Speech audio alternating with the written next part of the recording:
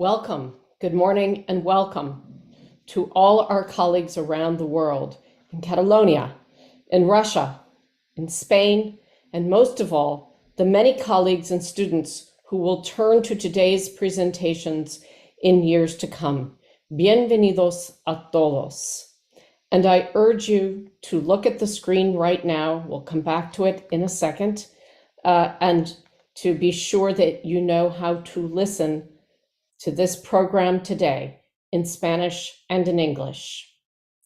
We begin with acknowledging that the land Getty inhabits today was once known as Tovangar, the home of the Gabrielino Tongva peoples. We show our respects to the Gabrielino Tongva peoples, as well as all First Peoples, past, present, and future, and honor their labor as original caretakers of this land. Getty commits to building relationships with the Gabrielino Tongva community, and we invite you to acknowledge the history of this land and to join us in caring for it. I'm Mary Miller, director of the GRI. I've been so excited to support this work since I came to Getty 5 years ago, but the project has spanned a decade, and of course, the project itself has been ongoing for many decades and truly many centuries, as we will see today. The subject of today's gathering on the Florentine Codex, reminds us that the Florentine Codex itself has a subtitle, A General History of the Things of New Spain, just to underscore that as long as there was a geographic entity known as New Spain, California, where we are today with this project, was entirely part of it. Our GRI study of the things of New Spain is a profound meditation and now digital entry point to the indigenous past of what was, at the time of the European invasion of the Americas, the richest and most populous region of North America. So welcome to this important landmark in our work. There are many thanks to be given today and many people who will be acknowledged. I will just acknowledge two of them. First, it's so important to thank Dr. Francesca Gaiori, who is the director of the Laurentian Library in Florence. She studied codicology as an undergraduate and earned a PhD in medieval philology, Latin philology, and is a specialist in the economy of libraries as well. She entered the Ministry of Heritage in 2010 in Italy, and she has served in many important roles in her nation. And only recently did we have the pleasure to be able to acknowledge her as the director of the Laurentian Library, the Biblioteca Medicea. Thank you and welcome. I'm also very pleased to be able to welcome Fabiola Garcia Rubio, who is a historian who has studied so many aspects of the indigenous past in Mexico and the relationship to the modern Mexican educational practice and state. She has been particularly committed to the education of children, writing so many books that would help young people understand the complex past of the nation we know today as Mexico. Since June of 2019, she has served as the consul for academic cooperation at the Consulate General of Mexico in Los Angeles. I welcome our two important guests. And now I turn this program over for what will be, I think, a very exciting and important day and milestone.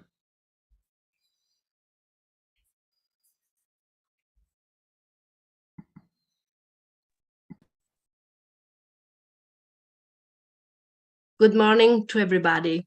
Thank you for the introduction, Professor Miller. And first of all, sorry for my English.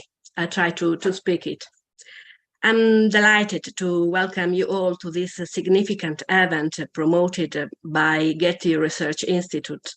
And let me first express my deep gratitude to our hosts for putting together such an impressive program, for the excellent organization of the event, and also for inviting me. Paraphrasing Newton, I'm literally sitting on the shoulders of many directors who preceded me since at least 2016.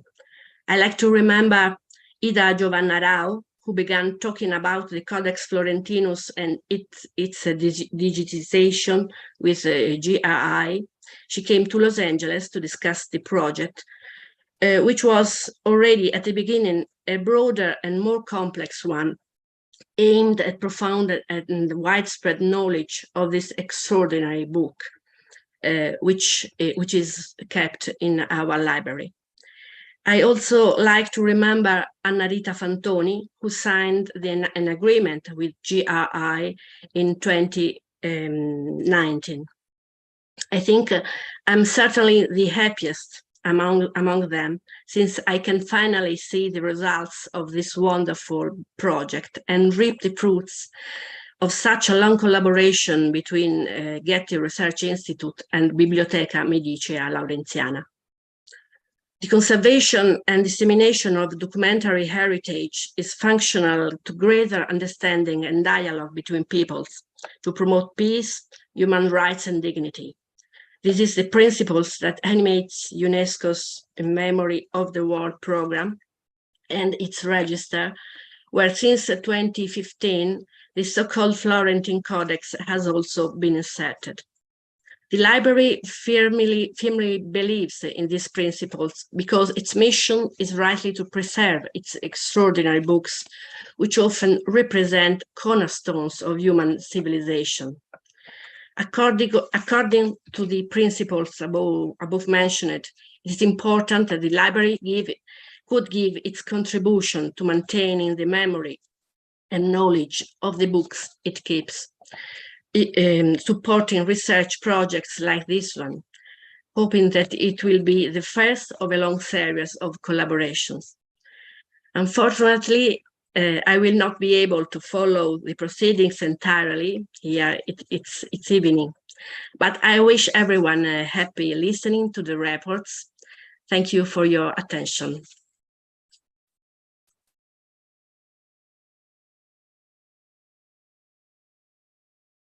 Muy buenos días. A nombre del Consulado General de México en Los Ángeles, quiero agradecer la invitación para participar en el lanzamiento del Códice Florentino en su versión digital y compartir con ustedes las palabras de bienvenida. Mi reconocimiento y gratitud para la doctora Mary Miller, la doctora Kim Richter, líder del proyecto e integrante del mismo, Alicia Woodrow y William Ramírez del Instituto Getty, así como para el resto de los miembros del equipo, tanto en Estados Unidos como en México.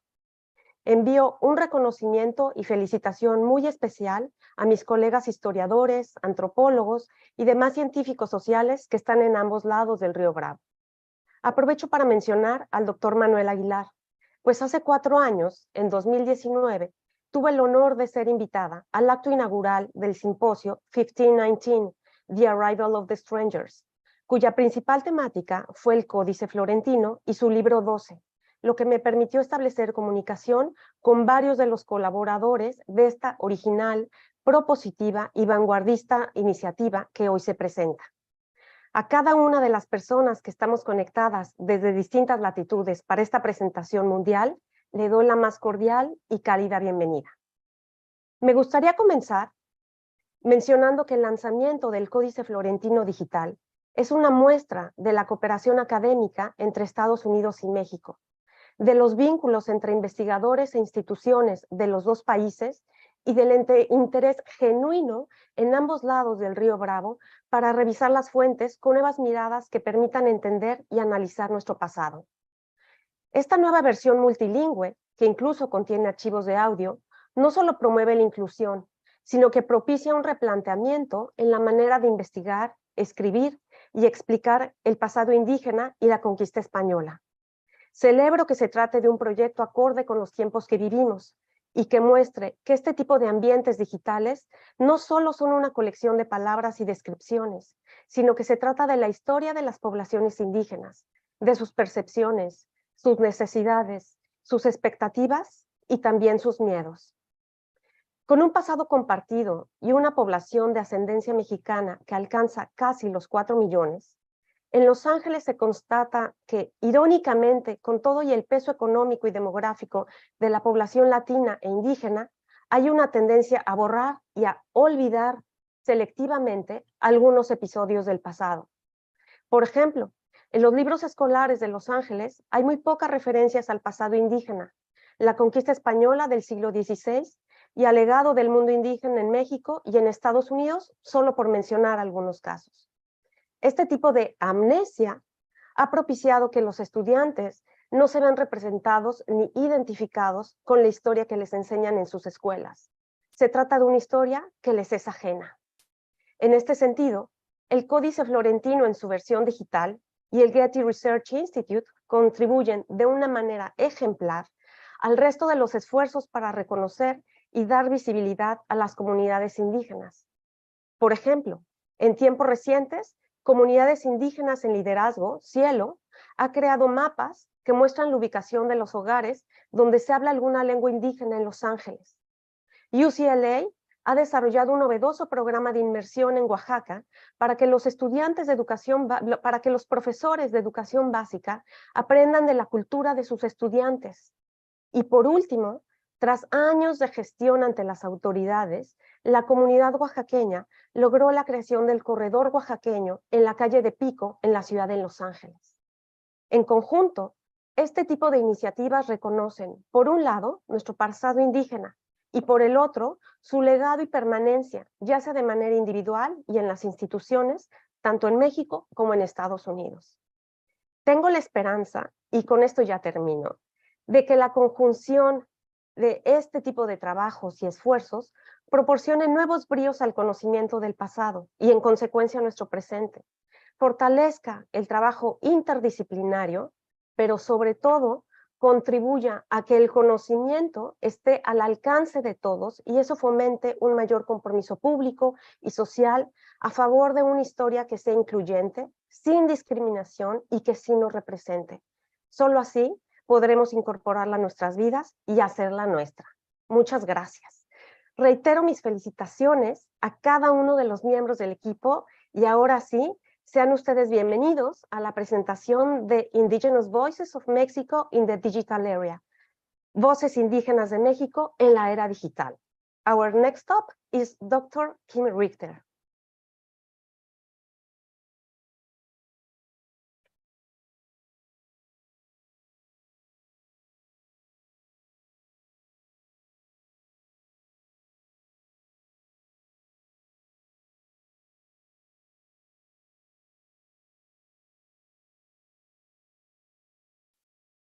Hello, and thank you everybody for being here. We're delighted.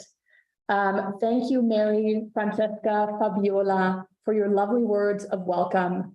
And I just want to introduce us. I'm Kim, this is Alicia. I'm the lead of the Florentine Codex Initiative, and Alicia is the project manager. And we are very happy to be here today, and we want to give special thanks to William Ramirez in programming. This is, I think, his first big event, and he's done a smashing job of organizing it. We couldn't have asked for a better partner. We also want to thank all the AV techs and our Department of Public Programming, as well as the Biblioteca Nacional de Antropología y Historia, Baltazar, Brito, and Miguel Gasca, because they are live streaming this event from the YouTube channel. And we're so grateful for their support and partnership. We are excited to be here today after working on the Florentine Codex Initiative for the past 7 years and to launch the digital Florentine Codex, the Códice Florentino Digital, with you. This morning, we will hear from some of the team members who built this enhanced digital edition. The speakers this afternoon will talk about their digital projects that give access to other primary resources in Nahuatl and Zapotec. all these online platforms surface indigenous voices from the past.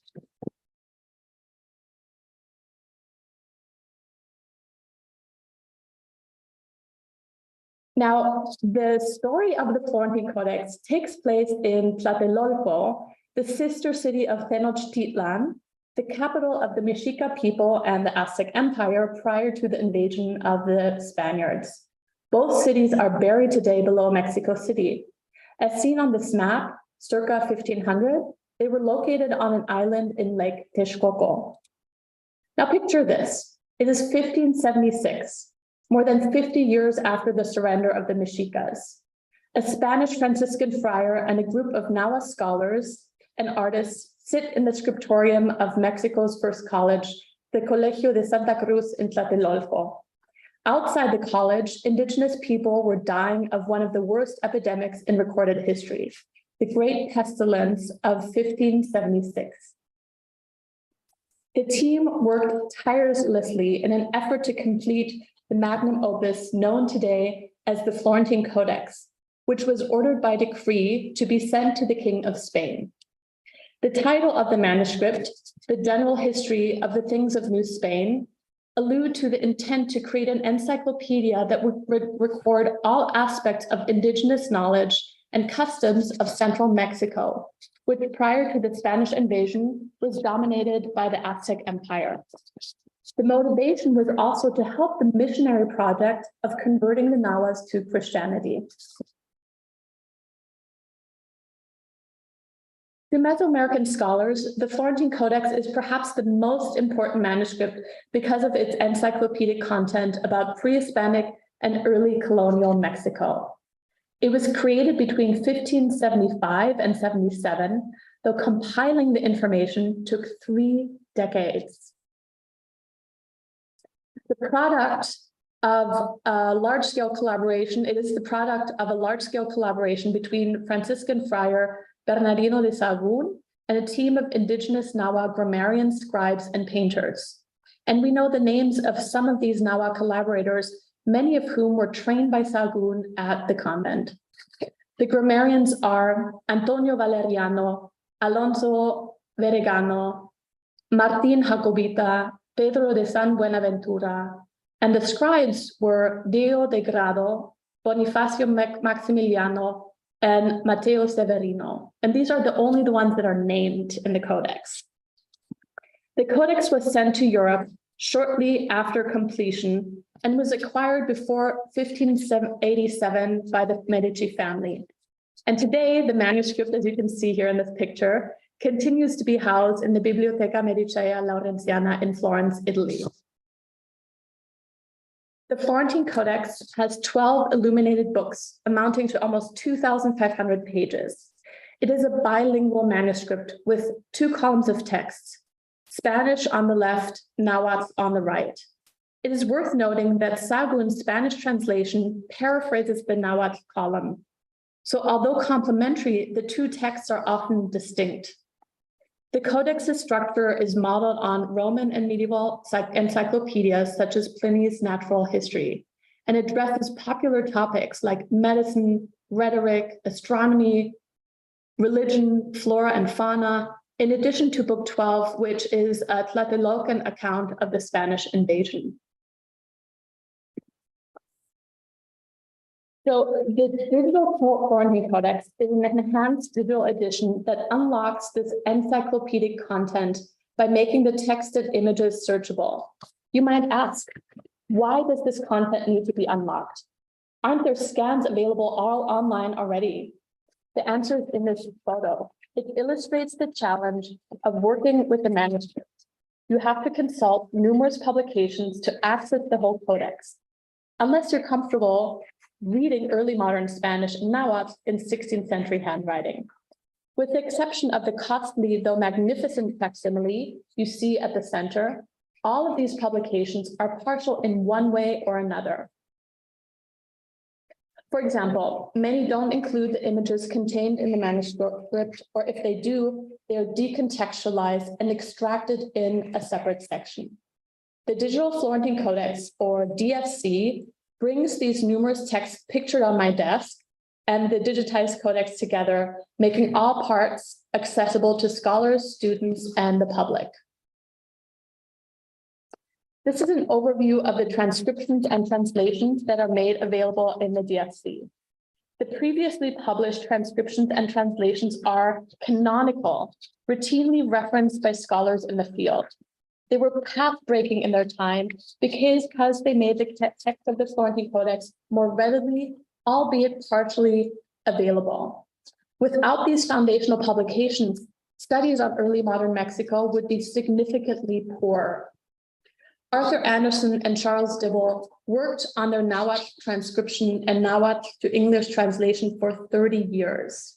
Alfredo Lopez Austin and Josefina Garcia Quintana's transcription for the first time made the original text of the Codex available.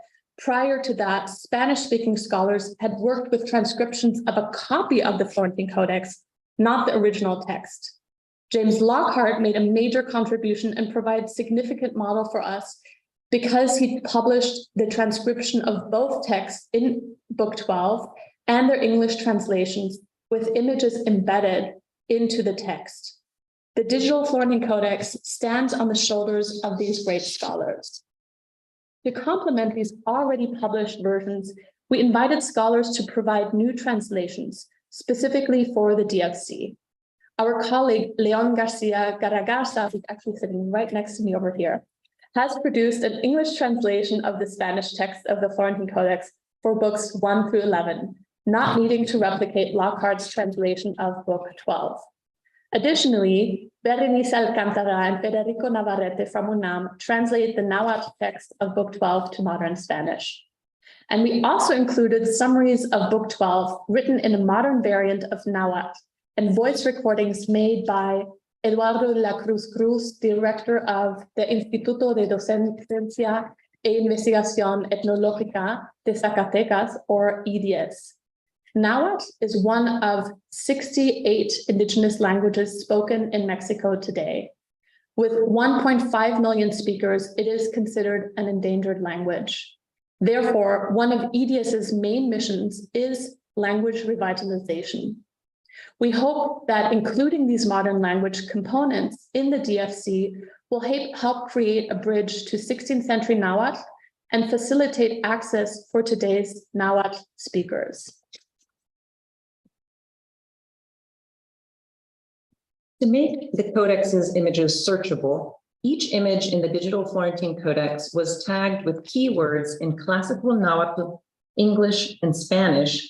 Then Eduardo, together with Sabina Cruz from EDS, provided contemporary Nahuatl translations. We are also making bilingual terms available via the Getty vocabularies, which are structured thesauri for the visual arts used in databases around the world, such as the Met's online catalog and Wikipedia.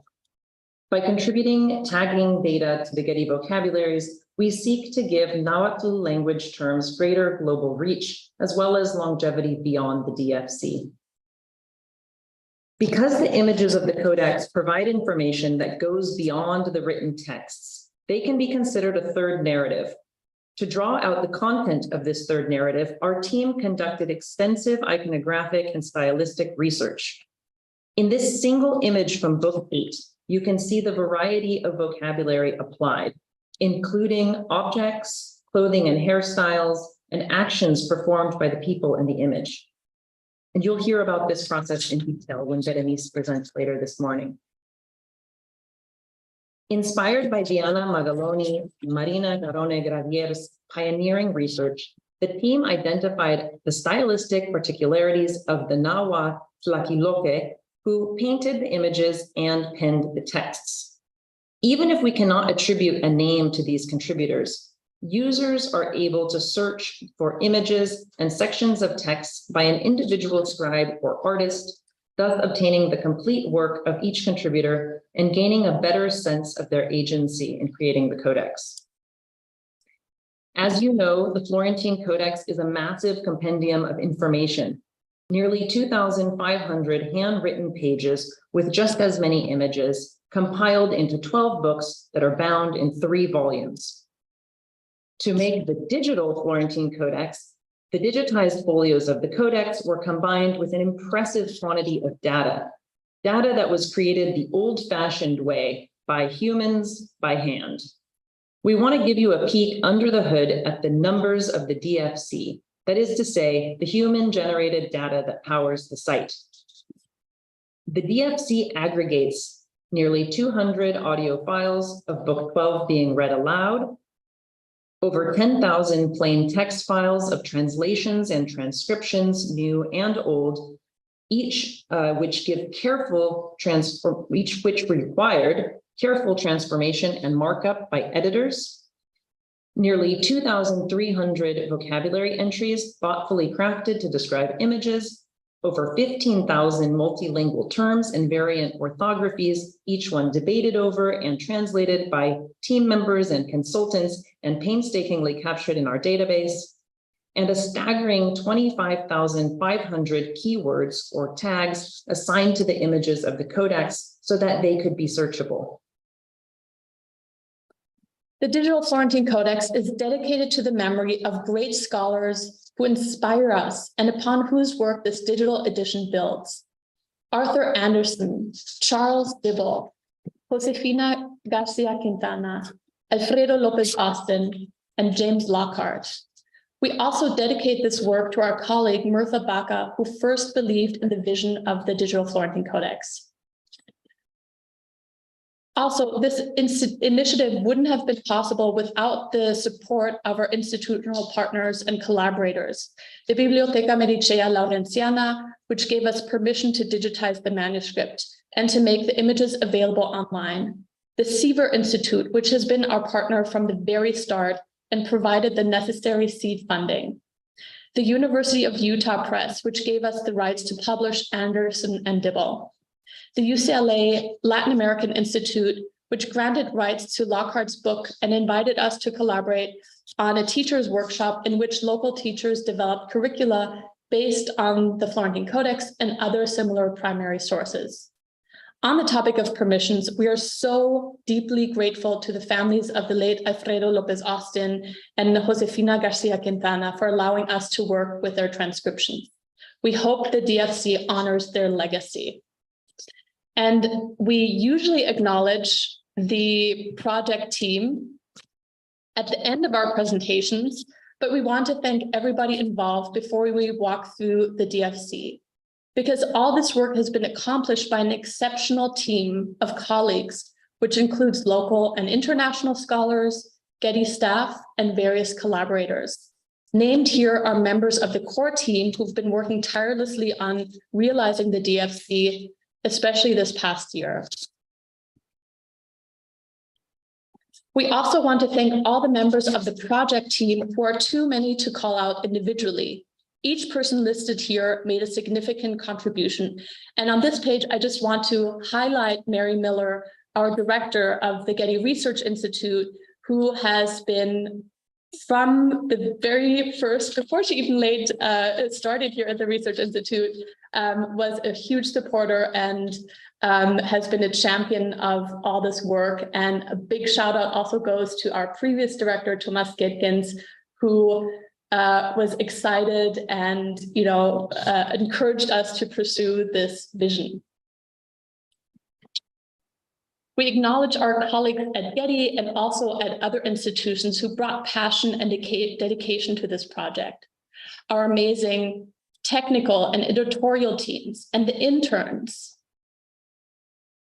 And of course, over the many years, colleagues who have come and gone, and we thank them all for their contributions. And now, drum roll, it is our great pleasure to introduce you to the Digital Florentine Codex, Codice Florentino Digital, which is hereby officially launched. And I'm going to just click out of here and give you a walkthrough. Okay. We will now walk you through the site to give you an idea of its main functionalities. The entire interface is bilingual in English and Spanish. You make the selection here in the upper right corner. For now, let's stick with, there it is. Let's stick with the English. From the homepage, you have the option to search via a keyword or to scroll down and explore the codex based on curated browsing categories.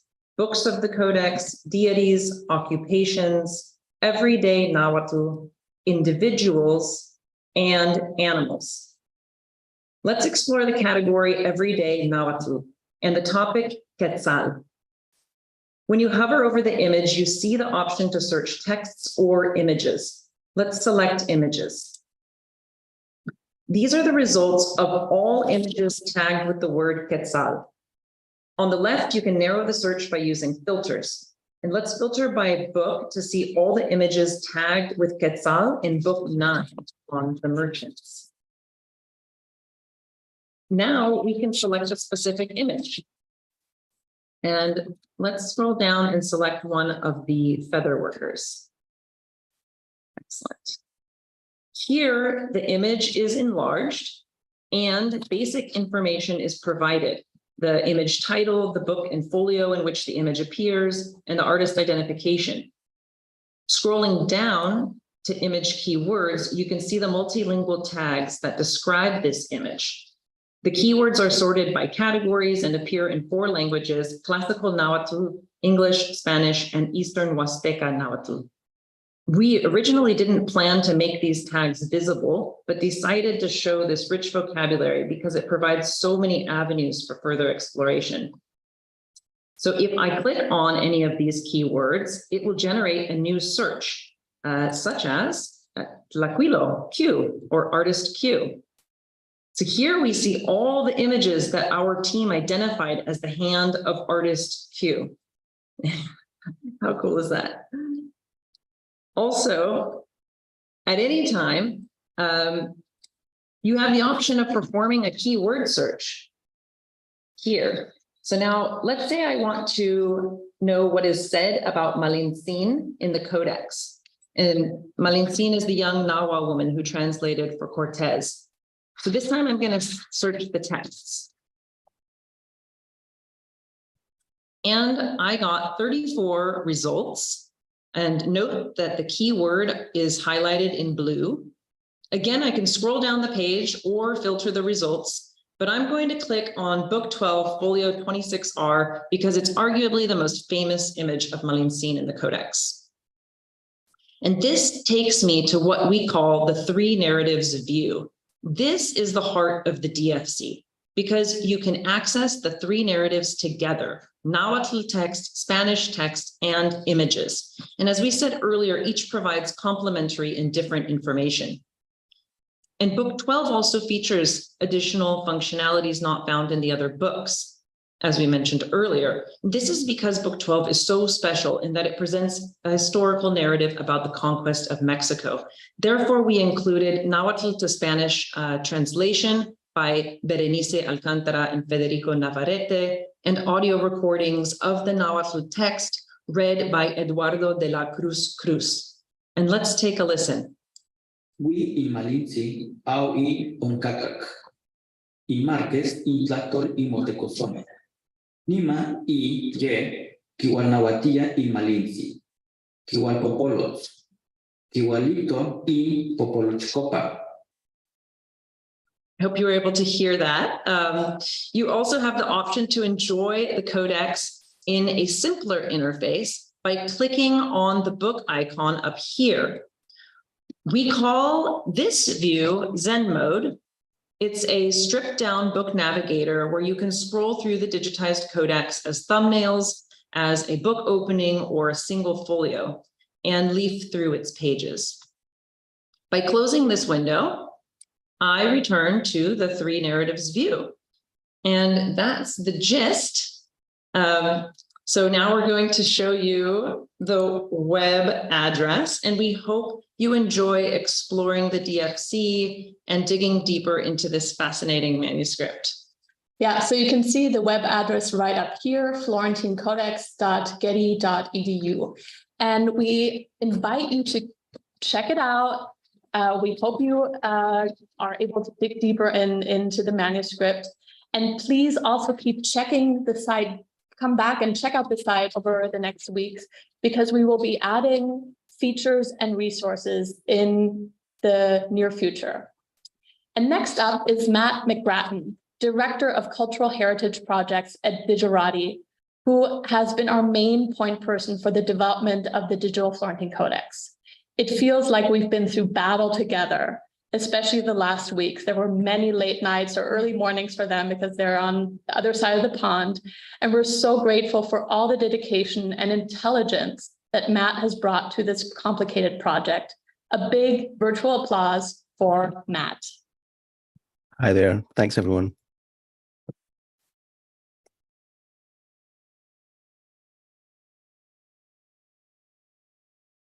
Hopefully you can see my presentation. So I'm going to talk a little bit about the process of bringing the Digital Florentine Codex. Sorry, this is bringing the Digital Florentine Codex from the point where the user research was being done all the way through to production and the launch of the site. So we were tasked with really taking the site from the point where the user needs and the kind of articulation of the vision of the project had been done, and then taking that all the way through to the kind of final launch of the Digital Florentine Codex as a website that you can all try. So we can think of this really as an instance of a kind of classic, this is a thing called design thinking. It's a double diamond that illustrates the kind of processes that you go through in a project like this. So you can think of it as two sort of phases of divergent thinking, where you kind of gather information, cast around, build a big pool of ideas, concepts, options, choices, and so on.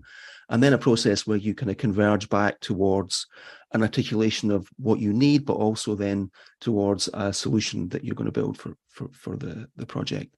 So when we took over this project and on the kind of technical side of things, the user research had already been done. The Getty had done a great job of articulating who the user personas were, what their needs were, their frustrations, their insights, and so on.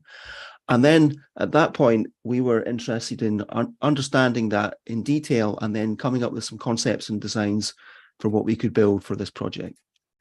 So part of that process is about clustering and prioritizing those user needs and understanding the ways in which the sort of disparate set of requirements that have been gathered through user research can cluster together into a set of common features that you can then sort of articulate as a set of desirable requirements for the final product. And then cluster these into groups so that you can understand what the overall requirements are. So in this case, this is a screenshot from a digital whiteboard from a discussion that we had with Getty, in which we clustered all these different needs into search, navigation, reading, viewing, or listening to the content, analysis, reuse, and citation. Each of these clusters covered lots of different potential functional needs. One of the key things that you have to do in this process is to prioritize, not because you're going to rule things out, but because when you've got lots of different design choices that you might make, different choices about the user experience that you want to build, one of the ways in which you can rule out different options or make a better informed choice is by having a really clear understanding of what the priorities are for the functional needs for the site. So you can see here on the right-hand side of this screen, sort of zoomed in crop of the prioritization bullseye. And you can see that viewing images and text together were very important. Viewing the Spanish, English, and Spanish and Nahuatl, and has been able to zoom into high resolution scans of the images were all things that were prioritized very highly in this initial sort of requirements gathering process. From this, we're interested in then building a content model. Alicia and Kim already described all of the tens of thousands of different pieces of data that were provided as part of this project, generated by scholars and by huge amounts of intellectual labor. But then the question is, how do you model that content in a way that you can use to drive a web experience like the Digital Florentine Codex? So the content model tells you, what kind of content you need. It provides an analysis of that content, describes the different ways in which these pieces of content relate to each other, what are their component parts, and how they will then inform the information architecture for the website. So, we had a more detailed overview of the set of data sources in the earlier presentation, but we had scans for every folio, transcripts and translations in multiple languages, often from multiple different editions of the text. We had PDFs, of individual pages, whole volumes, all of the rich vocabularies and image tags that describe the images within the codex. So you can see here a kind of little crop of the content model. The whole content model is quite large, but all the blue circles here are all the different data or component elements to that model, surrounded by their different pieces of information in little orange blocks. And this was something that we could then use to organize our thinking around how do we take all of this, incredibly rich content and package it up in a way that can drive a search experience and can be presented to the user in a way that they can navigate as part of a coherent web experience. So at the core of that, there's a kind of hierarchical content model. And this is a gross oversimplification, but we have the codex that comprises multiple volumes, each of which comprises multiple books. Each book comprises multiple folios. Each folio can have one or more images on it. Each image can have many different tags, and those tags can relate that image to many different terms in the Getty's vocabularies, potentially in 4 languages. And then we have texts, which are, transcripts and translations between multiple languages and in multiple editions. So this is the kind of core concept model for the site. And this was informed by the 3 narratives vision that Kim and Alicia have already mentioned, that there are sort of 3 ways of coming at the content of the codex. There's the Spanish text, Nahuatl text, and then the narrative expressed in the images within the codex. So we had to make sure that the content model and our kind of visual design and our kind of design paradigm for the codex website was able to accommodate those 3 narratives and that rich complexity of content and data that has been provided. So part of this was about organizing the content through a paradigm that's referred to as generous interfaces. This isn't our concept. It comes from an Australian digital humanities academic called Mitchell Whitelaw, and he coined the term to contrast the idea of a generous interface by comparison with a kind of search-based paradigm. There's a quote here from Whitelaw. In a kind of search-based paradigm, and in Whitelaw's original paper, he has this example of, someone turns up at a museum and they ask, they write on a card the thing they're looking for and they hand it to the curator, and the curator goes away and they might bring something back for them to have a look at, or they might tell them, we don't have this, right? And that's a very ungenerous experience. But then you think about the experience of actually walking around a gallery or a museum, or holding in your hand a codex or a facsimile of that codex. That experience is one that's generous. You can explore the interface. You don't have to know in advance what you want. It provides lots of information to you, and it reveals its scale and its complexity and its richness. So we wanted to do something similar for the Digital Flaunting Codex. We wanted to provide an interface that had the same kind of properties, that was generous rather than kind of closed and restrictive. You can see on here some initial thinking around different ways that you can kind of facet this information. You can explore it through books or through artists or through different themes, all of which Alicia and Kim have illustrated in their demo earlier. And we also had this idea of using kind of cards of information as a kind of organizing concept. And you saw something similar in the search when the image of Quetzal was searched for in the image search. So from that kind of combination of things, we have to come up with a visual design. So, we had an understanding of who the users might be, what they might want in terms of the needs that have been articulated through the user research, prioritization of those user needs that had been carried out, with Getty and all the key stakeholders. We had an understanding of the available data, although the data obviously changed over the life of the project as new and richer content was made available. And then we had a kind of content model and information architecture that described how all those things fitted together, and a design paradigm, this idea of a generous interface that we wanted to try and use to combine all these things together in the way that people can make very good use of. So along with our designer, Sophie Baker, we looked at typography, color, and so on. And part of that process was looking at material from Mesoamerica, other artworks, pigments, material from the Flaunting Codex, from other similar codices. And so from this, we tried out different color schemes that might work for the site, and we settled on the scheme that you can see here with a kind of mixture of kind of terracotta and blues and so on, that's then used throughout the site. Not everywhere, there's different colors used, but there's a broad kind of unified theme. We also looked at the typography, although I don't have a slide here for that. And the typography was designed to be kind of clear, but also to kind of invoke something of the typography of parts of the codex. So you can see here this is a visual design. This isn't part of the site. This isn't a screenshot of the real site. This is actually a shot from the visual designs that were drawn up at the start of the process. You can see it's quite close to what was actually built. And this is the text-centered view, the three narratives view that Kim and Alicia have already mentioned. And then if we go to the next slide, you can see this kind of image-centered view in which we've got a close-up, a zoomed-in, part of one of the images on the folio page where it's been brought front and center so that you can see it in detail, but also you can potentially zoom in and out and explore that content in all its visual richness. We also have to make sure that the content is searchable. So you can see here, this is from the visual designs and not from the site. You can see that we had this idea of presenting these facets so that you don't have to necessarily know what you're looking for. You're presented with information right in its full complexity and richness, and then you can filter down to the content that you want, rather than the other way around, where you might have to build up your query in the way that you sometimes see with a kind of advanced search interface, where it's not clear to you what you'll get until you do something. And here, you know what you've got, and then you can filter down to what you want, which is this is the nature of Whitelaw's concept of a generous interface. In terms of technology, we were very committed to using an open standard called the International Image Interoperability Framework. This is a widely used standard used in cultural heritage organizations.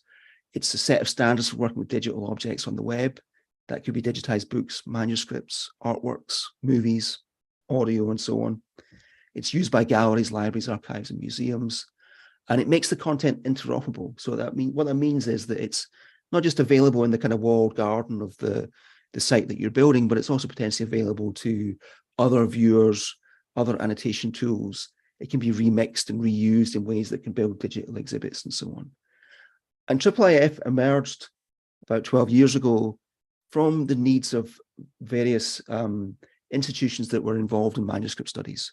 So the data model that underlies IIIF is a very neat fit for the same model that you find for the Florentine Codex. So this slide isn't intended to be, I'm not going to do a deep dive into this, but the IIIF model is on the right with the idea of a collection of manifests that contain canvases, that contain annotations and so on. And on the left, you can see the kind of codex data model with codex, then the volumes, then books, then folios, images, and tags.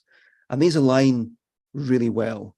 And this then gives us certain advantages because, as well as being designed to stop content getting siloed, the International Image Interoperability Framework also means that technologies that you've built for one particular use can then be reused on other collections and other content without having to start again. So Canvas Panel was a tool that we extended for this project. It's something like a PowerPoint slide. If you imagine a IIIF canvas is like a PowerPoint slide, and on that slide, you can paint content. That might be text, it can be images, it could be audio, it can be, the types of tagging annotations that have already been shown where pieces of vocabulary are associated with regions of an image. All of those things are the parts that go to make up a IIIF canvas.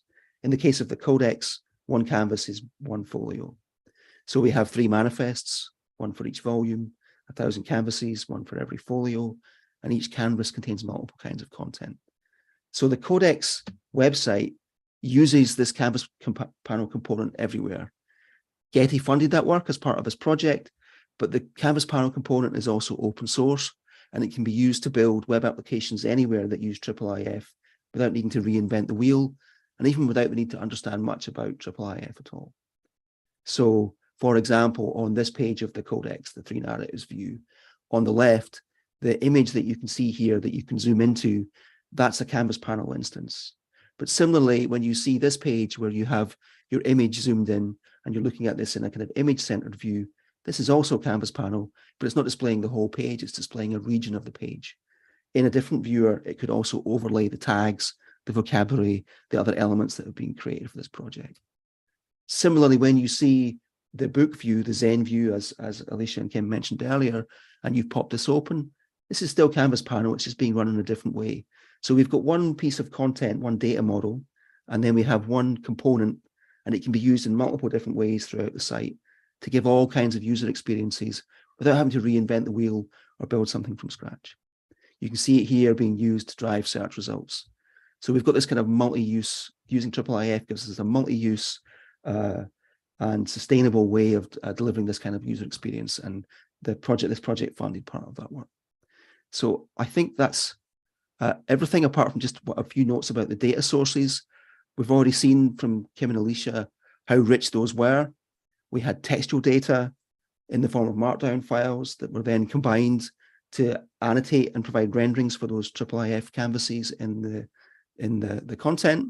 These were indexed into a search service to allow users to search for words or phrases in that text. And that search service, as was shown in the demo earlier, has quite sophisticated filtering, so you can narrow down on the kinds of text that you want to find. You can see here an example of me searching for the word pyramid in this text. Or similarly, the text can be turned on or off on the page, again, as Alicia and Kim showed earlier. Again, this is all part of turning on and off different pieces of IIIF content that are linked to these canvases.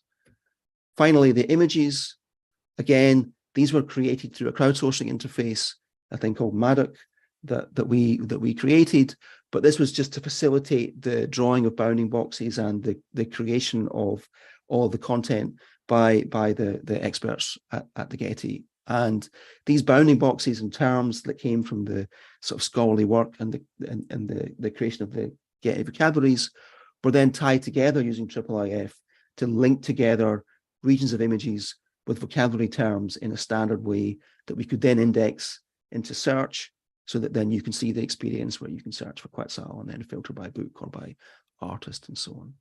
You can see here an example of me searching for cloak in the images. And again, the same thing's happening here. You can see the terms underneath. All of these terms, again, are annotated on this canvas and associated with the object. If you were viewing this in a different open source IIIF viewer, you would still be able to access all of this information in the same way.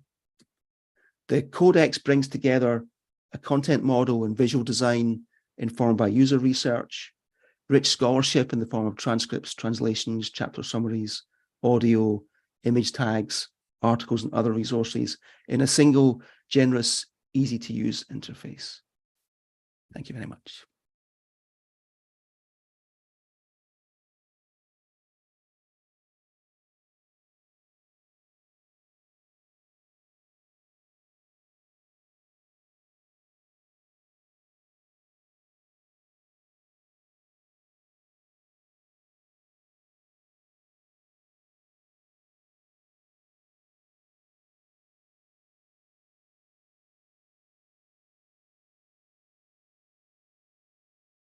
Buenos días a todos. Gracias por atender a esta conferencia. Soy Berenice Gaillemin y es con mucha emoción que les voy a hablar de la creación y de la utilización de las etiquetas asociadas a las imágenes del códice. Antes de todo, quisiera subrayar que considero estas imágenes como la voz pintada de los artistas o tlahuiloque nahuas que participaron en su elaboración. Estos artistas pintaron cerca de 2.400 escenas y arreglos foliares. Esta cifra total incluye más de 1.800 imágenes con contenido narrativo y, por otro lado, más de 600 elementos decorativos repartidos de forma irregular a través de los libros. En esta tabla, por ejemplo, vemos que el libro 5 cuenta solamente 9 imágenes y 3 elementos decorativos, mientras que el libro 11 cuenta con un total de 1.137 intervenciones pictóricas.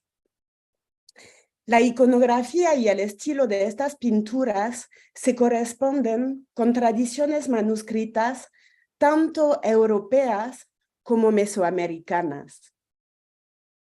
Esto dicho, van más allá de los tipos de narración que se encuentran en los manuscritos prehispánicos.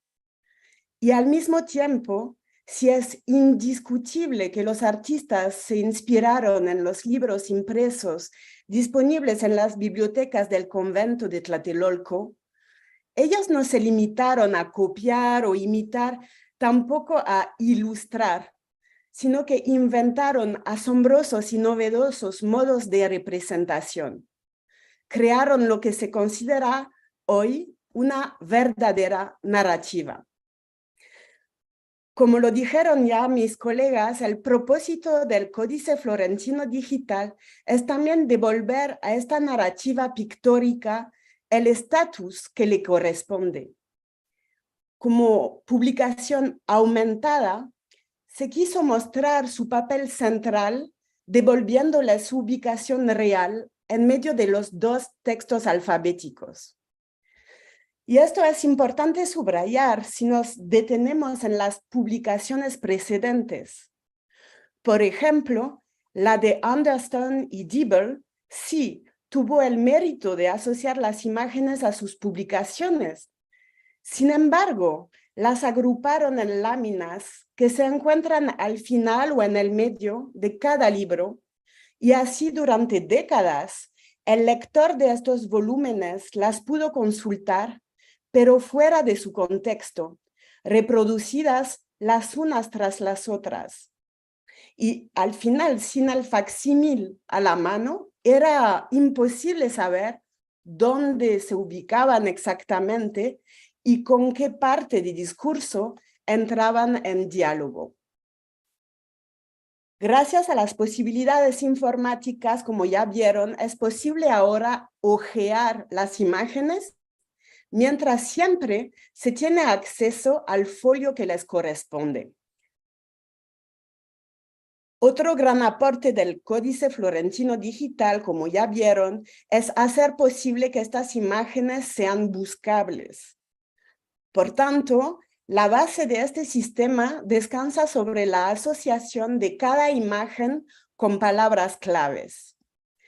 Y desde 2020, cuando integré el equipo del Getty, una gran parte de mi trabajo consistió en enfocarme en la creación de estas etiquetas.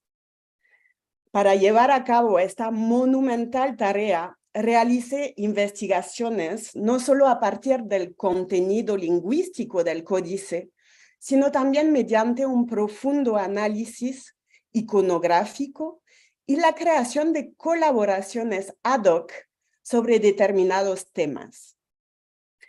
Como lo pueden imaginar, la diversidad de los temas abordados a lo largo del códice hizo que el proceso de etiquetado se convirtiera tanto en un verdadero reto como en una aventura fantástica.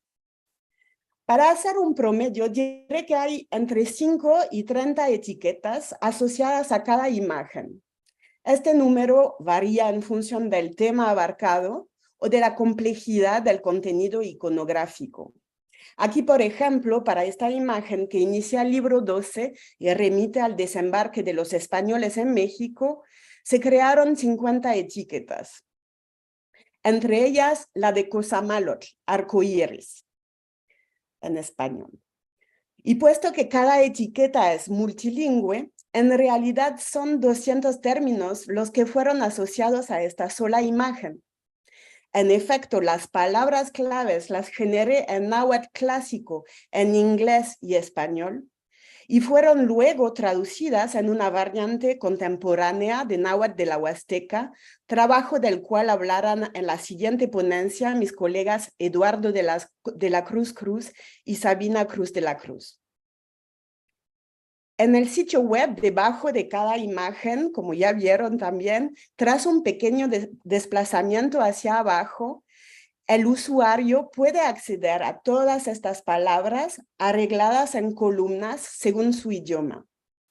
Todas estas palabras son también clicables y dan acceso a todas las imágenes etiquetadas, por ejemplo, con el término arcoíris. Así que se puede dar clic aquí en la etiqueta Cosamalotl O también se puede usar este campo de búsqueda, escribir la palabra en cualquier idioma y también acceder a las dos imágenes donde aparece en efecto un arco iris, y esto tanto en el libro 7 como en el libro 12. Entonces, en total, se crearon 2.200 etiquetas, o sea, más de 8.000 palabras claves si se toma en cuenta cada idioma.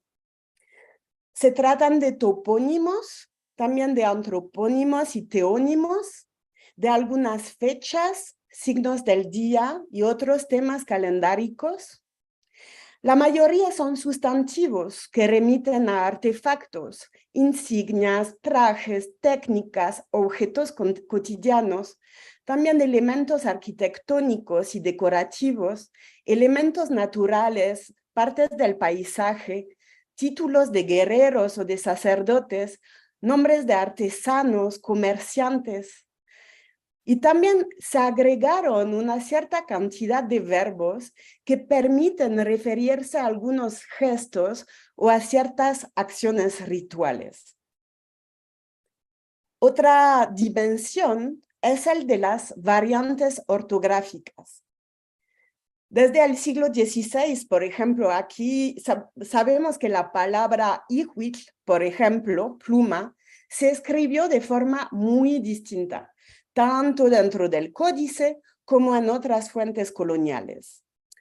Yo, por mi lado, empleé una forma aceptada y estandarizada sobre la cual se acuerdan lingüistas y otros especialistas del náhuatl clásico, aquí en verde oscuro.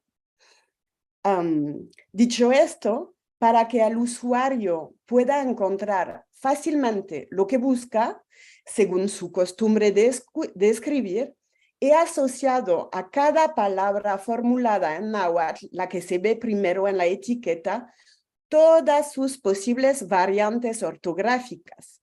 Así que se puede buscar como gusten, normalmente.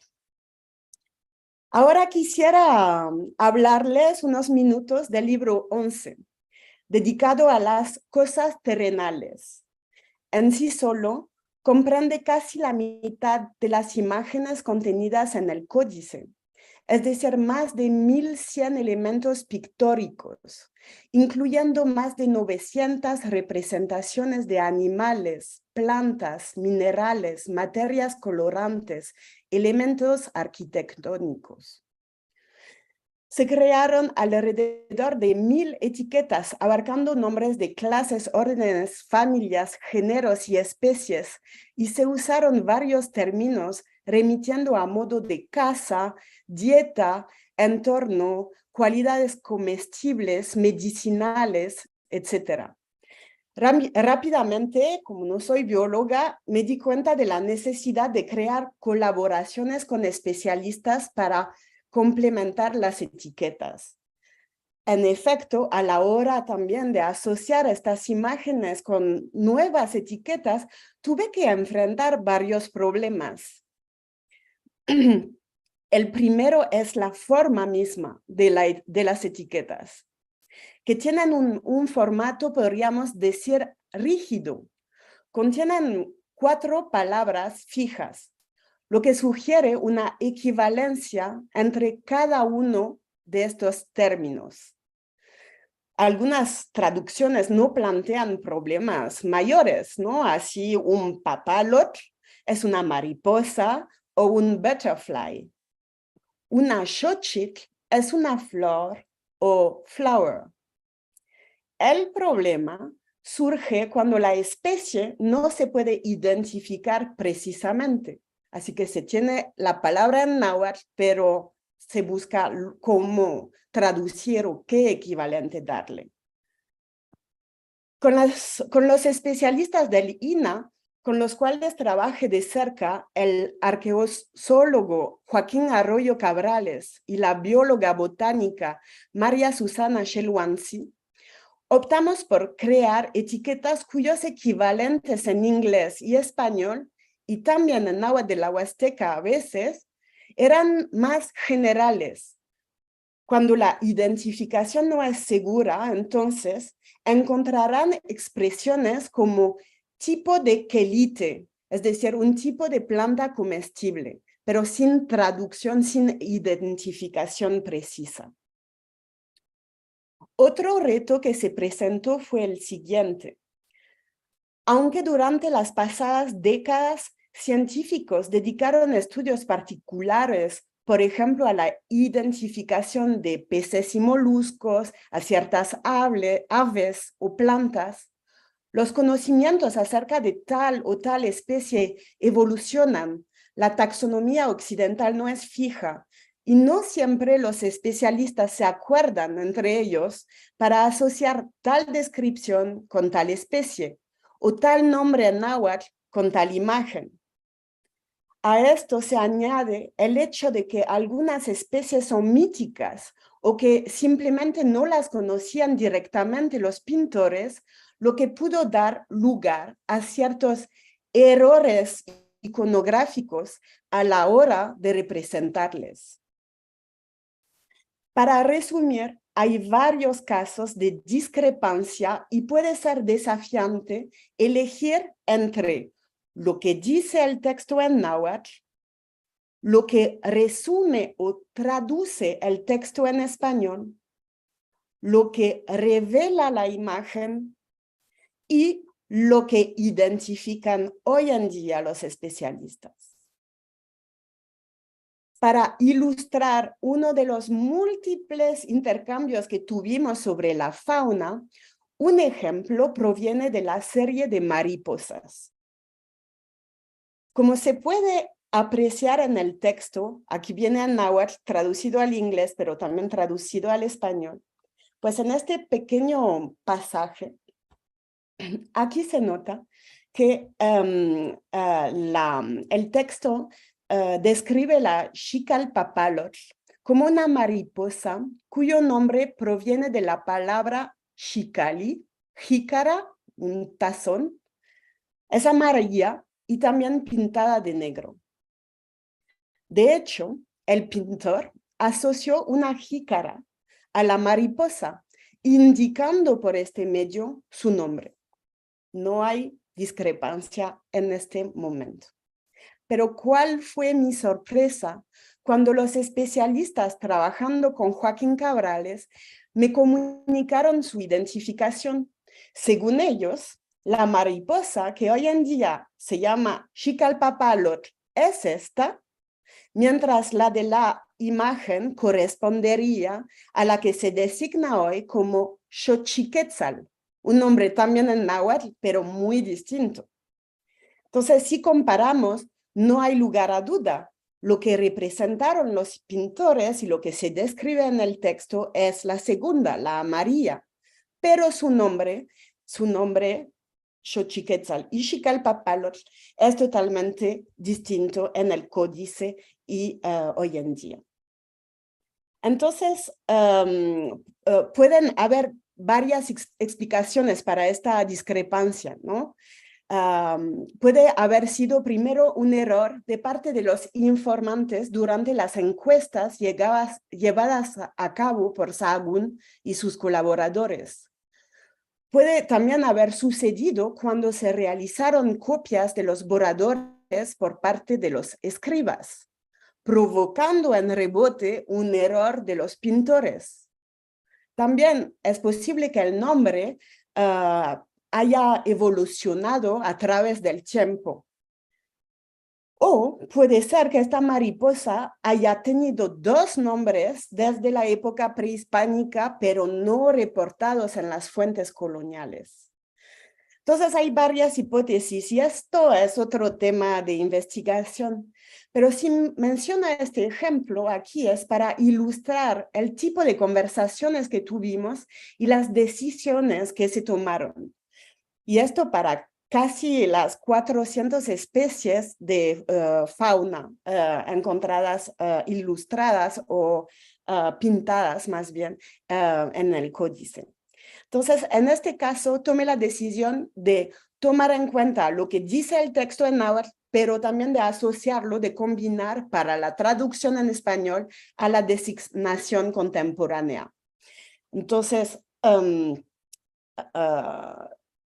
aquí ven la etiqueta donde aparece el nombre Xicalpapalotl, lo del texto, para el náhuatl clásico, pero al mismo tiempo para el español aparece la palabra Xochiquetzal. También gracias a los informáticos, que también agradezco por su paciencia. En estos casos añadí un asterisco. Aquí el empleo de este símbolo al lado de las palabras significa de esta equivalencia léxica no se puede estar seguros y permite subrayar la existencia de una duda. Otro gran trabajo fue el dedicado a la flora. Para esto tuve el placer de colaborar con Susana Shelwansi. Hay tantos árboles, plantas y hierbas, diría acerca de 700, puesto que una imagen puede contener hasta 3 especies distintas.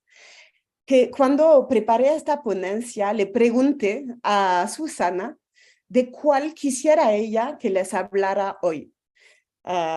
Y entonces ella me dijo que su mayor orgullo fue el de identificar por la primera vez una especie endémica de México, Ixnextonxihuitl. Y finalmente la botánica asoció esta planta a la llamada 5 ojos en español. Es una planta solanácea que hasta la fecha ningún otro especialista había caracterizado taxonómicamente y que pertenece a la especie de la cual no voy a pronunciar el nombre, pero a través de este guiño, finalmente Susana quiere honrar a su mentor, fallecido mientras ella trabajaba con nosotros. Y a su mentor lo conoció cuando ella inició sus estudios en el Instituto Politécnico Nacional de México y justamente, finalmente, la especie de esta planta fue nombrada en reconocimiento a su trayectoria. Entonces tiene el nombre del botánico mentor de Susana y aquí pueden ver la asociación de la imagen con esta especie. Ahora, pues que su interés sea botánico o que se ubique en algunos usos de las plantas, mencionaré, por ejemplo, que también hemos creado una etiqueta PACLI, traducida en español como medicamento, medicina, planta medicinal, y que, como lo ven aquí, agrupa un total de 185 resultados. Aquí es solamente un vistazo, pero también para mostrar el tipo de búsquedas que se podrán llevar a cabo cuando lo usarán el sitio web. También Susana Shelwansi me pidió añadir que para ella poder corroborar, corregir o establecer la identidad taxonómica de estas plantas fue una de las experiencias académicas más gratificantes de su vida profesional. Y nuestra estrecha colaboración, espero lo constatarán, dio bellos frutos en el sitio, a través de múltiples etiquetas de las cuales podrán disfrutar ustedes mismos a partir de hoy. Revelan que no solo el zoólogo o el botánico contribuyeron a iluminar con luz nueva el trabajo de los pintores, sino que el público en general o los científicos mismos van a poder, a partir de esta herramienta, seguir avanzando con sus investigaciones, lo que es un aporte fundamental que va de la mano con la misma definición de las humanidades digitales. Ahora bien, en conclusión, quisiera añadir que a pesar de todos los posibles errores que puedan encontrar y que asumo enteramente, hoy quiero agradecer oficialmente a mis colegas por su participación, que haya sido contractada intelectual o también benévola cuando les hice puntualmente preguntas. De verdad es un proyecto colectivo y colaborativo. También quiero notificar que una parte de las etiquetas generadas también fueron adaptadas para que integren los vocabularios del Getty. Son tesoros multilingües usados por catalogadores, investigadores, museólogos y archivistas de todo el mundo. Estas bases de datos interconectadas contienen una terminología estructurada para el arte, la arquitectura, los materiales de archivo o la conservación. Y como colaboradores de estas bases de datos, tuvimos la oportunidad de integrar así una terminología no indoeuropea en náhuatl en una estructura generada inicialmente por y para los especialistas en arte occidental. De este modo, contribuimos a ampliar el enfoque de los vocabularios del Getty, que tienden a convertirse en una herramienta más multilingüe, multicultural e inclusiva. Con estas palabras les agradezco por su atención y doy la palabra a Eduardo de la Cruz y Sabina Cruz de la Cruz del Instituto I10 en Zacatecas, con los cuales trabajé para las traducciones, bueno, que hicieron las traducciones más bien en náhuatl de la Huasteca. Muchísimas gracias.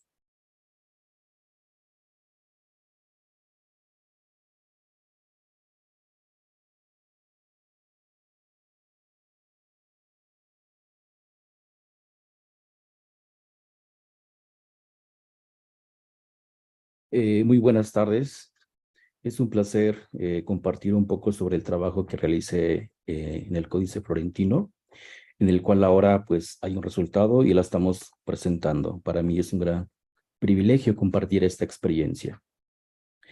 Antes de comenzar la pequeña presentación, pues quiero agradecer enteramente al equipo de Getty por incorporar una variante de la lengua náhuatl a este magnífico proyecto. El proyecto digital del Códice Florentino, como ya se mencionó, se trabajó en inglés, en español, en náhuatl, tanto traducciones y revisiones. El equipo de Getty pues dio una mirada hacia la fuente primaria escrita, una fuente primaria que está escrita en el náhuatl en cuanto al Códice Florentino.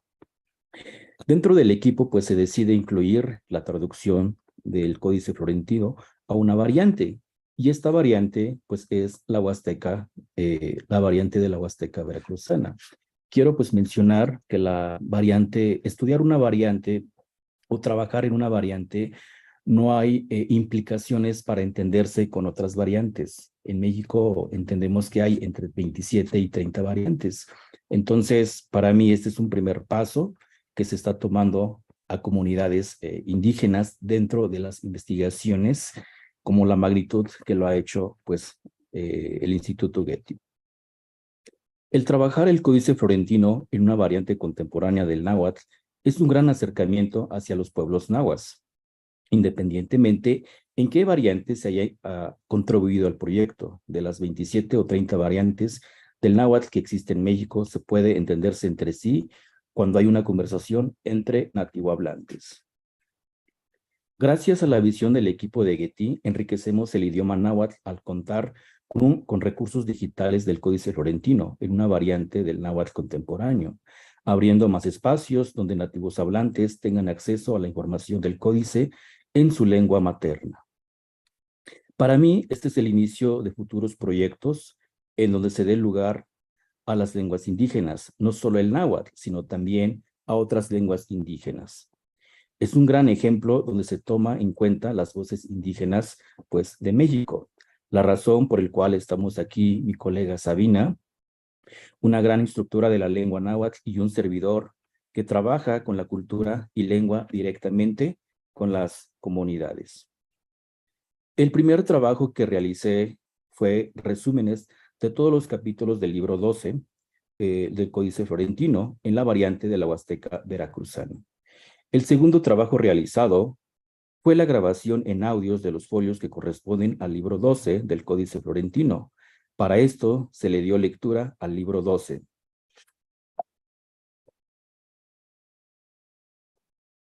Cabe mencionar que la lectura para la grabación de los folios presentó desafíos, ya que hubo términos que se tenían que casi descifrar a la escritura para poder hacer la lectura.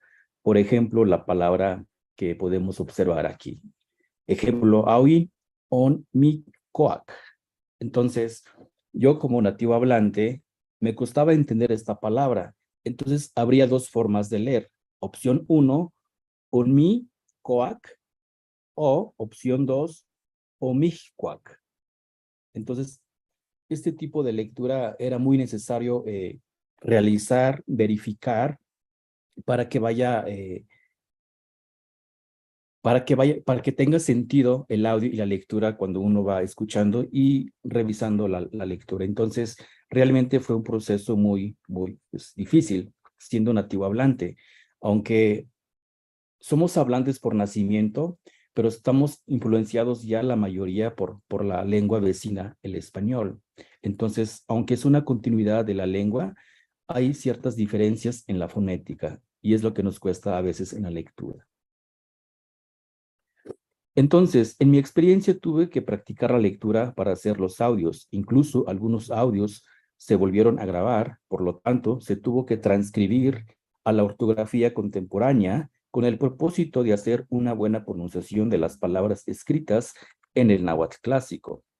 Es ahí, como hablante del náhuatl de la Huasteca veracruzana, me doy cuenta que hay términos y frases idénticas en el habla moderno. Entre ellos, tenemos el término tetzahuitl, que significa agüero, señal o indicio que interpreta como un anuncio que puede ocurrir en el futuro. Pero también la triste realidad que hay algunos términos que están quedando en desuso, como es la palabra ikpali.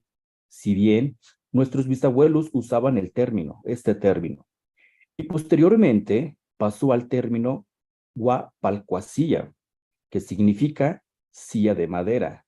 Y ahora solo usamos el término cuasilla, traducido como silla para sentarse. Entonces, con esta palabra, ikpali, quiero expresar que en el siglo XV, XVI, este término, palabra ikpali, se usaba, pero con nuestros bisabuelos de la época contemporánea se usaba todavía. Pero ahora los jóvenes no queremos usar esta palabra porque se puede entender simplemente un pedazo de madera que no sirve para nada. Es entendible y aceptable que las lenguas indígenas sufren cambios en su vocabulario o en la estructura de una oración al estar en contacto con una lengua vecina, que es el español. De esta manera, las traducciones y de las definiciones que se realizaron del Códice Florentino se tradujo a la forma en que se habla en la Huasteca veracruzana, pero también hubo términos que no se pudieron traducir tal cual. Para ello, fue necesario explicar la palabra, tal como lo dirían los ejemplos. Tal como lo dirían los abuelos. Por ejemplo, la palabra refrigerador, el abuelo lo diría, no patepostlitle tlaceselía. Esa sería la explicación o la expresión que lo diría un bisabuelo. Pero, perdón. Y esta frase, no patepostlitle tlaceselía, se refiere a ese fierro que enfría. Pero un hablante como mi compañera Sabina o yo, que tenemos un cierto nivel académico, podemos crear neologismos y lo diríamos de la siguiente manera, que sería tepostlaceselistli o tepostlacesellalotl, que sería el equivalente de la refrigerador. También hubo términos que se tomaron del náhuatl clásico o antiguo. Por ejemplo, el coyotl, para la Huasteca veracruzana lo usamos como coyotl o coyote, préstamo del español. Y entonces aquí tenemos algunos términos, ya con lo que acabo de comentar sobre las experiencias de traducciones. Hay dos definiciones tomados del libro 12. La primera dice, se refiere a los seres humanos masculinos desde la adultez, joven, hasta la ancianidad. Entonces, hay ciertas palabras que no se pueden traducir tal cual. Se puede acercar a lo que dice el contenido en español, pero no se podría hacer una traducción que sonara tal cual. Entonces, en náhuatl de la Huasteca quedaría Kimanishtia Masewalitlintlacat, Kense Motatlantoqueja hasta Pil Tetatzitzi. Esa sería la traducción del español. Otro ejemplo, en el México central posclásico, el que lava, baña, es decir, prepara a los esclavos para el sacrificio. De entrada, un nativo hablante se deja llevar por lo que dice el texto, el que lava. Pero en náhuatl es muy específico. Lavar a alguien, lavar la ropa o lavar un objeto específico. ¿Sí? Entonces, en la traducción del náhuatl de la Huasteca veracruzana quedaría Ipan México central posclásico, Tlentepajpaca, Tealtía, Tiquitose, Quincuatlalía esclavos para hacer sacrificio. ¿Qué podemos observar en la traducción a la variante de la Huasteca? Que tenemos palabras prestadas del español. Como mencionaba anteriormente, podemos crear palabras, podemos crear neologismos, pero realmente eso implicaría un proceso de consulta con los nativohablantes y principalmente con los abuelos o las personas de la tercera edad. No nos cuesta nada crear, pero el problema sería crear un neologismo para representar el término en español, pero no sabemos si se entiende o se llegará a utilizar. Entonces, el proceso de traducción de términos y definiciones sí fue un reto, un desafío nosotros como nativohablantes. Bien. Entonces, es importante explicar cómo se trabajó en las traducciones de los términos y de sus definiciones. También hay que mencionar que fue un trabajo de equipo y gracias a la tecnología, algunos términos de fauna y flora, como decía mi compañera Berenice, se tuvieron que consultar con algunos nativohablantes de la Huasteca veracruzana. Y esto gracias al famoso aplicación WhatsApp, ¿no? En náhuatl hemos creado el término Xochitl WhatsApp, el WhatsApp Florida, o Florido, perdón. Entonces, cuando nosotros traducíamos ciertos términos o definiciones, no entendíamos ciertos términos, pues nos basábamos en las imágenes. Entonces, con las imágenes, nosotros enviábamos a los nativohablantes y nos decían si reconocen o no reconocen. Y a veces usábamos este método para corroborar lo que nosotros estamos traduciendo. Por ejemplo, ¿qué quiere decir esta frase que está escrita en náhuatl? ¿Se entiende? Y decían, sí, se entiende, y le seguíamos. Si decían no se entiende, a veces pues tomábamos el español y lo trasladábamos tal cual estaba escrita. Pero también usábamos términos del náhuatl antiguo clásico para usarlo en la variante de la Huasteca. ¿Por qué? Porque se entiende muy bien y no hay otra forma de cómo traducirlo. Entonces, aquí se ve un gran ejemplo donde enviamos un mensaje a la imagen y yo pues pregunto, ¿puedes escribir su nombre? Y me contesta, pues a ver si me sale en náhuatl. Y ya la persona lo escribe azacatl. Entonces, esta planta tipo de zacate, en náhuatl lo conocemos en la Huasteca como azacatl. Entonces, y no solo eso, también los nativohablantes nos apoyaban en este proceso de traducción. Aunque nosotros tenemos cierto conocimiento de la fauna y de la flora, pero como hemos salido ya por varios años, ya no hemos tenido contacto realmente con los animales y las plantas, solo cuando éramos pequeños. Entonces, mandábamos imágenes y ellos pues también nos contestaban. Por ejemplo, aquí está la palabra codorniz y nos confirma que en náhuatl se dice soli. Sí, el codorniz es soli.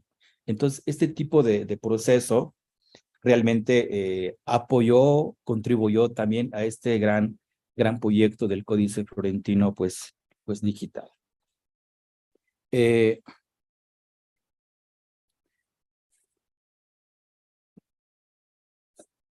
Bueno, pues quiero agradecer nuevamente al equipo de Getty por tener esta visión, y yo lo veo más como un ejemplo que pueden seguir varias instituciones que trabajan con proyectos que tienen que ver con lenguas indígenas, tratar de incluir, como decía la compañera Fabiola del Consulado de México, incluir, visibilizar estos tipos de trabajos.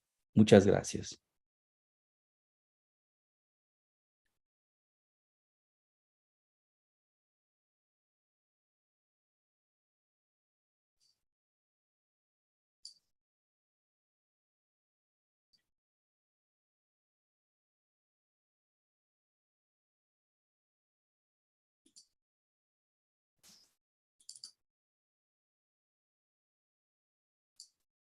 Oh, shit, sorry.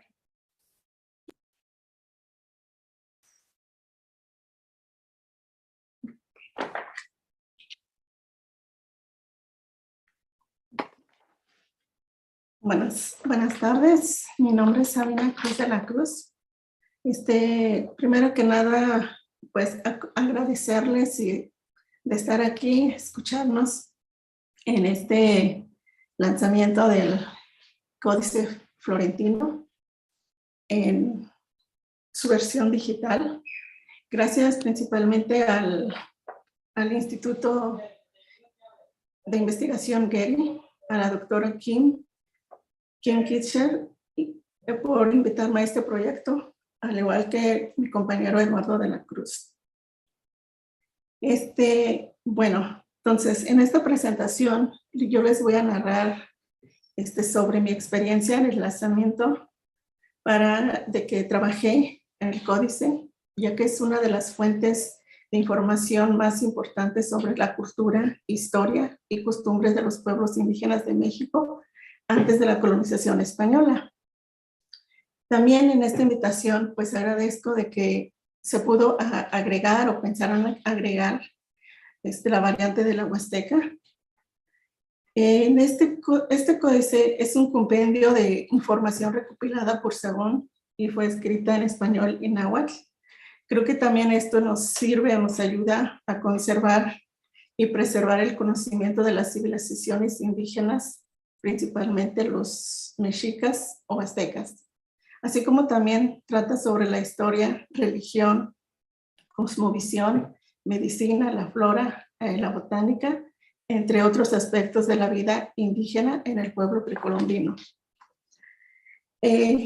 Bueno, también quiero mencionar que pues el nombre del municipio de Chicontepec proviene del náhuatl, que quiere decir Chicome más Tepetl, siete cerro, pero conocido más como lugar de siete cerros. Entonces, la región huasteca está ubicada en el estado de Veracruz, México, y es conocida por su biodiversidad, cultura y tradiciones únicas. La Huasteca está integrada por 6 estados y entre ellas está la veracruzana, y dentro de esta zona está nuestro municipio, que es el Chicontepec.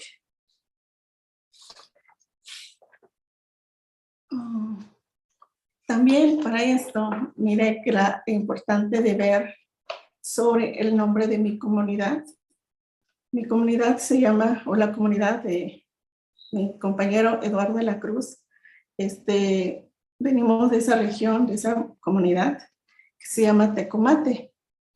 Entonces, Tecomate es una comunidad náhuatl que pertenece al municipio de Chicontepec y viene del vocablo náhuatl, xicali, fruto de jícaras o tecomates son recipientes con un significado cosmológico ligado con mitos en relación a su característica natural, ser un fruto con muchas semillas. Este fruto de la planta se centra con que objetos se elaboran como cucharas, sonajas, vasijas y entre otros productos. La primera imagen anexé la imagen de lo que dice cucharas, y canáhuatl decimos axocotecomil, y la gente lo usaba mucho para servir el café o alguna comida.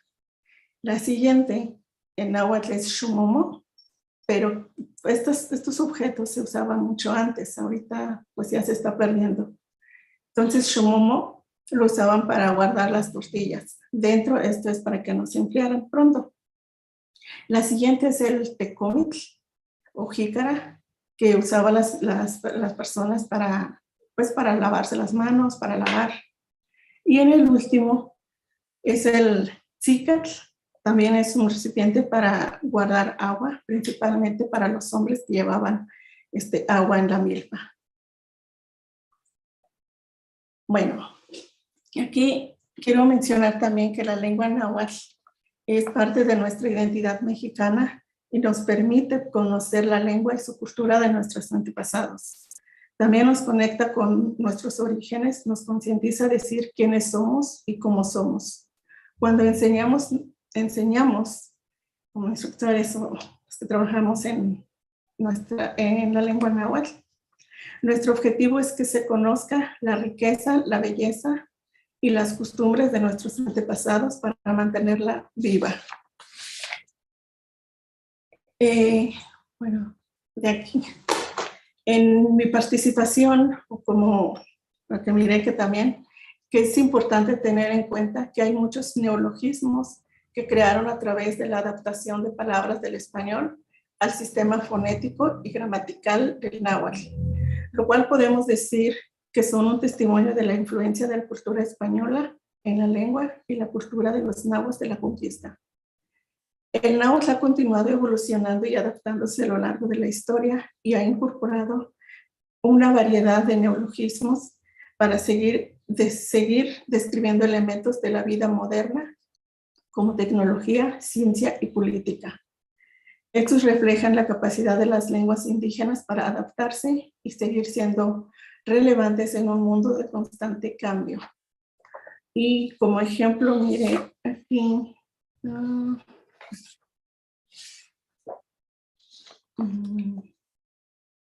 Bueno, primero también quiero comentar que cuando empecé me invitaron a este proyecto.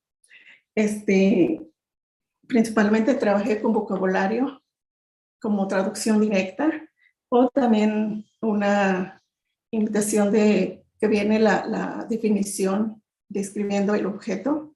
Entonces tenía que hacer la traducción, que se me hizo un poco, pues de primeras, pues difícil, pero también esto me ayudó y me empujó a seguir aprendiendo, estudiando sobre el códice. Bueno, ahora también un ejemplo que menciona aquí es la palabra clásica anejnejecayotl. Desconocía completamente esa palabra, que dije, ¿y ahora qué hago? ¿Cómo investigo? Entonces aquí me fui o busqué también en fuentes del Fray Alonso Molina, el diccionario, así como también el de Cartune, pero como dice que el náhuatl moderno, eso me ayudó primero para como acercarme al concepto. También con esta investigación contacté, o como dijo mi compañero Eduardo de la Cruz, hubo llamadas, mensajes con nuestros familiares, pero principalmente los yo diría como de la tercera generación, es decir, las personas de los años 50 a 60, vamos a decir, que se acerca más al náhuatl clásico por las cosas que mencioné que se usaba.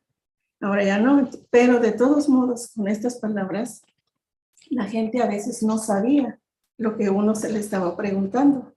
Entonces, pues se acercaba a la palabra. Entonces, Nica, como Cuatzajayotl, viene un rocío grande y redondo de plumas usado como tocado como dispositivo en la espalda por México, central posclásico. Entonces, acercado más a la definición, lo que queremos señalar.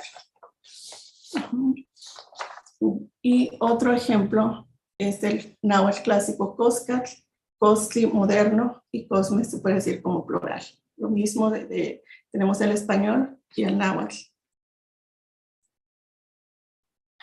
En náhuatl clásico Cueyitl, Cueme, plural, lo mismo describiendo para qué se usaba, qué hacían con el objeto. Entonces aquí tengo la imagen de cómo es ahorita en lo moderno, cómo se usa el Cueyitl. Y esta se me hizo interesante o batallé aún así, porque nosotros, bueno, en el clásico de Patlato, defensor o procurador, en el moderno no tenemos esos términos, porque antes también decimos, pues no había esa defensa, ¿quién defiende? Entonces, hay una palabra que se acerca, que dice Kimanawía o Kipalewía. Entonces, esto se me hizo, pues, complicado, pero aprendí mucho en este trabajo. Bueno, para cerrar, con esta participación que tuve, a mí me surgió una pregunta. ¿Pueden o podemos los hablantes del náhuatl moderno entender el náhuatl clásico? Tengo esa pregunta, pero aún así, como mi opinión, estoy entre sí y no. Investigando puede que sí, pero también si no, pues me quedo como, no sé qué me están diciendo, que estoy leyendo. Bueno, entonces, esto es lo que quiero decir. Y quiero agradecer ya con esta presentación. Tengo la esperanza y los invito a todos que con la versión digital del Códice Florentino tengan una visión invaluable de la cultura y la sociedad indígena, ya sea fuente esencial para estudios etnográficos y antropológicos, tanto en México como en la frontera. También porque contiene colaboración tanto de investigadores como intérpretes indígenas, lo que permite una comprensión auténtica. Muchas gracias.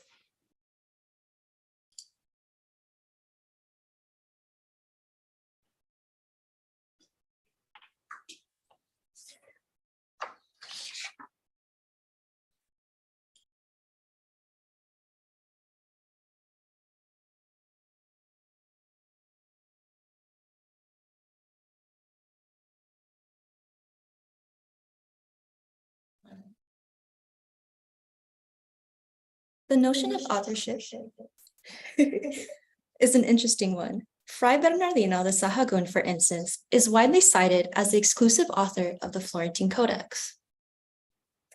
Rather than being an author per se, Sahagún coordinated, compiled, edited, and translated. He oversaw the contributions of a scholarly team. A team that included 8 to 10 Nawa elders interviewed as subject matter experts, a group of mainly unnamed but not faceless visual artists that contributed a few thousand images and illuminations, and a cohort of scribes and trilingual scholars or grammarians.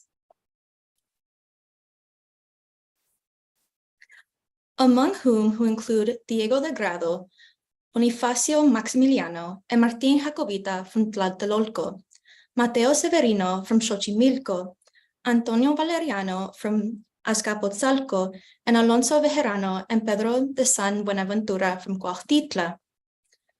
While Sahagún is the individual widely attributed with its creation today, we know that the Florentine Codex was a collaborative effort, though more specifically, an indigenous Nawa effort. And yet, we're faced with the question of how to make these contributions apparent. How do we create avenues for authenticating a indigenous presence? Here at the Getty, we endeavored to resolve these questions in the newly launched digital Florentine Codex. Alongside a team of collaborators, we conducted a detailed and comprehensive hand analysis of the numerous Tlacuilohque, whose vast contributions spread throughout all books. Tlacuilohque, or Tlacuilo, singular, is a Nahuatl word to refer to a maker of marks, their task position at the intersection of art making and writing. In this study, however, we distinguish between alphabetic writing and image making, employing terms such as writer or scribe and painter or artist. In completing and digitally publishing an analysis of both text and image-based contributions, the DFC reinforces the collaborative nature of the codex, while also presenting users with the opportunity to know, name, and attribute credit to individual contributors. Most importantly, our work has centered on generating this data and providing users with the framework for inquiry. Thus, correlations between hand changes and content or relational interpretations have remained outside our purview. This work on hands in the Florentine Codex is indebted to intellectuals and gracious contributors such as Marina Garon-Gravier, Jeanette Favrot Petersen, and Diana Magaloni, while also incorporating principles central to digital scholarship and anti-colonial practice more broadly. In the digital Florentine Codex, we have published our analysis, image by image, line by line, while also making our data from all 12 books entirely searchable. This access and transparency, we hope, will allow you to evaluate the findings, reuse the data, ask new questions, and engage with the Codex in ways we have not yet imagined. We encourage you to get to know these individual contributors that span beyond Sahagun. Include them in your citations, discuss and name them in your work. And without further ado, let us present to you our work on the scribes and the Florentine Codex, after which we'll continue with the artists.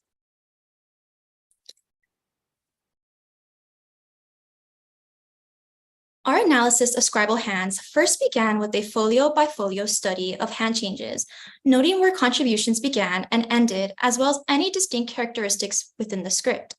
Our team translated all observed shifts by folio segments into an Excel document, which were then drawn as square segments within MadDoc, the interface within which we tag scribes and have published the DFC. After locating hand changes, our team evaluated the distinct traits observed within all identified segments across all books and identified the robust contributions of numerous scribes. Here, I present the conclusions of the analysis of the 9 identified scribal hands, as well as demonstrate their accessibility within the newly launched digital Florentine Codex. Together, we can approach the scribal classifications through 3 steps. First, we can consider common letters present in most, if not all, folios, regardless of language. This means looking at the Nahuatl, Spanish, and Latin alphabets and seeing which letters overlap in order to develop comparative standards. Second, we can select letters or letter pairings that show enough variability to demonstrate each scribe's distinct style. Some examples may include letters such as capital A, lowercase h, and ch. And third, we can choose common words in each language that we can use as standards for comparing scribal categories. These words include ought, a conjunction in Latin defined as or rather else, and or, a in Spanish meaning to, at, or per, and ah in Nahuatl, which is translated as and, but, well, or described as a new indicator of a thought to follow. The chart displayed here illustrates how we distinguished each writer. In this case, we can focus on Nahuatl letter and letter combinations accompanied by sample words. In the first row, the A's show the variations of the capital A across each scribal category. We can see how scribe 1 was initially identified by the jaunty A due to the angled quality of the letter, but later recognized for the other elongated strokes applied to his writing in general, such as in the Y. Scribe 9 writes ah with an A that is tighter. In comparison to scribe 1 and scribe 9, scribe 8 writes the phrase with an A that is more vertical and with a round H. These listed traits became recognized as definitive of each Tlacuilo style. The Y or I in Ijuan, often translated as and, continues to reveal how this comparative methodology allowed for precise identifications. In comparing Ijuan across the writers, we were able to see how scribes 1, 2, and 7 have the tendency to create the A and N in Ijuan with a single stroke, but especially how scribe 7 tends to apply more of an overall cursive style in his writing, with these types of connected letters seen in other words, such as in Inik, some translations of this word including in order, how, and for this reason. In this additional example of scribe 7, his tendency to connect letters is demonstrated with the I and N that appears as an M. This row also clarifies differences in spelling. Scribes 1, 2, 3, 5, 6, and 9 use Y to spell the word. Yet scribes 4, 7, and 8 in this case use I. Comparing the spelling became critical in finalizing some categories, such as separating scribe 4 from scribe 3. Overall, comparing common words and letters revealed the different types of characteristics in each of the 9 scribes' handwriting, as well as their signature styles. In this next slide, the results of our analysis expand from the micro to the macro, illustrating the distribution of authorship across all books. Some scribes appear in almost every book.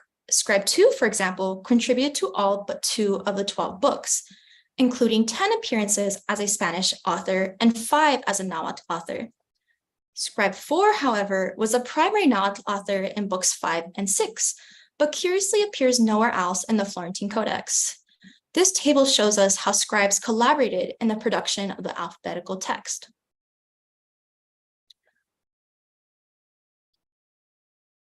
Now let's dive into the DFC and take a look at how you can directly view and engage with the results of our analysis, as well as the writings of the different scribes. Here is an instance where 2 scribes collaborated to write the text of a single folio.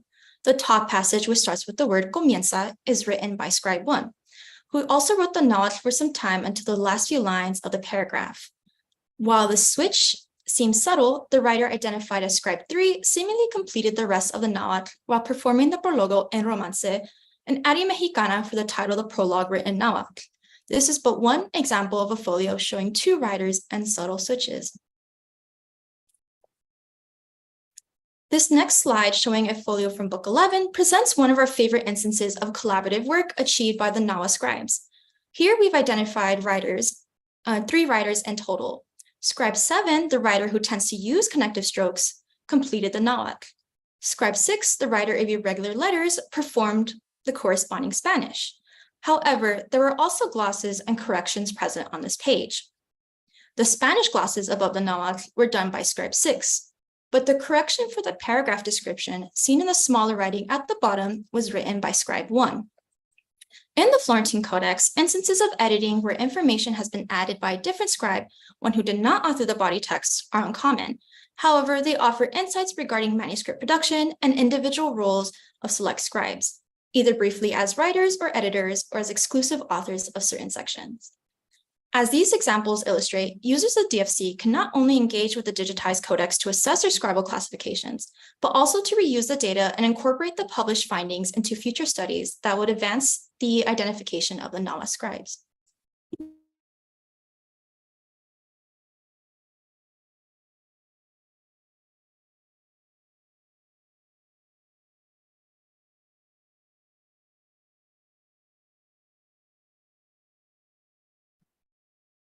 All right. Trying to make sure there's no feedback here. So our approach to the identification of artists considered the books one by one, where we sought to first identify changes in hands, as well as the repetition of hands within a given book. So we recreated flexible spaces for visual analysis using both printed cards and a large mural board. And so this large mural board worked as a digital workspace, but also an archive that allowed us to visually track our book by book progress and hand sequences, but we could also look at our writing, we could look at how we've recorded our work, as well as search our notes and file metadata. We also then created and revised our hand groups, and then could evaluate them over the course of our book study. As a result of this analysis, we identified a total of 19 artists and/or artist groups, 4 of which correspond to those previously identified by Diana Magaloni as masters. We've also named 15 additional artists, 13 working across multiple books, and 2 artists who only appear in book 12, all using a neutral naming convention of alphabetic letters. While we're still concluding the book 11 peer review, I include an indication of artist presence along that row for book 11. Akin to our scribal analysis, observed differences are made most apparent when we compare shared features found in most, if not all, bodies of work. While we've considered various elements over the course of our analysis, here we'll take a close look at 3 comparative examples, namely speech scrolls, facial profiles, and treatment of line. So speech scrolls are iconographic elements that denote oral interaction and are employed on various occasions. So as indications of speech, song, and other emanations, the tail end of the speech scroll tends to emanate from an individual's mouth. The tail end, following the tail end, the scroll continues outward, culminating in a curling end. Another aspect we can compare in an artist's is an artist's investment in anatomy, looking at the manner with which they represent the human form. So in this talk, we'll narrow our focus to a specific facial feature, the eyes, and consider their shape and investment in naturalism. And lastly, we'll look at a mark-making technique known as hatching and cross-hatching. And so appearing as parallel and crisscrossing lines, this form of line work is used to create volumetric shading.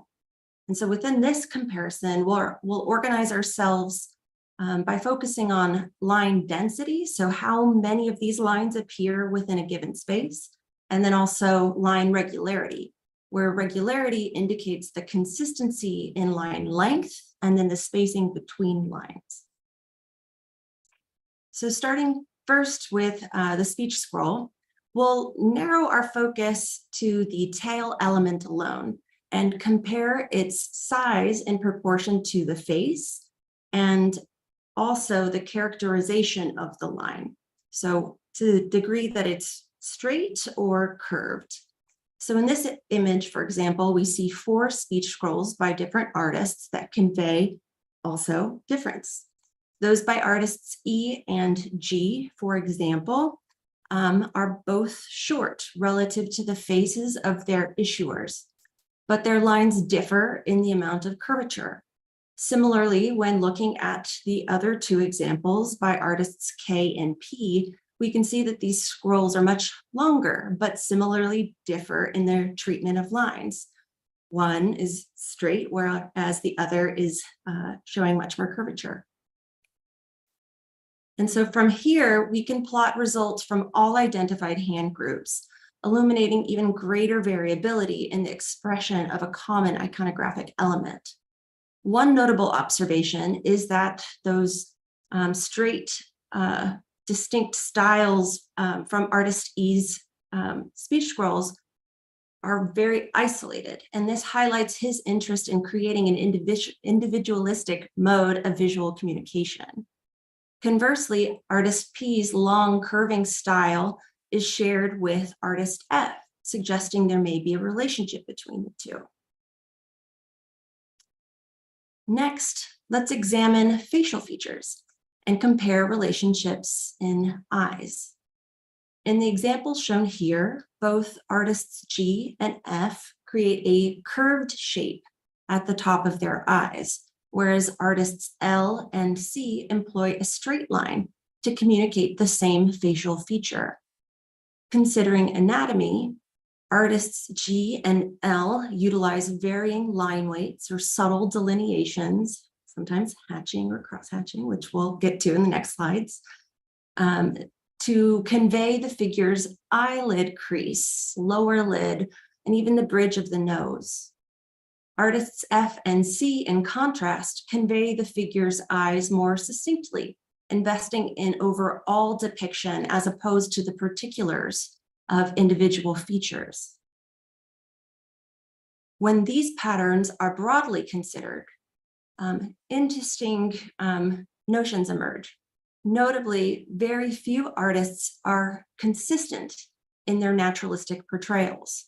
More often than not, an artist will employ both an abstracted and a naturalistic version of a facial feature, such as the eye. A great example of this is artist E.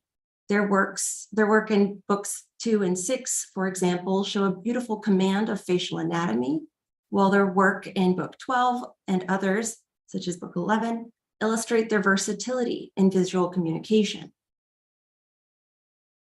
Additionally, we can start to see some ways to distinguish artists C and D. While their line and figural work can at times be challenging to distinguish, artist C's eyes are almost always straight with that point to connote the iris, whereas artist D's eyes are slightly more curved with an added linear component. The linear component sometimes also occurring with artist C.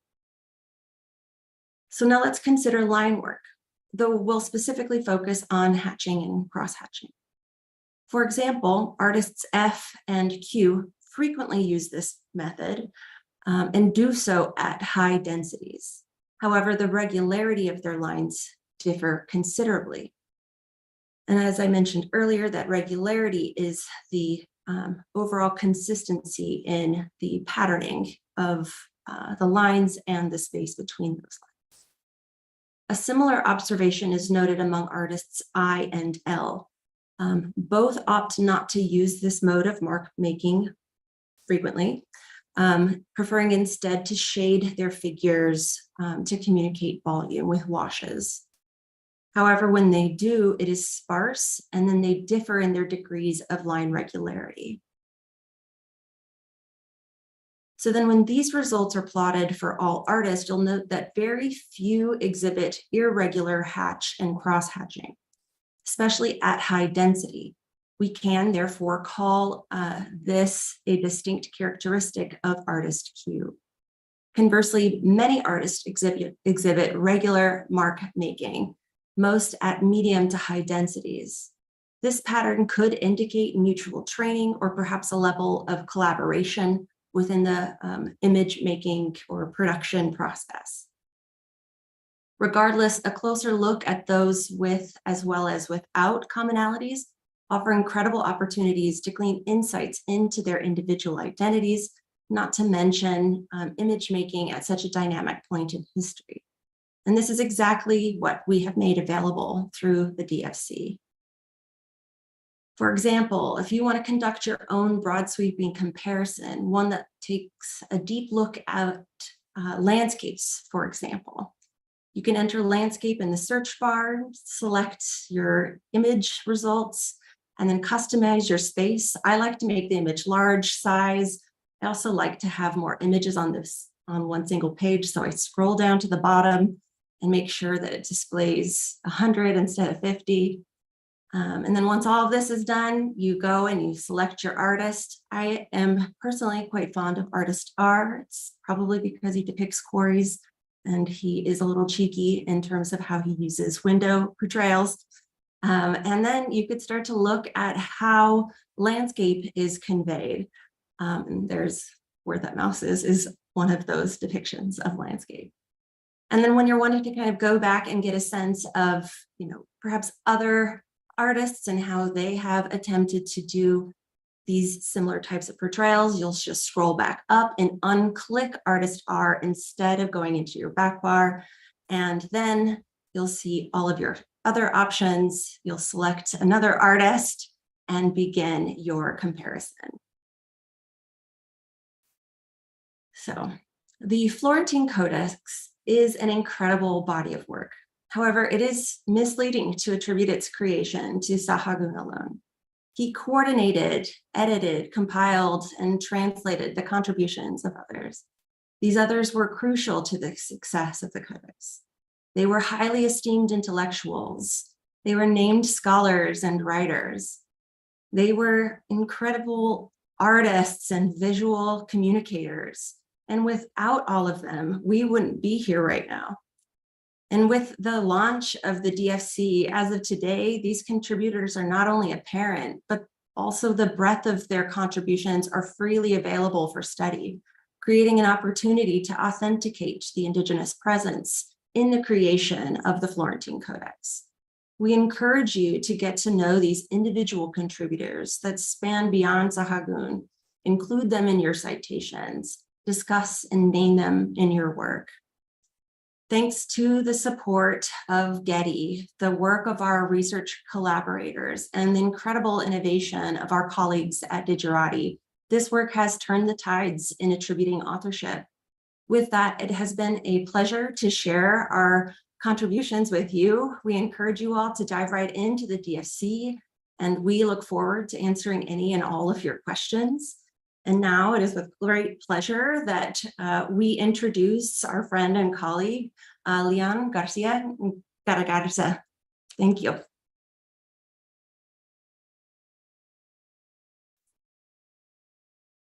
Gracias, Roxanne, Mary, fabulosa la presentación.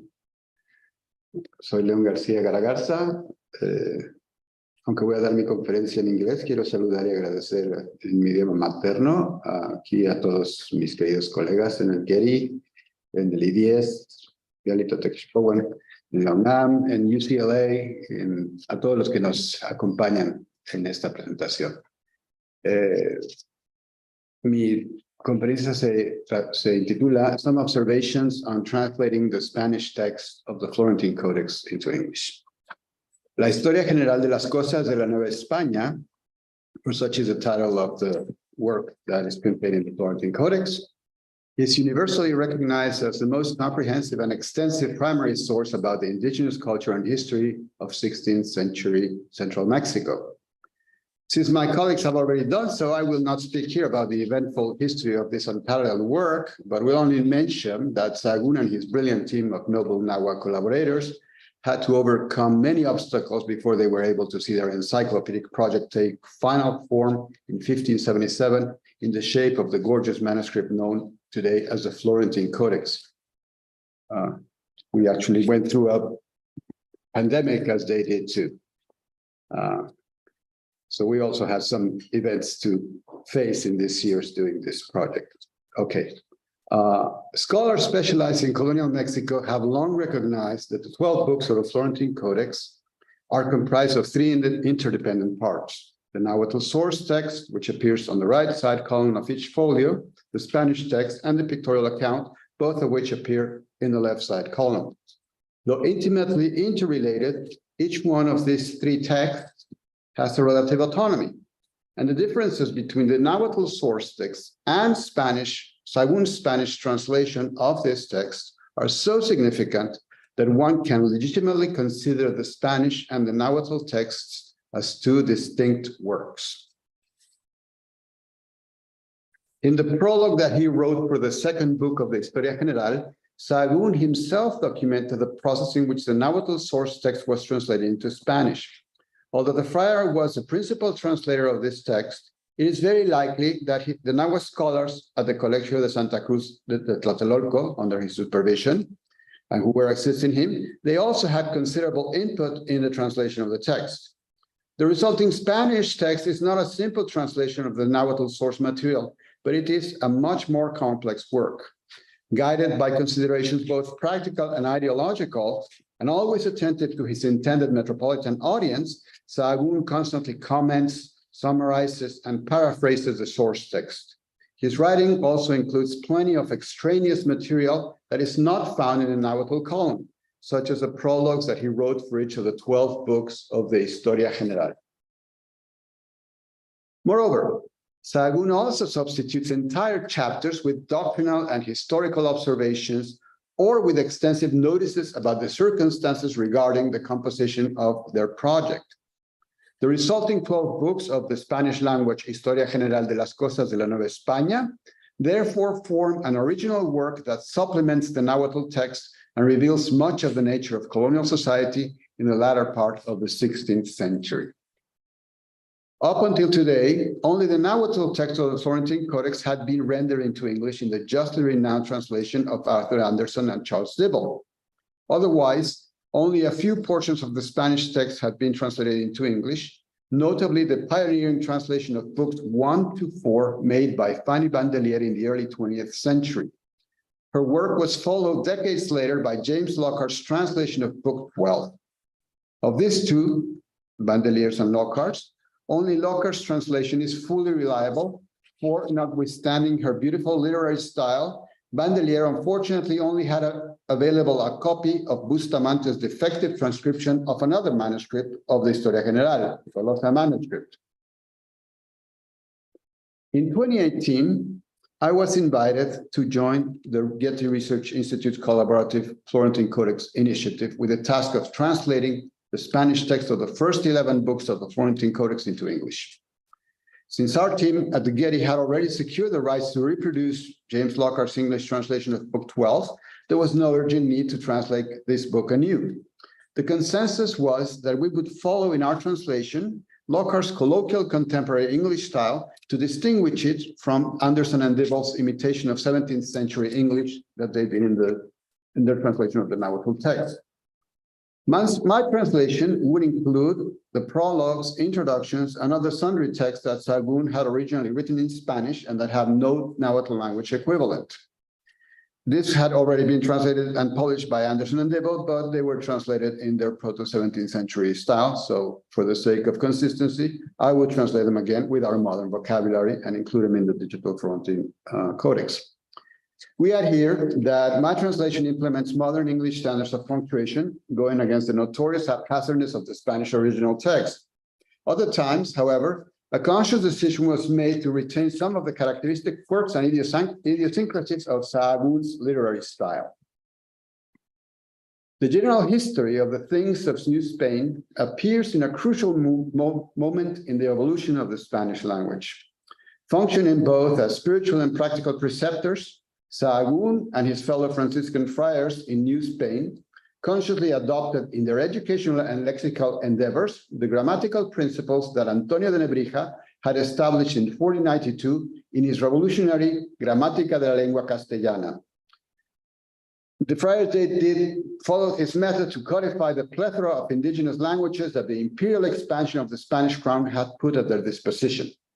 At the same time, faced with new cultural and material elements that had no direct analogy in the Old World, the Castilian language of the conquerors was absorbing a good number of indigenous terms that considerably expanded the lexicon of Spanish. The encyclopedic breadth of the Historia General de Nueva España represents the culmination of this semantic process. It is a work that employs in large scale the grammatical revolution that both languages, Nahuatl and Castilian, were experiencing during the momentous years of the 16th century. In order to translate the Spanish text of the Historia General into English, it is imperative to have expertise in both 16th century Castilian and Nahuatl, and of course English. This is because many obscure passages in the Spanish text can only be clarified after consulting the Nahuatl source. This characteristic of the Spanish translation was recognized by Sahagún himself in his prologue to Book 7, where he laments the low quality of the Spanish prose that the reader is about to encounter, explaining that his translation into Spanish is a deliberate attempt to faithfully reflect the coarse astrological notions and natural philosophy of his indigenous informants. He added the following caveat. There is yet another thing in the Spanish language that will give displeasure to one who might read it, he said. And this is that there are many synonymous words for one thing, so that a manner of speech or a sentence is expressed in many ways. And he continues, this was done on purpose, to learn and record all the words for each thing, and all the ways of expressing each sentence. And this is the case not only in this book, but in the entire work. This passage demonstrates the ad hoc nature of the Spanish language that Sahagún was using in his translation of all the 12 books of general history. As he attempted to transfer into Spanish as faithfully as possible, even those lexical and syntactical characteristics of the Nahuatl source material that were not consistent with Spanish, but he felt were essential to understand the culture of indigenous Mexico, what they really meant in their text, even if these expressions did some violence to the proper Castilian syntax of his time. In one word, Sahagún's literary style is in a sense Nahuatlized.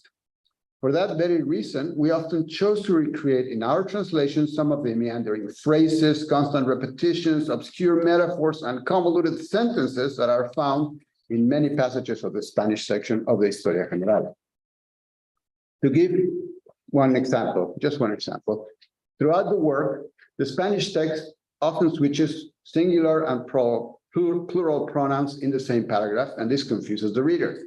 Although we generally corrected this inconsistency, sometimes we chose to reproduce it deliberately, especially when the mix of pronouns reflected what I perceived was a living dialogue between the Spanish scribe, the Tlacuilo artist, and the indigenous informants, a procedure that is common, for example, in the description of the banquets found in Book 9, where you can see that they were all discussing about how to render the translation and the images.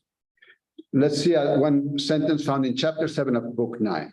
Here the text describes how the servers at a banquet distribute smoking tubes and flowers to the distinguished guests. This was a very elegant banquet. The Spanish column reads, Después de esto, dánseles flores.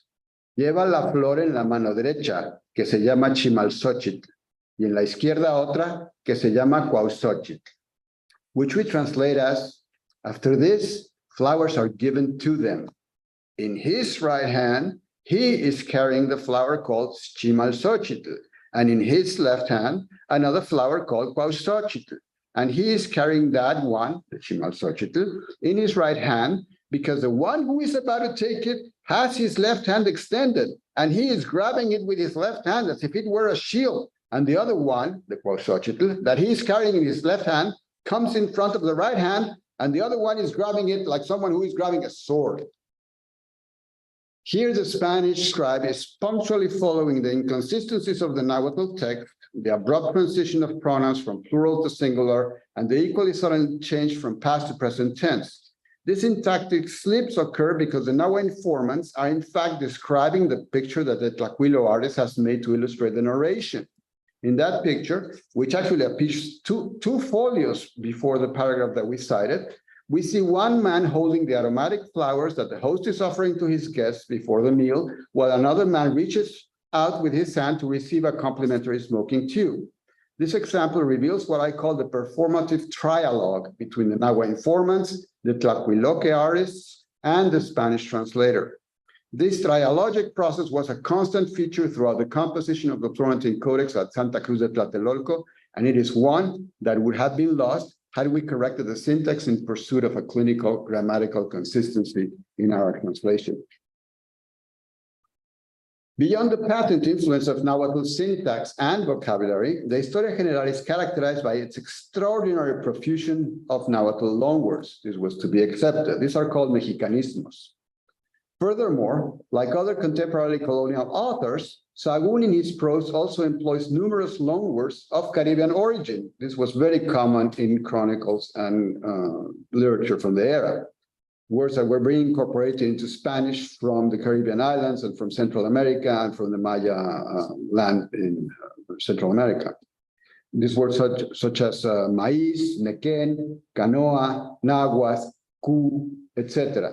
Considering that Sahagún's text of the Historia General is the deepest and most extensive literary work to show the influence of indigenous languages in the evolution of Spanish, I decided to showcase in my translation the presence of these indigenous words or words of indigenous origin that are found in the Spanish column of the Codex. Therefore, words such as cu, temple, areito, ritual dance, huipil, blouse used by indigenous females, mastle, breeches used by indigenous males, etc., appear in italics in the body of the text, and their translation is provided in a footnote at their first occurrence in each one of the books of the Codex. Our hope is that this procedure will make the English public so familiar with these words that they may appreciate the enormous influence that these indigenous languages had in the evolution of European languages, including English, an influence that continues to this day. Tangential to this methodological procedure, I compiled a list of all the Nahuatl words, Mexicanismos, and assorted loanwords of Caribbean origin that appear in the Spanish column of the Florentine Codex. This list comprises more than 3,000 words, which can be found appended in the glossary of indigenous words. The decision was made also to modernize for my translation the orthography of the Nahuatl words that appear in the Spanish column of the Codex. And I want to thank here Berenice Gaillemin, whose guidance and consultation was essential to accomplish this task.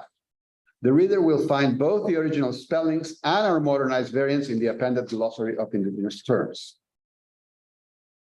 I had also the good fortune to collaborate with the outstanding teams of editors at Text Formations. We discussed many problematic aspects of Sahagún's language, such as his use of anachronistic taxonomies. For instance, he uses the word tigre to refer to a jaguar, an animal that was unknown in the old world at the time, and the jaguar term, which is South American, had not yet arrived to Mexico. Issues of gender were also very prominent, since Spanish, unlike Nahuatl, is a gender language. And Sahagún often privileges the use of male pronouns when describing the persons who perform any given activity. This is common in Spanish, but the Nahuatl text does not do this, of course. More problematic, however, were those frequent instances in which Sahagún's language results offensive to our 21st century sensibilities. This is a political aspect of the text. Legitimate questions were posed. For example, whenever the Spanish text expressed sexist and misogynistic tendencies, raising the issue of whether these tendencies reflected colonial Spanish ideological distortions, or parallel pre-Hispanic Nahua prejudices, because they also lived in a patriarchal society and very hierarchical too. As we confronted passages of a sexist or otherwise discriminatory character, we occasionally provided explanatory footnotes, always mindful of not burdening our readers with that excessive critical apparatus. I deliberated with the editors about translating words such as Indian, Indio, natives, naturales, or even sodomite, sodomita. Use perhaps euphemisms to avoid reproducing discriminatory notions that were common in the 16th century but are intolerable today? No. I ultimately decided to include such terms to more accurately reflect Sahagún's language, the colonial language of Sahagún, words and all, in order for readers to understand the true nature of the colonial society and its language as presented in the Historia General, a work that indeed depicts common prejudices of the period and that was expressly and deliberately produced to function as a tool of religious conversion and cultural colonization. This obvious fact does not detract at all from the extraordinary testimonial value, aesthetic beauty, anthropological and linguistic depth, and yes, the generous spirit of the work of Sahagún and his indigenous collaborators, who left for us in the Florentine Codex a historical and ethnographical work of unparalleled breadth and scope that is now reborn in the digital realm for all the world to enjoy. Thanks to the team and thank you all for being here with us. That's all. Taskamati.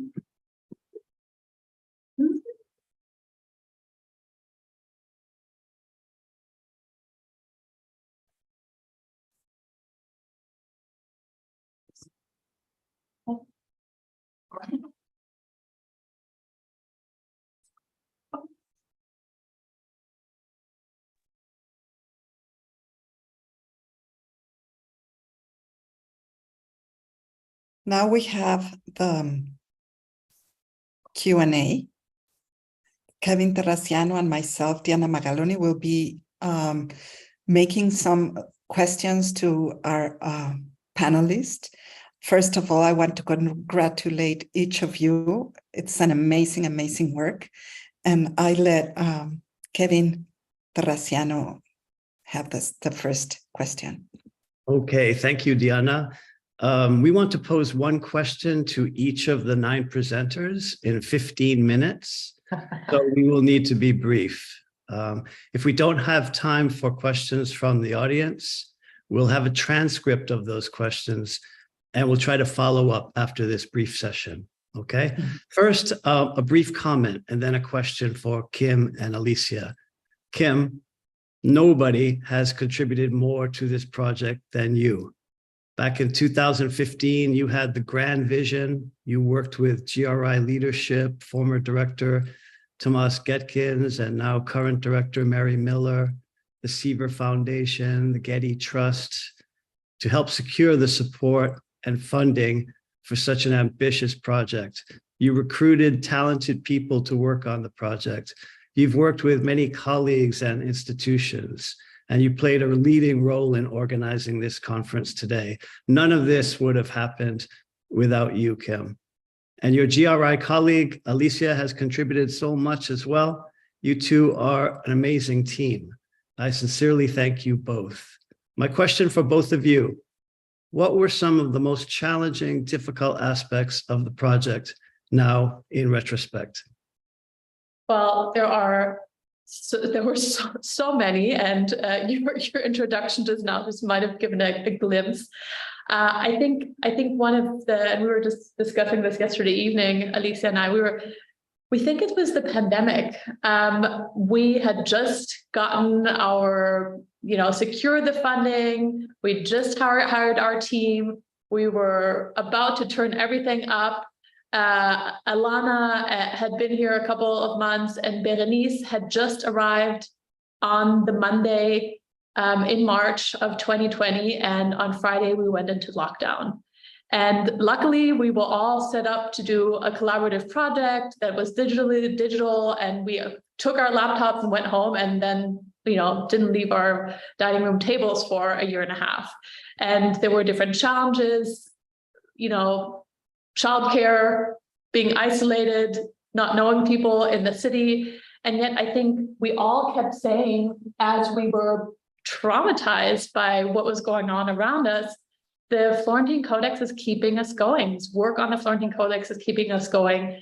We're able to sort of connect with this incredible work on an even more profound emotional level, because like them, we were going through a pandemic.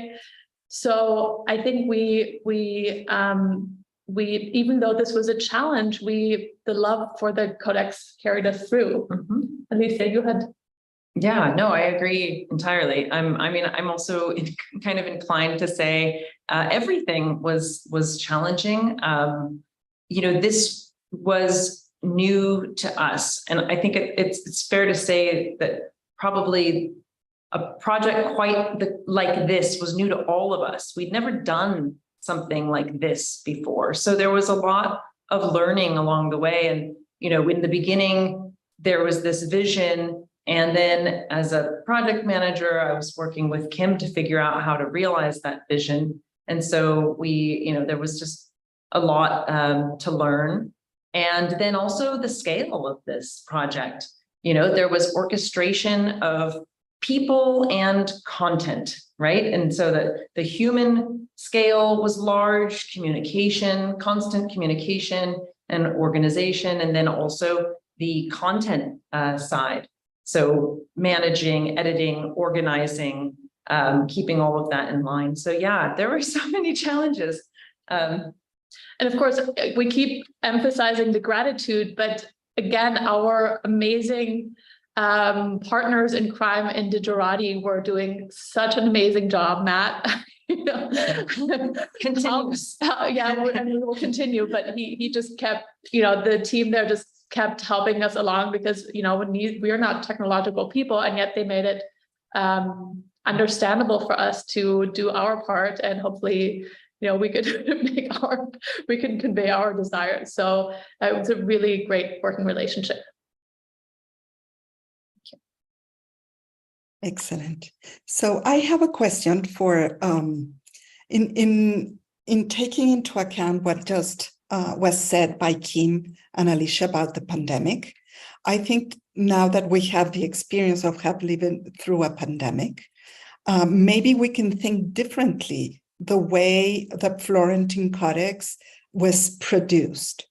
And so I have, because of the evidence that Leon brought about with these three participants dialogue, thrive dialogue, and also by a question in the Q&A that we have technically, that talked about what was the process. The images were created first, or the text was created first. And just, I want us to think about, it is normally think that because the books, some of the books, you see it in book 11 and especially in book 12, you have the lines that have the two columns, then you have the text, and then some of the vignettes are left without being painted or even drawn. So we have assumed that the texts were written before, and then the images were placed later. But within the pandemic, there's a lot of collaboration. We know that the sickness would have kept many just, located at the College of Santa Cruz. It was a very contagious pestilence. So I just want, Leon, you brought an amazing example. What do you think about this process? And now that you brought this up, how do you think about it? And of course, then Mary, what do you think of these same questions? So let's start with Leon and then continue with Mary. Okay, I'll try to be brief. I think that the process of creating the manuscript was very dynamic. Most of the translations were already done when the scribes and the Tlacuilo were making the manuscript, with the presence of Sahagún always. So we really need an in-depth investigation, for which the Digital Florentine Codex is going to be essential to really ascertain, what the process is in which the manuscript is being revised, a new paragraph is being added, perhaps, or if it's just happening spontaneously, or if there's a method to it. We have to look it up. You see, I just have to say that I encounter that dialogue with the images and the text constantly, you see, and of course, at this moment was just to point out when there were some inconsistencies in the pronouns that were transferred from the Nahuatl to the Spanish, you see, when they are describing the image, you see. So you can see that even at this moment, when they are describing this thing, they are looking at the image and telling the Sahagún and the scribes, look, this is what's happening. And you find that in several instances in the codex, but we need a systematic research about that. Thank you. Mary, so what are your feelings about that process? How do you see the group of artists working together? That would be just complementary to what Leon said. Yeah, I would say that there are different instances in different books. And, it's almost difficult to put words to it because some of it just comes out as a feeling. You could just kind of get a sense of how they're working. And I would say that, book 12 has its own feel, book 11 has its own feel. And what I mean by that is that there is just a different way of making that seems to be responsive to content and maybe also circumstance. I guess circumstance being the context and the time. And I think some of that comes through in the way that figures are kind of blurring the boundaries between works, I guess, like oeuvres, where so you have maybe the face that is very much, artist R or artist B being added into somebody that is artist A or J. And then again, with some of the hatching, I think that might be kind of like an art editor in some cases, where you have the production process within image making, not necessarily always working from line to color. You have some instances where it goes from color to line work, particularly in book 11, right at the top. So the identification process isn't necessarily as straightforward, where you look at the line and you can kind of figure out who it's going to be from the line, because they test you, right? You kind of have to be agile in your way of approaching the identification and really kind of get a sense of how they expressed, then also what that mode of making might have been within a given book. So really it's case by case, but on the whole, I think they do have their own means of expressing themselves while also coming together and working within some groups, almost like family groups of styles. Okay, great. Wally, tlamastiket Eduardo Nicpia se tlatlanalisli se favor. Tengo una pregunta, por favor, en dos partes. Uno, ¿sabía algo del Códice Florentino antes de este proyecto? Y dos, como un náhuatl hablante sabio, director del IDES, ¿qué significa el códice y el proyecto para ti y para tu comunidad? Tlaxcamati, Tlamachtiquet, Kevin. Gracias por las dos preguntas. Pues realmente yo no sabía si existía el Códice Florentino hasta que llegué a Zacatecas y entré a la maestría. Cuando empecé a trabajar lo que es la ceremonia agrícola en la Huasteca Veracruzana, uno de mis asesores decía, oh, pues tendrías que hablar más del pasado. Y yo decía, pues es lo que sé de mis abuelos. Entonces decía, busca el Códice Florentino, pero no sabía qué era el códice. En conferencias yo escuchaba que mencionaban mucho el Códice Florentino y el Códice Florentino, pero realmente no sabía. Entonces poco a poquito fui conociendo. Primero tuve el contacto con el libro 11, una parte donde habla sobre la agricultura, sobre la siembra del maíz, principalmente en la sección de la selección del grano para la siembra. Y pues sí, en pocas palabras, pues yo desconocía este fuente de información. Y la importancia sobre la segunda pregunta como hablante de náhuatl, pues realmente es muy importante, muy significativo para mí y para los nahuas, no solo para la variante de la Huasteca, sino para todas las variantes que existen en México, porque es el primer acercamiento donde nativo o nativo hablantes pueden consultar fuentes de primera mano sobre la historia, sobre la conquista, sobre la medicina. Como decía mi compañera, un gran fuente de conocimiento que solo era estudiado por académicos extranjeros o nacionales, y la mayoría de las investigaciones pues siempre salía en una lengua extranjera que no era en el náhuatl como la lengua principal en que se escribió el códice. Y pues gracias a este gran proyecto y a la visión de Getty, pues hay un gran acercamiento, hay una gran inclusión a las comunidades, a las voces indígenas, y creo que se ha dado un gran paso a este proyecto.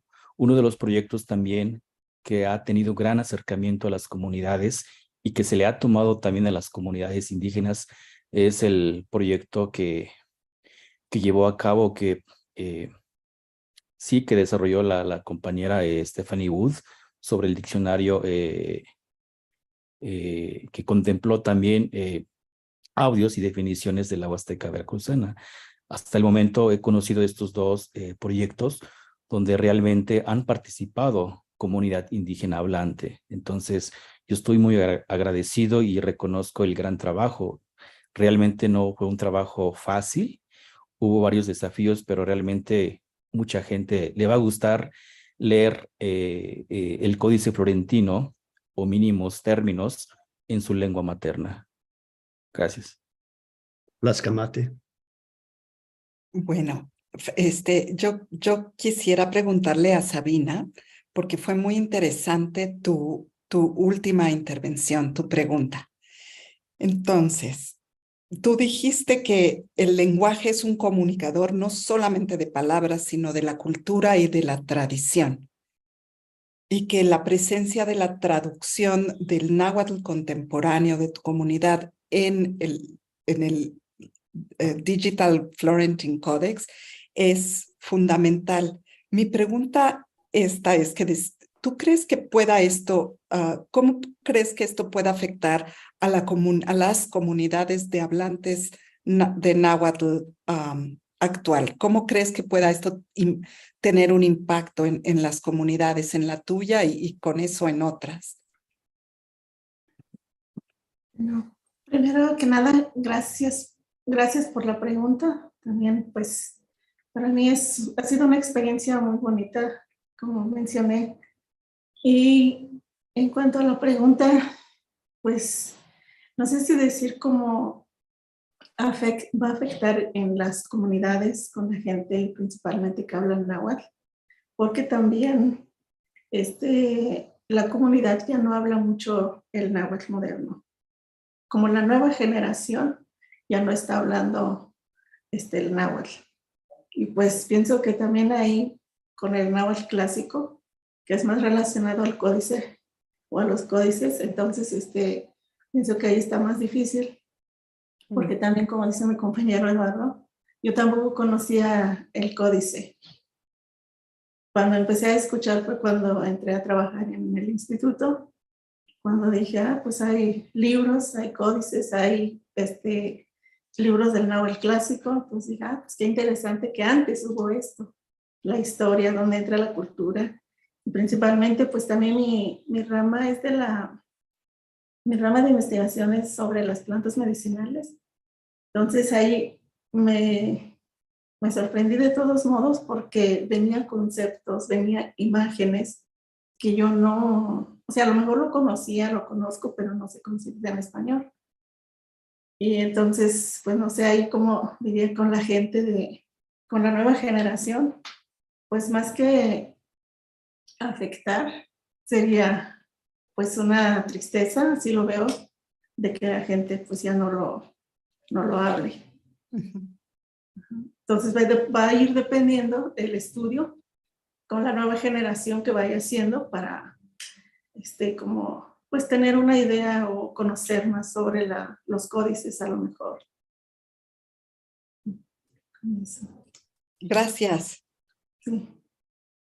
Roxanne, you're a recent graduate of the MA program in Latin American Studies at UCLA, where you did a thesis on Book 10 of the Florentine Codex, where you took 9 classes in Nahuatl with Tlamachtiquet Sabina. And now you have participated in the DFC by analyzing the scribal hands. What does the Codex and project mean to you? Thank you for your question.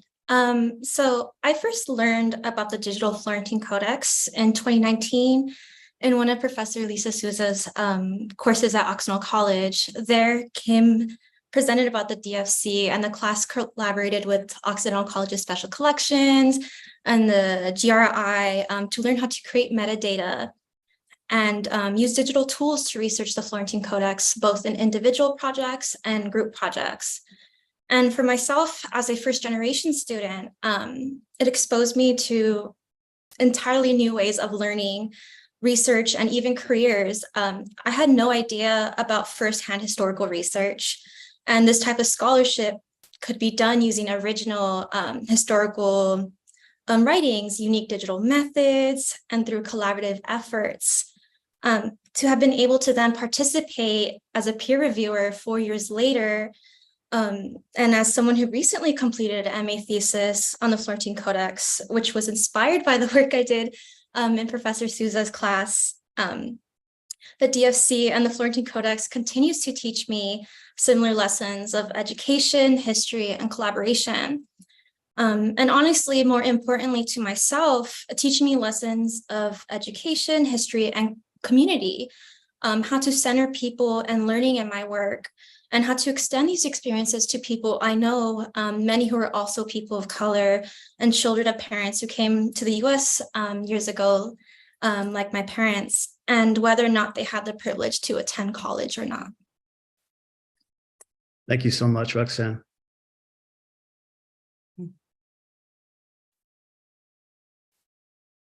I think we concluded our questions, no? I have a question from Matt, actually. Yes. Matt, if you don't mind, this is really a state-of-the-art project, and I've been using a pilot version of the site in the last few weeks, and I'm beginning to appreciate its complex design, although I don't really understand it fully. The IIIF and Canvas panel and Madoc technology, the image tagging. All I know is that it's really fun to use. And so my question for you is, what do you think is the most innovative feature of the site? How does the site differ from others on which you have worked with Digerati, in your opinion?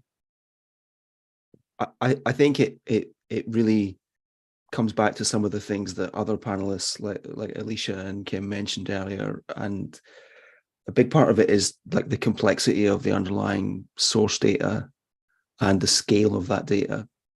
We've built similar projects in the past that use IIIF.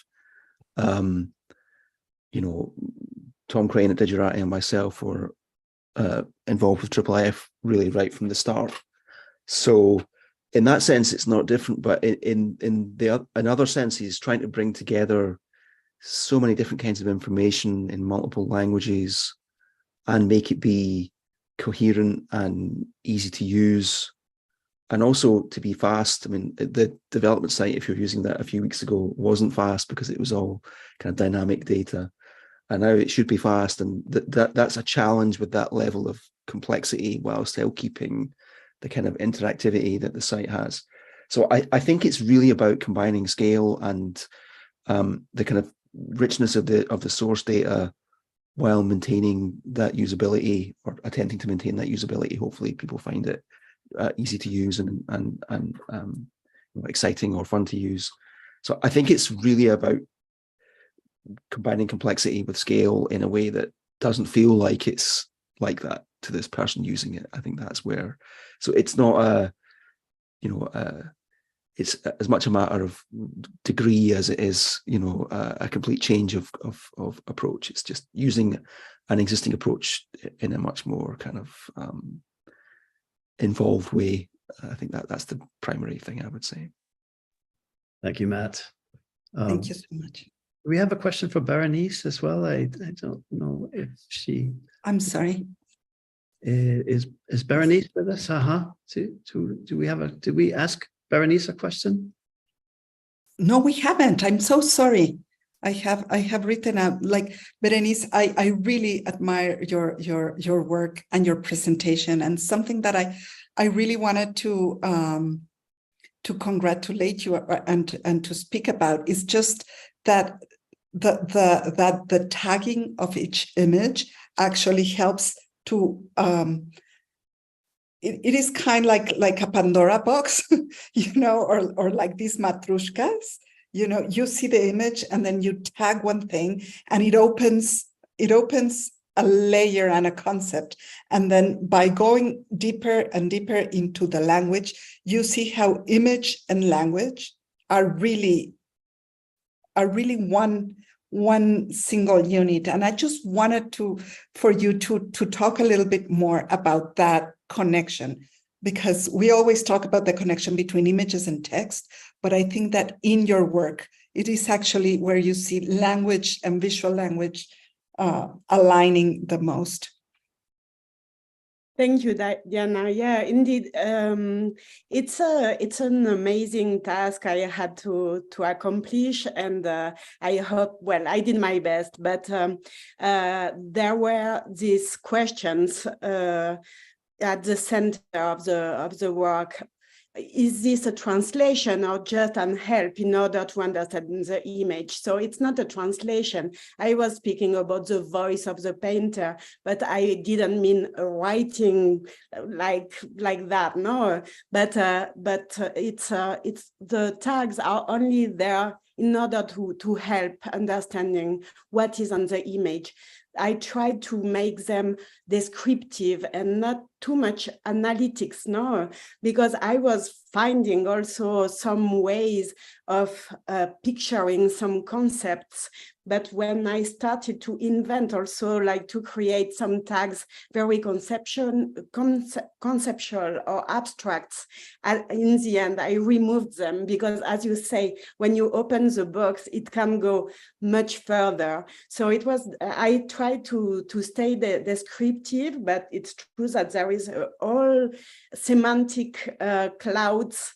Every time I was putting, I don't know, like a rabbit after, but it's also a mammal, and I've got the tag for mammal now, or quadruped, or this kind of thing. So the more difficult for me in the end was to remember every tag I have been creating in order also to be consistent and always tag the image when the tag exists. No, so yeah, but we are exactly in between text and image, also south, but I I prefer to let the user also make his own research and in combining these tags and filters.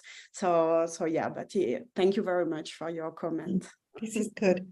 And I have a question for, I guess, Roxanne and Mary, and I think also you, Berenice, in this. I think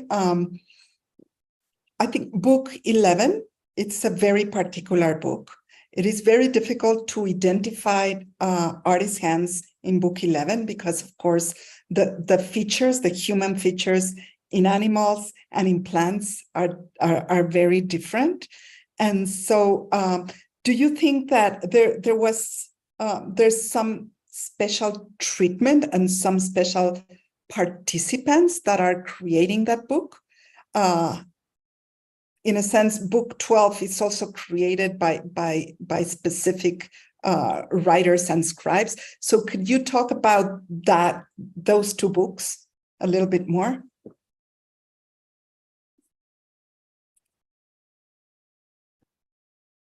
Well, I guess I can. You get it? I think we got it. All right. Sorry. Technology is also complicating as much as it is unifying.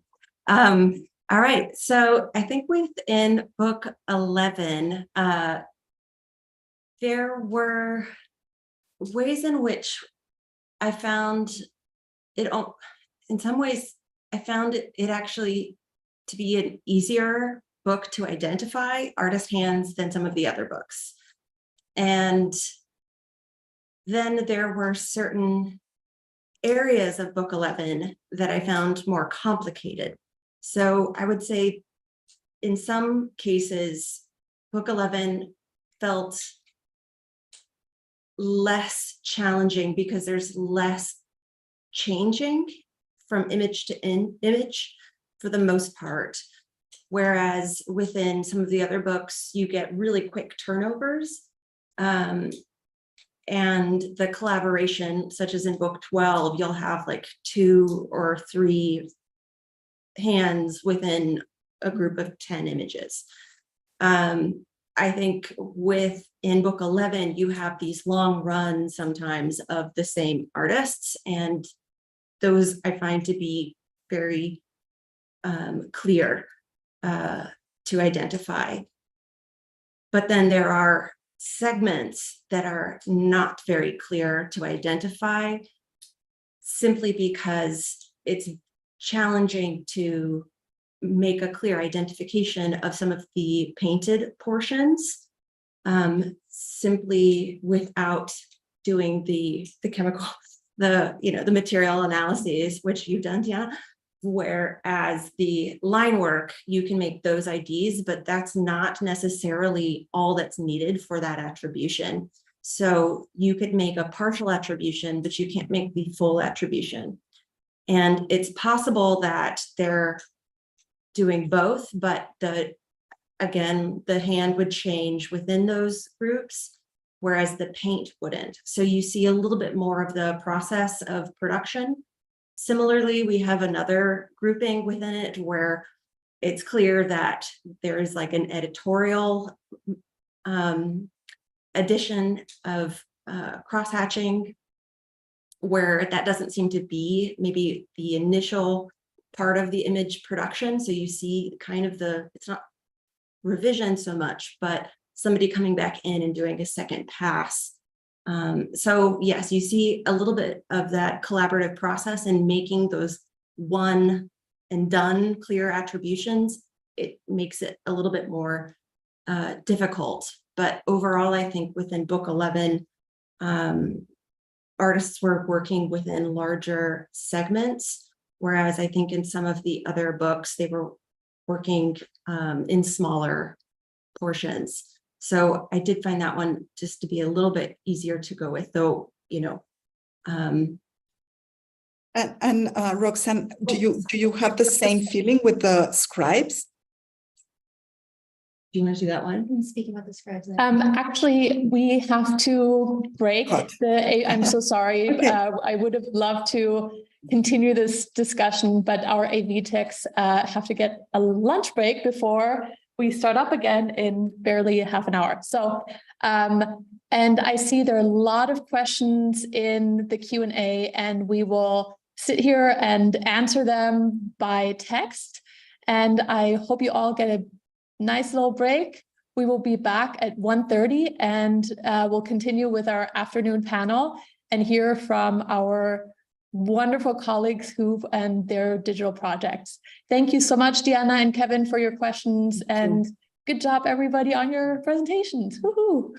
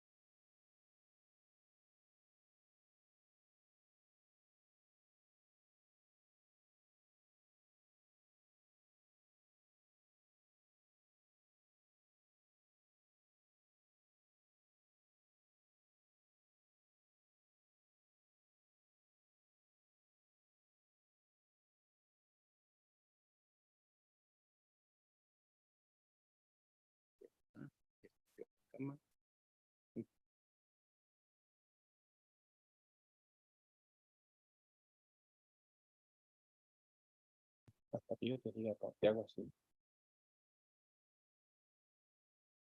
Ya.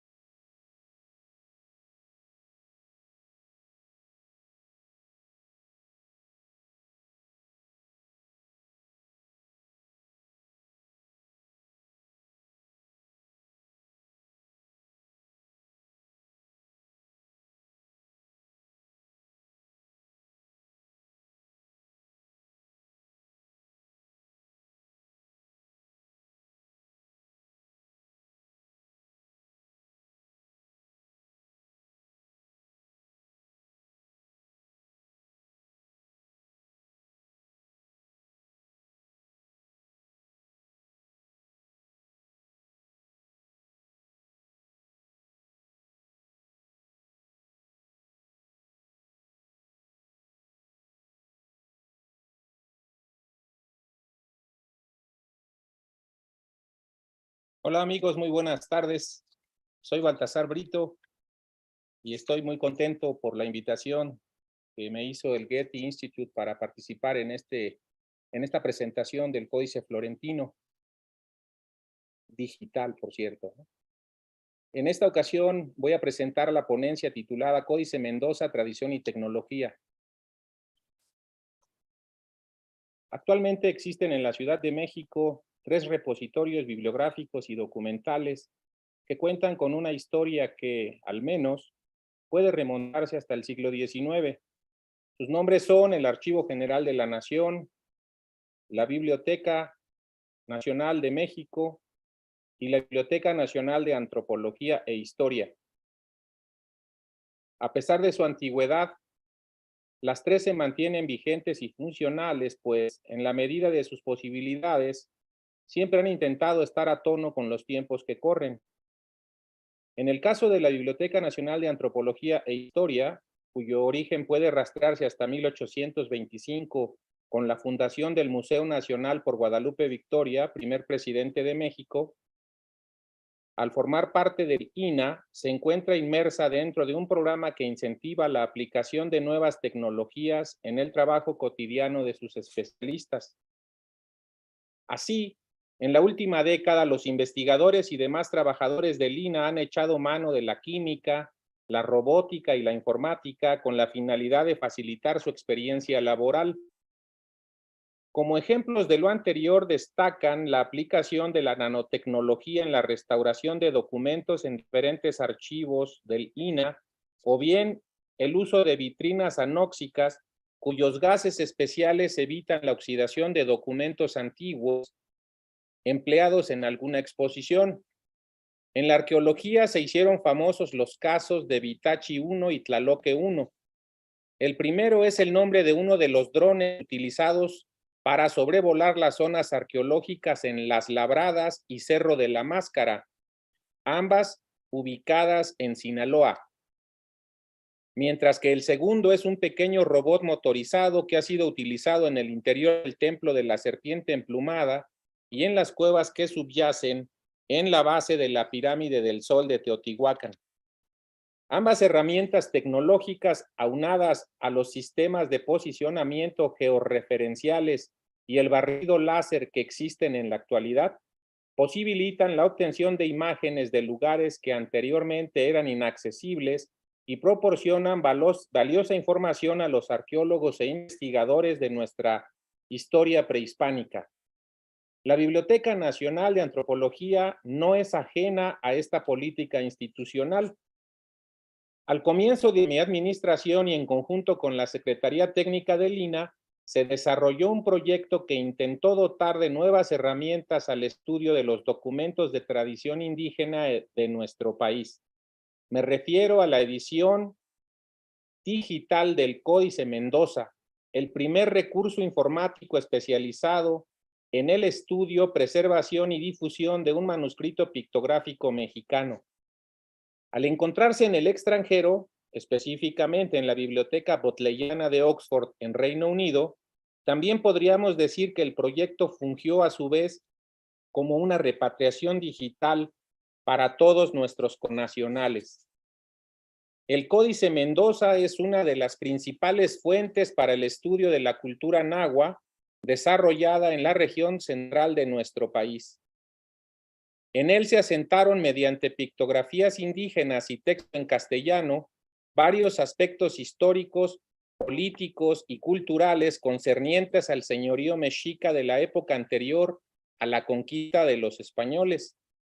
Se cree que detrás de su manufactura se encontró don Antonio de Mendoza, el primer virrey de la Nueva España, quien lo pensó como un obsequio a la corona española donde se pudiera demostrar la alta civilización que habían alcanzado algunos de los pueblos mesoamericanos, especialmente los de la región central.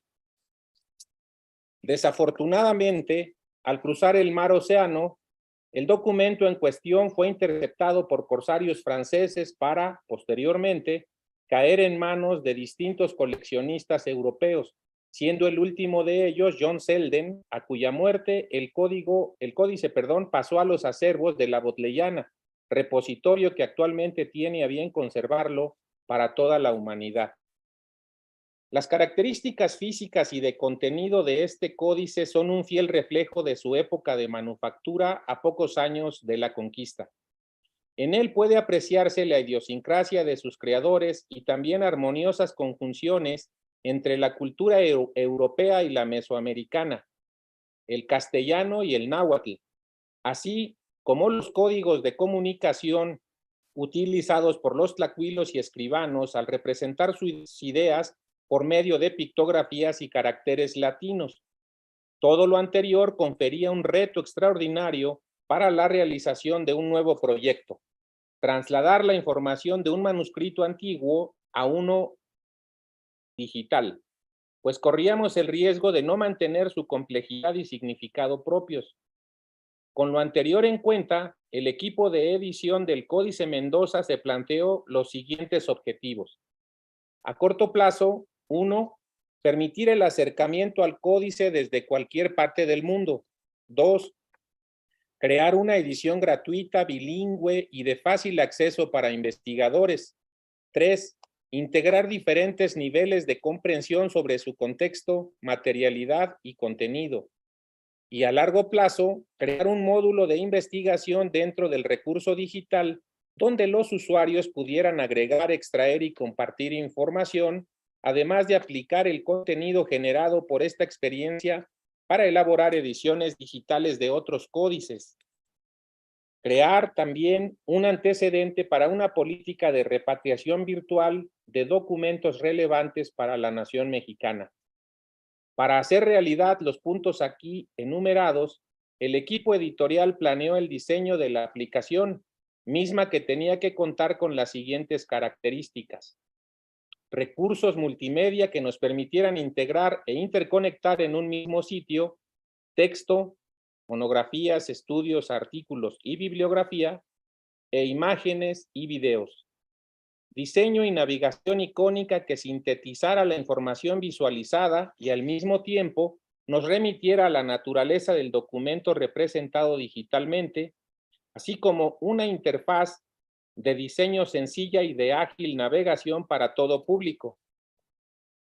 Con lo anterior en mente, se solicitó a la Biblioteca Bodleiana de Oxford nos facilitara las imágenes del códice en una resolución de 600 puntos por pulgada. La curaduría de todo el contenido estuvo a cargo de Frances Verdon y Baltazar Brito, mientras que Peter Stokes, especialista en manuscritos digitales del King's College de Londres, ofreció diferentes asesorías para optimizar la funcionalidad y navegación de la edición. Se realizó la paleografía del texto castellano y se incorporaron los comentarios que Verdon y Patricia Reeve realizaron en su edición facsimilar. Por su parte, Vania Ramírez, Ernesto Miranda y Noemí Cadena, quienes en ese tiempo trabajaban en el Instituto de Antropología, se encargaron del diseño editorial y de supervisar los trabajos informáticos realizados por la compañía Manubo. Finalmente, concluida la edición digital, fue alojada en un sitio web y en una aplicación para el sistema operativo iOS. Entre las ventajas que ofrece una publicación de este tipo tenemos las siguientes. Gracias a la herramienta Zoom, las características materiales del documento en cuestión pueden ser estudiadas con mayor detalle. Los vínculos nos permiten remitir a los investigadores con elementos informativos y multimedia alojados remotamente, mismos que permiten ampliar la comprensión del contenido. Otra de las aportaciones más novedosas de la aplicación es la navegación y conocimiento del códice a través de una dimensión espacial mediante mapas y representaciones geográficas. Pero quizá la accesibilidad al documento pictográfico es la ventaja más importante del Códice Mendoza Digital, pues la mayor parte de las ediciones impresas de este códice se encuentran totalmente agotadas en la actualidad. Además, debo de hacer hincapié en que los textos se encuentran en inglés y en español, lo que de alguna manera le confiere una comprensión universal. Finalmente, la fortuna fue generosa con nuestro trabajo.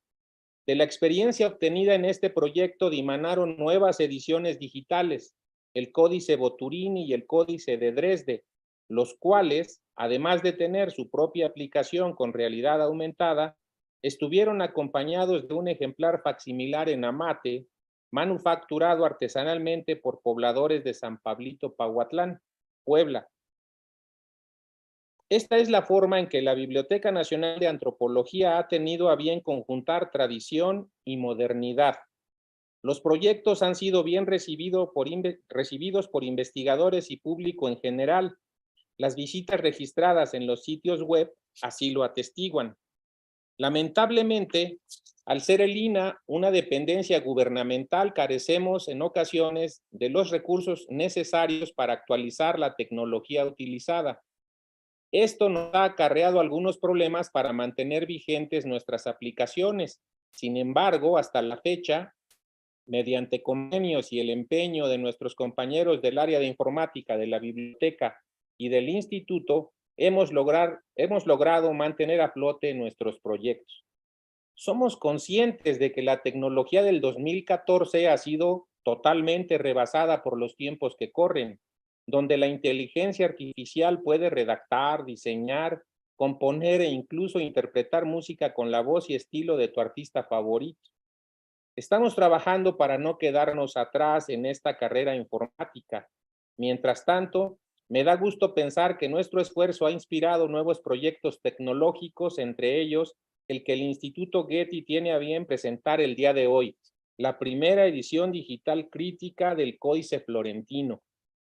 Tomando en consideración que este códice virreinal creado por Fray Bernardino de Sahagún y sus informantes indígenas se encuentra conformado por 12 libros que integran textos en castellano, náhuatl y numerosas pictografías, la primera impresión que tenemos al respecto es el descomunal esfuerzo realizado por este instituto para lograr su objetivo y ofrecernos una interfaz que logrará conjuntar transcripciones, traducciones, descripciones de imágenes e investigaciones en una sola pantalla. Estoy seguro que con el esfuerzo realizado por el Instituto Getty y su equipo profesional de investigadores, la Biblioteca Medicia Laurenciana e instituciones mexicanas como el INAH, la cultura prehispánica mesoamericana podrá ser comprendida y estudiada desde prácticamente cualquier parte del mundo. No cabe duda de que en la actualidad el eco de las voces indígenas mexicanas reverbera imbatible dentro de la era digital. Quisiera terminar mi participación felicitando ampliamente al Getty, al equipo tan interesante de investigadores, porque me parece que hicieron un gran esfuerzo que tendrá un gran impacto para todos los estudios futuros. Aprovecho también para comentar, en este foro aprovecho para comentar que el Instituto de Antropología, la Biblioteca en particular, ha adquirido 3 códices desconocidos que próximamente daremos mayor información. Y finalmente, me permito presentar a nuestra siguiente investigadora. Ella es una gran conocedora de la tradición escrituraria mesoamericana, incansable tiñadora de los archivos y documentos novohispanos, extraordinaria editora de bibliotecas digitales, pero sobre todo, excelente amiga y compañera de trabajo, las cuales son algunas de las cualidades que la definen. Ella es Stephanie Wood, quien nos brindará su ponencia sobre los descubrimientos jeroglíficos náhuatl. Adelante, doctora Stephanie.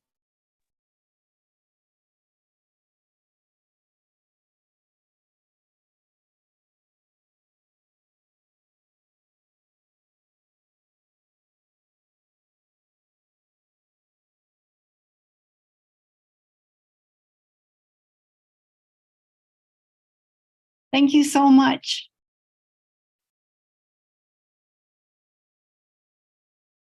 It's a pleasure to be introduced by the great Baltazar, and so happy to see you all. Thank you for the invitation. And for those of you in the audience, thank you for listening in today. Can anyone tell me if you're seeing my screen?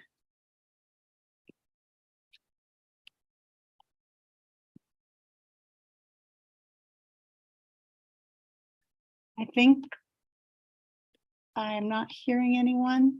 I hope you can see me.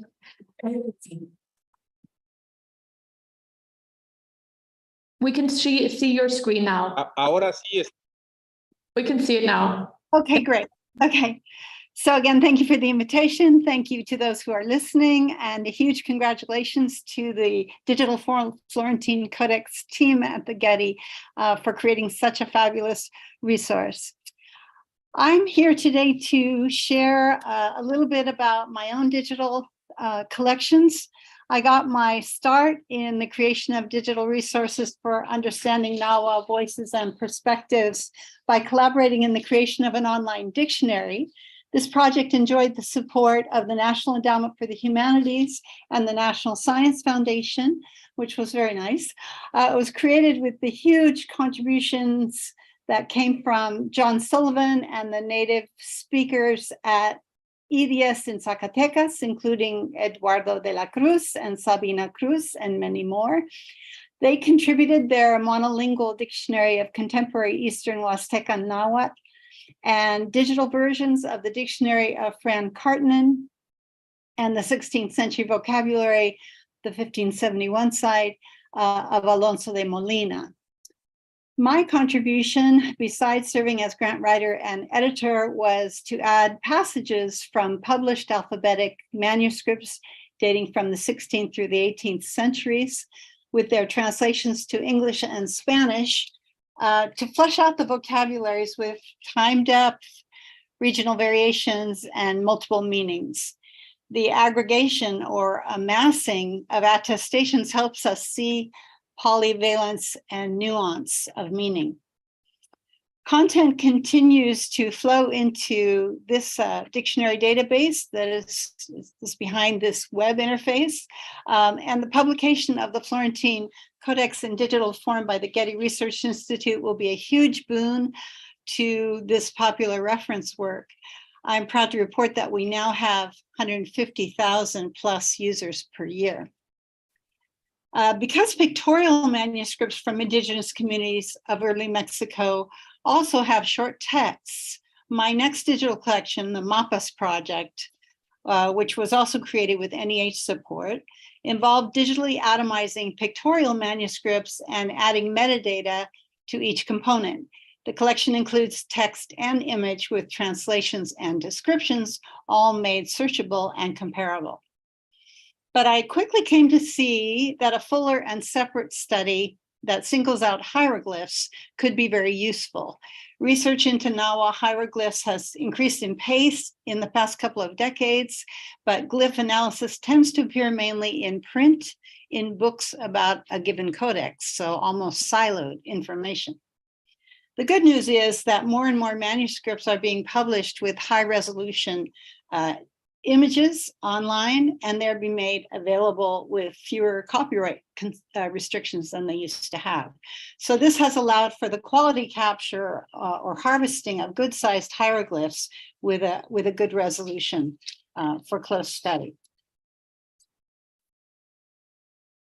So my latest digital collection captures Nahua hieroglyphs from a range of 16th century manuscripts and analyzed by multiple scholars.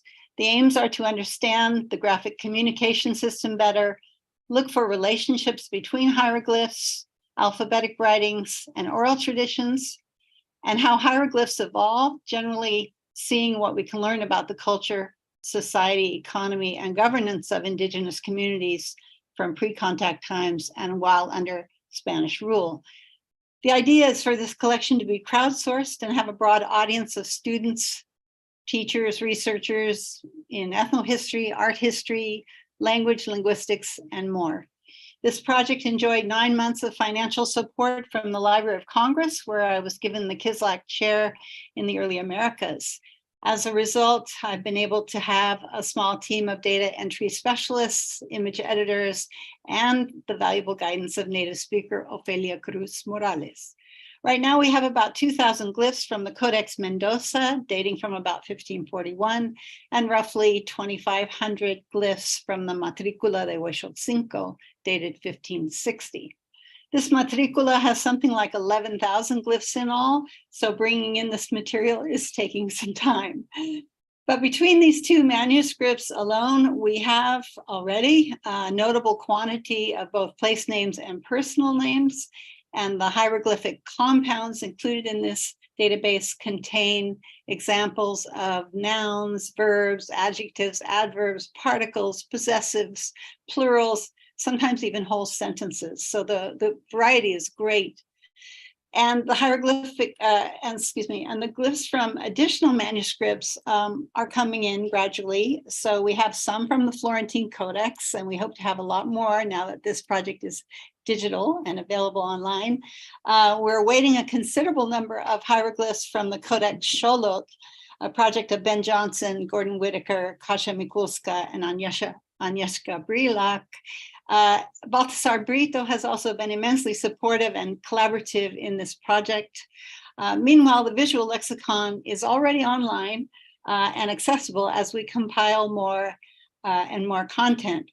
Please bear with us as we continue to flesh out some of the entries and add more records on a daily basis. Things like descriptions, which actually add some accessibility for people with vision issues, analysis, we're transcribing glosses and normalizing them. We're translating, we're keywording in Spanish and English. We're identifying relevant Nahuatl dictionary terms, adding lots of tags and metadata, such as 106 tags for cultural content, 76 shape features, 64 tags about syntax, and so on. Mary and Roxanne might find it interesting that we are tracking speech scrolls and anatomy and landscape features, just so much more. But it's kind of fun and it's kind of exciting to see what the potential will be. Meanwhile, let's move on to the next slide. With the plan of eventually hosting glyphs from the Codex Xolotl, Ben Johnson generously gave me part of his NEH grant to support the visual lexicon, and he contributed ideas about how to shape it. Gordon Whitaker has also been instrumental. He organized a seminar in 2017 where we began imagining how to structure the database. And during this seminal time, Gordon's book emerged. His work has impacted my own work immensely, although any mistakes in the visual lexicon, of course, remain my own. Here's an example of the work of Gordon and how much it has helped. we have an example of a compound hieroglyph here for the place name Xocoyotltepec. It comes from the Codex Mendoza, so again from about 1541. The artist could have just included the sorrel plant, the Xocoyoli, and the hill, Tepec, and that would have covered the place name quite well. But perhaps the artist was worried that people might not recognize the plant. So to ensure the reading, perhaps, he added the foot, which provides the phonetic show of the place name, the foot of a dancer who wears bells, coyoli, on his ankle.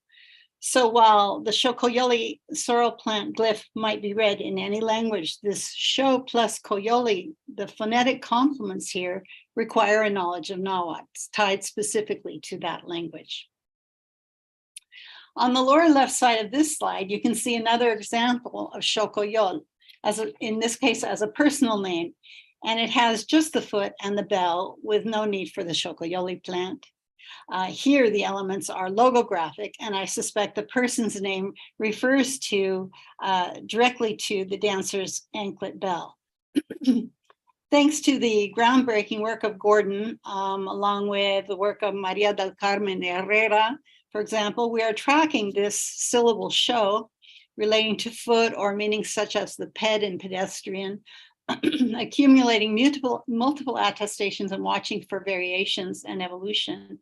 And here you can see how we include the compound hieroglyphs in the database in association with their elements, their parts. We also include all the glosses that are available, as the glosses can help immensely with the identification of the morphemes that the hieroglyphs represent. In this slide, you can see how aggregating a variety of attestations of footprints reveals considerable polyvalence in their interpretation. So besides including the noun foot, we have nouns such as road, highway, or market represented here.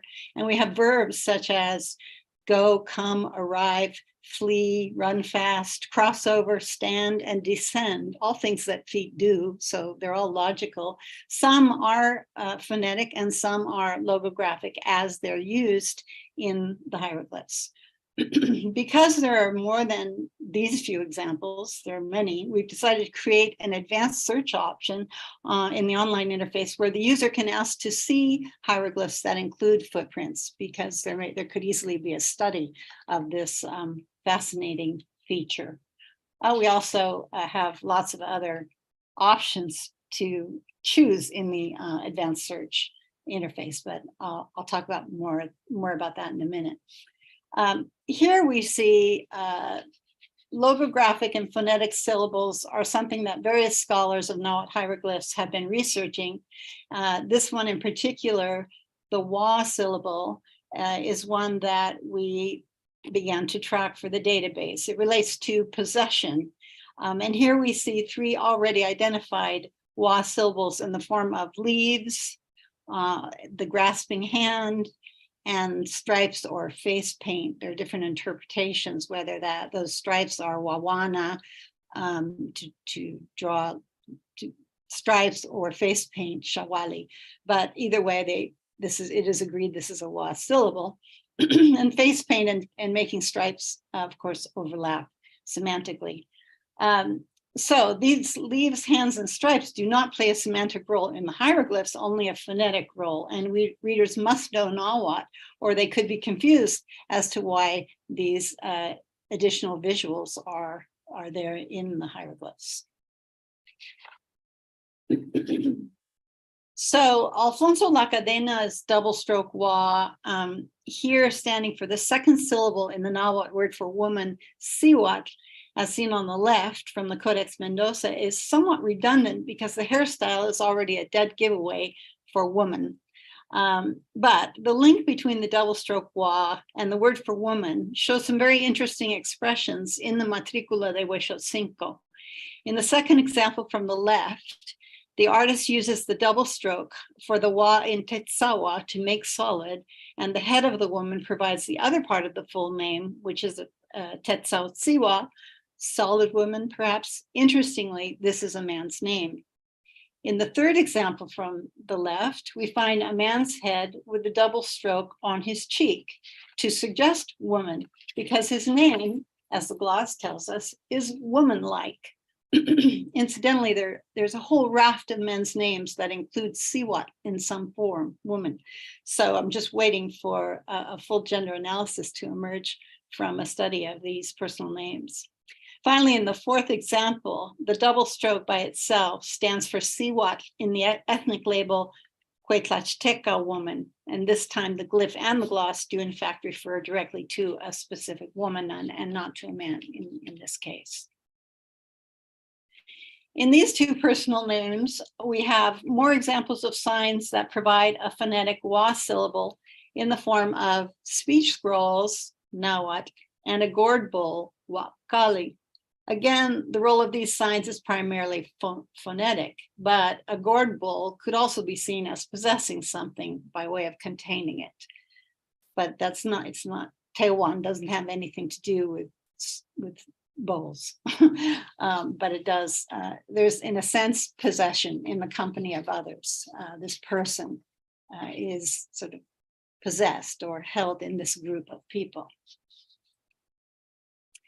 Amaranth, which is Wautli in Nahuatl, can also represent the wa phonogram, but in addition, and here we see it, it can supply wow and quau phonograms, as we have so far found in the Vergara Codex and the Matricula de Huexotzinco. When a tree, quawik, is also present, the Wautli can serve as a phonetic complement, not really necessary, but to ensure the correct reading, as we see in these examples. Now, moving on to another phonetic syllable, nen, which comes from the Nahuatl word nenet, I want to start by showing how one can see the three definitions of nenet represented visually. I've grouped them as best I can, despite some overlapping iconography. The group of deity images especially shows some overlap with the group of dolls, which makes me wonder if they're both considered some kind of ishiplat or special representation. As Keiko Yoneda has noticed, these faces are all shown in a frontal view, which makes them different from most portraits of people, which are typically shown in profile, not frontal face view. So we are tracking perspectives, frontal face, profile view, and so on in the database, because I think this is going to be significant as we get more and more hieroglyphs in the collection. Anyway, these definitions of nenet as deity image, doll, or woman's genitals all come from Molina's Vocabulario of 1571. And the examples you see all come from the Matricula de Huexotzinco. So far, we only have one in the bottom row that seems to refer to genitals, as identified by Gordon Whitaker, where the metaphor, the precious jade stone metaphor, appears next to the woman's hip, perhaps as a hint to what appears under the skirt. And only in that one example, what we are seeing is nene, and not just ne, and not more common nen. To my knowledge, Alfonso La Cadena in the Party Journal of 2008 was the first to identify the nenet glyphs as representative of the ne syllable, the indefinite reflexive, which means something like each other, mutual perspective. But I'm discovering much more support in this collection so far for nen, which is the other option. Jose Batalla Rosado has mentioned in a study that recently came out of Warsaw. Regardless of how the nenet element is defined as deity, image, doll, or genitals, the visual representations seem to stand primarily for the particle nen, the phonogram, as we see here, and it usually means a negative or useless characteristics of people and things. So just to give a couple more examples of the value of aggregating Nawa hieroglyphs, I'd like to share how fruitful it has been to track two hallmarks of alphabetic and oral Nahuatl that take a visual expression in glyphs in reduplication and diphrasis. This slide shares several examples of hieroglyphs with their glosses transcribed, which provide an alphabetic and a visual reduplication of syllables, such as kwakwa, tete, sese, toto, pepena. And these are, in several cases, plurals, but some of them also represent distributive actions. So, for instance, picking flowers is a process that one does to each flower individually. Here are some more examples. Wawana, the double stroke that you've already seen, representing the wa syllable, can also be recognized here as a visual reduplication in the word wawana, because it has that double syllable, wawa.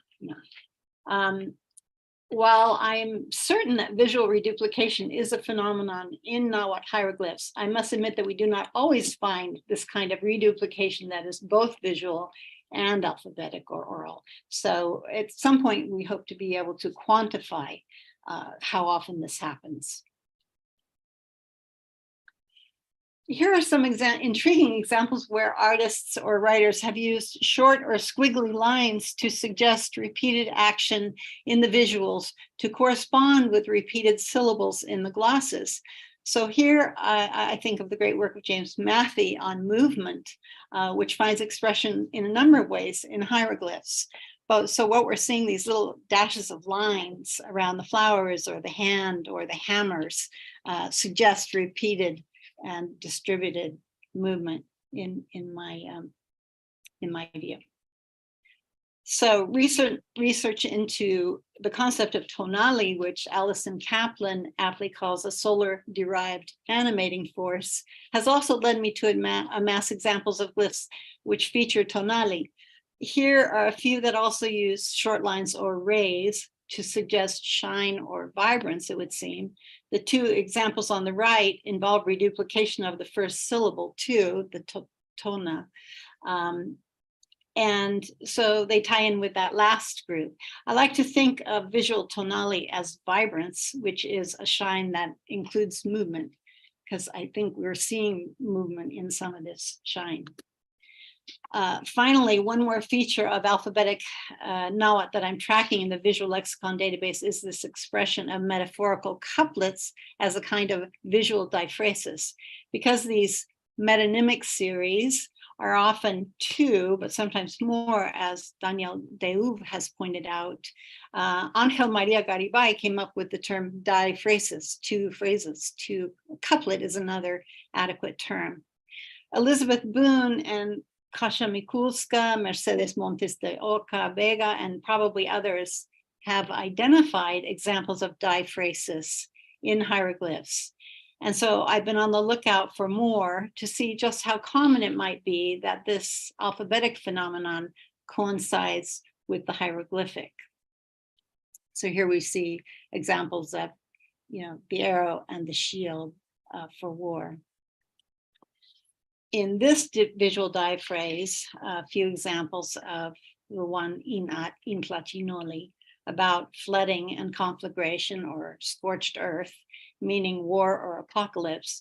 I want to note that we are beginning to insert into the database our own photos of pre-contact stone carvings that represent the same visual diphrases, or actually other hieroglyphs, whatever glyphs we happen to have, if we can find them from pre-contact monuments. We're trying to include those now as a help to compare and look for change over time and so on.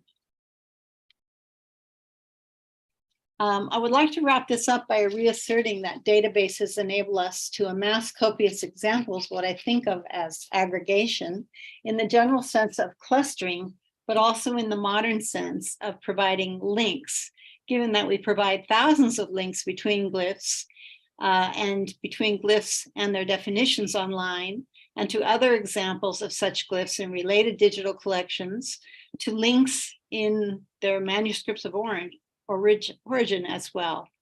So by using a relational database of hieroglyphs, we can describe them, track their size, shape, colors, number of parts, reading order, perspectives such as bird's eye or frontal or profile, as mentioned earlier, syntax, semantics, perhaps most importantly, cultural themes that the glyphs highlight. Additionally, we're tracking visual ligatures, visual sound, visual smells, and iconography that verges on writing, such as certain symbols associated with maize. We're working on visual expressions of colonial religious influences.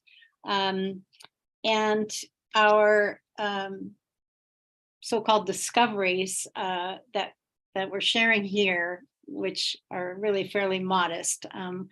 I hope we will see a great many more discoveries being made as this database grows and more scholars are plugging into it.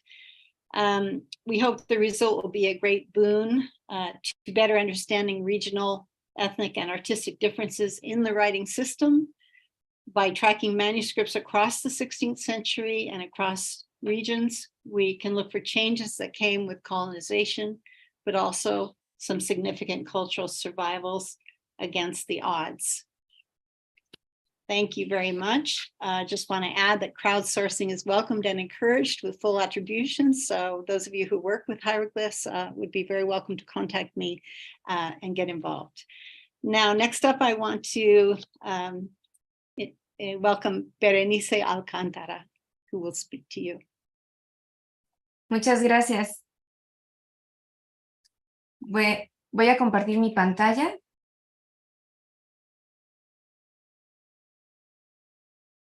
Y ahí está, creo. Muy bien. Antes que nada, quiero agradecer al Getty por haber llevado a cabo este proyecto, porque finalmente lo podemos ver aquí. Felicito a todos. Felicito particularmente a Kim y a Alicia por haber logrado conjugar a todas estas buenas mentes y voluntades para llevar a cabo este proyecto, y también por haberme invitado a colaborar en él, pues con una colaboración en la traducción del libro 12, además de invitarme a participar en este evento presentando un proyecto que hemos desarrollado en México en la UNAM. Doy inicio. Entre los siglos XVI y XVIII se produjo en México una gran cantidad de documentación escrita en lenguas indígenas. Algunos de estos documentos son de índole administrativa y legal, otros son de carácter historiográfico, como el Códice Florentino que hoy nos reúne. Muchos otros más son de contenido religioso, vinculados con el proceso de difusión y apropiación del cristianismo entre los pueblos indígenas y con las devociones y prácticas católicas que estos fueron desarrollando durante este periodo.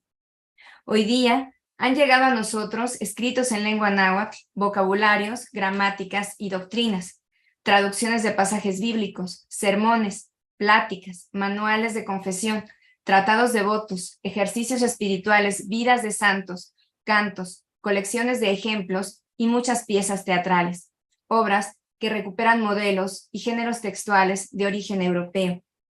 Además, contamos con algunas obras atípicas, como la Salmodia Cristiana y Sermonario de los Santos del Año en lengua mexicana, ordenada en cantares o salmos para que canten los indios en los areitos que hacen en las iglesias, y los Huehuetlatoli, con las pláticas que los padres y madres hicieron a sus hijos y los señores a sus vasallos, todas ellas llenas de doctrina moral y política. Estas dos obras fueron preparadas por Fray Bernardino de Sahagún y Fray Juan Bautista respectivamente y elaboradas gracias a la activa colaboración de intelectuales nahuas. Y en estas dos se intentó hacer coincidir géneros, modelos y prácticas discursivas indígenas con otras llegadas del viejo continente. En la creación de todos estos textos cristianos intervinieron distintos actores, entre los que sobresalen los propios frailes y varios intelectuales nahuas, además de los escribas y tipógrafos profesionales que participaron en la copia o impresión de muchos de ellos. A su vez, entre los usuarios y receptores de estos textos se encontraban en primer lugar los propios religiosos, que los usaban para transmitir el mensaje cristiano a sus feligreses indígenas. Además, los usaban muchos nahuas alfabetizados que se desempeñaban como catequistas y otros nahuas que podían adquirirlos y leerlos para su devoción y edificación personal. A través de estos textos en lengua náhuatl puede conocerse cómo fue el encuentro del catolicismo con las culturas locales, cómo evolucionaron las estrategias de difusión del cristianismo puestas en marcha por los religiosos, cómo y para qué se incorporaron elementos indígenas en estas obras y cómo fue cambiando la lengua náhuatl a la hora de verse compelida a expresar conceptos, asuntos y relatos relacionados con la religión católica. Y si bien hay algunos estudios sobre algunos de estos textos, existen géneros de los que casi nadie se ha o se había ocupado. Los sermones, por ejemplo, a pesar de la importancia que tuvieron en su momento, han merecido escasas aproximaciones y traducciones. El sermón era un comentario sobre pasajes de la Sagrada Escritura en el que se explicaba a los fieles su contenido y se le vinculaba con temas morales y diversos aspectos de la práctica religiosa católica y la vida cotidiana. Para reforzar sus argumentos, los autores de estos textos se servían de citas de autoridades, ejemplos y comparaciones, entre otros elementos retóricos. Estos sermones eran declamados en público ante grandes congregaciones de fieles, y los frailes se servían de imágenes, gestos y la entonación de sus palabras para dar más fuerza a su mensaje. Las crónicas y cartas de los frailes y otros religiosos insisten una y otra vez en la importancia de la predicación como el principal instrumento con el que contaron para difundir y arraigar entre los naturales el catolicismo. Menciones que se corresponden con la cantidad de sermones que ha llegado a nosotros o de la que tenemos noticia. Tan solo en lengua náhuatl hemos podido localizar al día de hoy más de 2000 sermones compuestos entre los siglos XVI y XVIII. Para comenzar a trabajar con este enorme corpus, di inicio en el 2018 al proyecto Sermones en Mexicano en la Universidad Nacional Autónoma de México, convocando a un grupo de especialistas y estudiantes de México, Francia y Estados Unidos. Este proyecto tiene como sus principales objetivos visibilizar un patrimonio documental en lengua náhuatl, producir un instrumento de consulta que facilite el acercamiento a estos documentos y comenzar de forma sistemática el estudio y traducción de algunos de estos manuscritos. En nuestro catálogo, los interesados pueden encontrar información detallada sobre los sermones que integran algunos de los libros y manuscritos del siglo XVI que hemos estado estudiando. En nuestras fichas se identifica, en primer lugar, el manuscrito o el impreso en el que se encuentra el sermón descrito, el autor principal y la orden religiosa a la que éste pertenecía, así como el título dado a cada sermón y la cita bíblica o tema a partir de la cual se armó su desarrollo. Después, incluimos un resumen del contenido de cada sermón. Asimismo, consignamos las citas bíblicas y de otras autoridades que se incluyeron y presentamos los principales términos del nuevo vocabulario náhuatl cristiano que fue empleado por sus autores. Las fichas finalizan con una serie de observaciones sobre asuntos de interés, además de que presentamos extractos de los textos originales donde se encuentran los pasajes, a nuestros ojos, más interesantes. Por otra parte, nuestro proyecto se propuso la traducción y edición íntegra de dos importantes sermonarios del siglo XVI. A partir del trabajo de transcripción y traducción que se llevó a cabo, producimos dos tipos de ediciones. En primer lugar, ediciones críticas en papel, donde la transcripción y traducción de los sermones va acompañada de detallados estudios introductorios, y en segundo lugar, ediciones facsimilares web, donde a través de una plataforma creada para este efecto, el usuario puede visualizar las imágenes de cada uno de los folios de estos manuscritos, acompañadas de su respectiva transcripción y traducción al español, así como elegir qué ventanas prefiere tener abiertas y cuáles no. En este caso, este es un desarrollo único en México. En la primera etapa de nuestro proyecto, comenzamos a trabajar con los manuscritos más tempranos que se conservan. Estos datan aproximadamente de mediados del siglo XVI. En particular, decidimos transcribir y traducir de forma íntegra dos manuscritos en los cuales se encuentran sermones elaborados por Fray Bernardino de Sahagún y su círculo de colaboradores nahuas. Desde que Sahagún comenzó a convivir de forma cercana con los nahuas, al desempeñarse como profesor dentro del Colegio de la Santa Cruz de Tlatelolco, destinado a impartir latín y artes liberales a los jóvenes de las élites locales, comenzó también a idear un proyecto con el cual él pretendía colaborar en la difusión del cristianismo. Este proyecto partía de la composición de dos tipos de obras: una historia sobre el pasado de los pueblos nahuas la llamada Historia Universal o General de las Cosas de Nueva España, de la cual el Códice Florentino es su versión más acabada, y un vasto conjunto de obras de temática cristiana. Como él mismo lo dijo en el prólogo de su historia, los evangelizadores eran como médicos, y a ellos la historia debía servirles para conocer a fondo la enfermedad de la idolatría que había quejado a los naturales, mientras que los textos doctrinales serían la cura que ellos deberían administrar a sus feligreses para acabar con dichos errores. Ambos tipos de obras, las ligadas a la historia general y los textos de evangelización, eran para Sahagún complementarias. Eran dos partes de un mismo proyecto integral. Además, ambos tipos de obras se compusieron en colaboración con un grupo de intelectuales nahuas formados por los franciscanos en el Colegio de Tlatelolco, y de los que ya hemos escuchado hoy sus nombres. Hombres que decidieron trabajar junto a Sahagún en distintos momentos de su vida y que fueron madurando como autores junto con el franciscano. De todas las obras que produjo este grupo, los sermones fueron su primer ejercicio, redactados en la década de 1540, antes de que Sahagún concibiera el proyecto para la historia general y cuando sus colaboradores eran aún muy jóvenes y eran recién egresados del Colegio de Tlatelolco.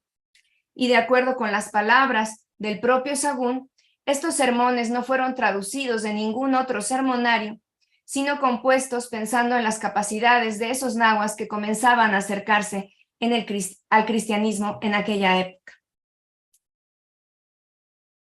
Ahora bien, los dos manuscritos en los que se conservan sermones asociados con Sahagún son muy distintos entre sí.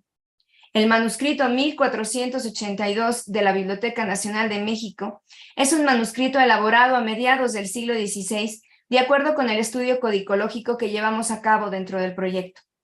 Un manuscrito en el que alguien mandó copiar 35 sermones atribuidos a Fray Alonso de Escalona, uno de los primeros franciscanos que llegó a la Nueva España, y con quien años más tarde Sahagún tendría algunos problemas, más 49 sermones atribuidos a Fray Bernardino de Sahagún. Estos sermones se dividen en 3 conjuntos. El primero, 15 sermones para los domingos de Adviento y tiempo de Navidad. El segundo, 3 sermones para los domingos de Septuagésima, Sexagésima y Quincuagésima. Y finalmente, 31 sermones con su propia numeración para la Cuaresma. Al haber sido mandados copiar por un tercero a partir de otros manuscritos previos, al parecer ni Escalona ni Sahagún tuvieron noticia de que algunos de sus sermones acabaron en este manuscrito. Cabe añadir que este manuscrito es un limpio, un libro de mano, destinado a ser usado por otros frailes a la hora de predicar sus sermones. En cambio, el manuscrito 1485 de la colección Ayer, hoy en la Newberry Library en Chicago, es un volumen que estuvo en poder de Sahagún y su grupo de colaboradores. No se trata de un manuscrito destinado a la predicación, sino de una copia de trabajo, mandada a hacer por el propio Sahagún a finales de la década de 1540 y corregida posteriormente por él mismo y por sus colaboradores en 1563. Asimismo, es probable que este manuscrito haya sido revisado en algún momento por autoridades eclesiásticas, pues Sahagún esperaba que estos sermones se imprimieran. En este manuscrito se conservan 57 sermones para todos los domingos del año, de los cuales los 15 primeros son los mismos para el Adviento y tiempo de Navidad, que también se copiaron en el manuscrito 1482 de la Biblioteca Nacional de México. Además, aparecen al final del manuscrito 7 sermones para las fiestas de los santos, que son solo el inicio de un conjunto hoy perdido de sermones para todo el santoral. Actualmente, las ediciones que preparamos del manuscrito 1485 de la colección Ayer ya se encuentran a disposición del público, gracias en particular al meticuloso trabajo de traducción y transcripción de Mario Alberto Sánchez. Por su parte, las ediciones del manuscrito 1482 de la Biblioteca Nacional de México esperamos que vean la luz el año próximo. Por último, compartiré con ustedes un extracto de uno de estos sermones de Sahagún, en el que podemos apreciar cómo desde una primera época, aquella década de 1540, cuando se escribieron estos sermones, Sahagún ya tenía el interés por indagar sobre las costumbres y prácticas religiosas de los nahuas y que, como ustedes lo podrán ver, desde esa época contaba ya también con la colaboración de informantes y letrados nahuas para elaborar sus escritos y para llevar a cabo estas investigaciones. Cito: si no haces el bien, si andas idolatrando, si tienes por teot al sol, a la luna o a la piedra, al agua o a los muertos, o a otros que antiguamente fueron tenidos por teot, Camaxtle, Tezcatlipoca y otros Tlatlacatecoloc o demonios, esto que haces no es bueno, no es recto. Y también recuerda, quizá creíste en algo de lo que hace mucho tiempo se hacía, quizás en la Amanalistli o adivinación a través del agua, o en la Tlapohualistli o adivinación a través del libro de los días, o quizás en la Tlatlacuicuilistli o acción de sacar las cosas a la gente. O creíste en los sueños, o en algo que sucedió en tu tiempo o que frente a ti sucedió. Si lo viste alegremente, si lo escuchaste alegremente, recuerda bien cuántas veces así lo hiciste, pues pecaste. Por esto te confesarás, ya que dañaste los cimientos de piedra de la casa de tu alma. Concluyo. Al tratarse de textos a los que muy pocos pueden tener acceso, proyectos en humanidades digitales como el que he presentado esperan poder acercar a diversos públicos estas valiosas fuentes. Estos sermones en lengua náhuatl del periodo novohispano, entre los que sobresalen aquellos preparados por Sagún y su grupo, pueden encontrarse valiosos datos para el estudio de la lengua náhuatl y para historiar las ideas, las mentalidades, las prácticas religiosas, la vida cotidiana, la traducción y la negociación intercultural en un entorno de colonización. No me queda sino agradecer al Getty Research Institute por la invitación para participar en este encuentro, así como invitarlos a todos ustedes a consultar el Códice Florentino Digital, cuyo lanzamiento hoy nos reúne, y a consultar también los desarrollos y publicaciones de nuestro proyecto Sermones en Mexicano, con las que también estamos contribuyendo en la tarea aún en marcha de traducir y difundir en libre acceso todas las obras de Sagún y los intelectuales y artistas nahuas que con él colaboraron en aquel difícil siglo XVI. Muchas gracias. Doy ahora la palabra a Xochitl Flores, quien nos hablará del proyecto Ticha.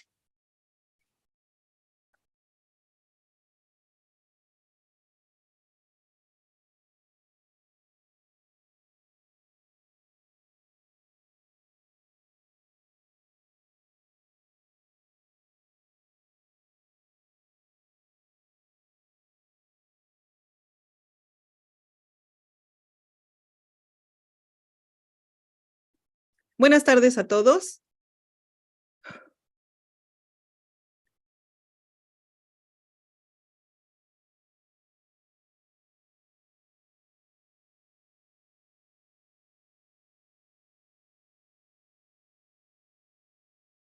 Buenas tardes a todos.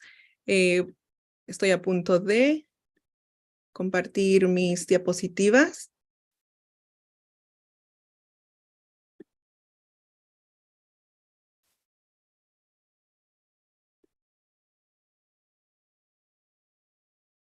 Ok. Buenas tardes a todos. Mil gracias por la invitación. Muchas gracias por compartir todo este conocimiento.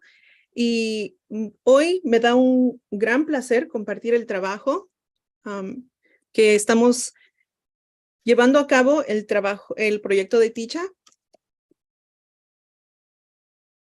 Solo quiero confirmar que me pueden escuchar. Y lo hacemos. Muchas gracias. El zapoteco es una de las principales familias lingüísticas de México, con más de 1 millón de hablantes, y cabe mencionar que dentro de esta familia hay más de 30 distintas lenguas zapotecas, y muchas de estas se hablan en Estados Unidos. En Los Ángeles, por ejemplo, hay arriba de 250,000 hablantes de varias de estas lenguas zapotecas. Ticha pone al alcance de los usuarios manuscritos en zapoteco que fueron producidos durante la época colonial. Una de nuestras metas principales en el proyecto Ticha es trabajar para que estos recursos digitales sean útiles para las comunidades zapotecas, quienes son los herederos, somos los herederos de este material lingüístico, histórico. Los proyectos digitales, como estamos escuchando hoy, pueden servir para facilitar conexiones entre los documentos que están resguardados en archivos por todo el mundo, académicos y los miembros de las comunidades quienes pueden acceder a estos materiales con sus dispositivos. En esta imagen podemos ver un taller para leer un testamento que está disponible en la página de Ticha, que organizamos en mi pueblo, en Tlacolula de Matamoros, Oaxaca, este pasado verano del 2023. Para mí fue muy emotivo ver estos monumentos de la historia y ver congregados a varias generaciones de zapotecos. Y al frente de esta conversación, varios nativos zapotecohablantes, adultos mayores que pudieron participar junto con sus familiares. Y en esta segunda imagen muestro una excursión que organizamos el equipo Ticha para visitar el Archivo General del Estado de Oaxaca. Y como vuelvo a repetir, esto que hacemos en el proyecto es muy intencional, porque para miembros de las comunidades, así como dijeron hace un momento, es muy difícil, es súper difícil poder acceder a estos espacios que los académicos usamos con frecuencia. El proyecto Ticha es el resultado de varios años de trabajo. Como ya hemos escuchado, ¿no? Todo lo que se llevó para hacer posible la versión digital del Códice Florentino es muy similar con los proyectos digitales que estamos hablando hoy. Cuando visiten la página, y por favor háganlo, verán un sitio muy amable con los usuarios y está disponible tanto en inglés como en español. Este proyecto se sitúa dentro de una red de otros importantes proyectos sobre la filología zapoteca. Por ejemplo, la versión digital del Diccionario Español Zapoteco, que fue un proyecto impulsado por el finado, el doctor Thomas Smith Stark, y el colega Michel Uday lo completó en la UNAM, junto con otros colaboradores, claro. Y también está SATNU, un proyecto que también digitaliza documentos coloniales escritos en lenguas oaxaqueñas. Y las semillas de Ticha inició, me gusta decir esto, que inició en el siglo pasado. El grupo, aquí pueden ver el grupo Zapotextos, del que formé parte desde el inicio, que fue en 1999, cuando yo era estudiante de licenciatura en UCLA. Y ahí pueden ver varios ponentes que hoy están presentes. Y hoy en día el proyecto Ticha está compuesto por un equipo muy diverso que incluye académicos, bibliotecarios, programadores, estudiantes de posgrado y definitivamente miembros de la comunidad nativo hablantes del zapoteco. Aquí está un mapa de las lenguas principales que se hablan en Oaxaca, y detrás dice Munro et al. De 2007, pero es como para darles el panorama que es muy diverso en Oaxaca, lingüístico y también culturalmente. Y en este proyecto reconocemos que hay una historia muy importante del zapoteco escrito. Por ejemplo, textos metalingüísticos de aquellos frailes, como hemos escuchado una y otra vez, que que usaron las lenguas indígenas para cristianizar. Hay en el proyecto Ticha varios de estos textos, los pueden consultar y están digitalizados. Algunos ya los hemos empezado a analizar con el equipo. Pero también hay textos que son de índole legal, por ejemplo, testamentos, algunos documentos de venta, algunos otros tipos de documentos que produjeron los cabildos zapotecos. En la primera en la primera fotografía pueden ver uno de los archivos que consulté cuando era estudiante del doctorado.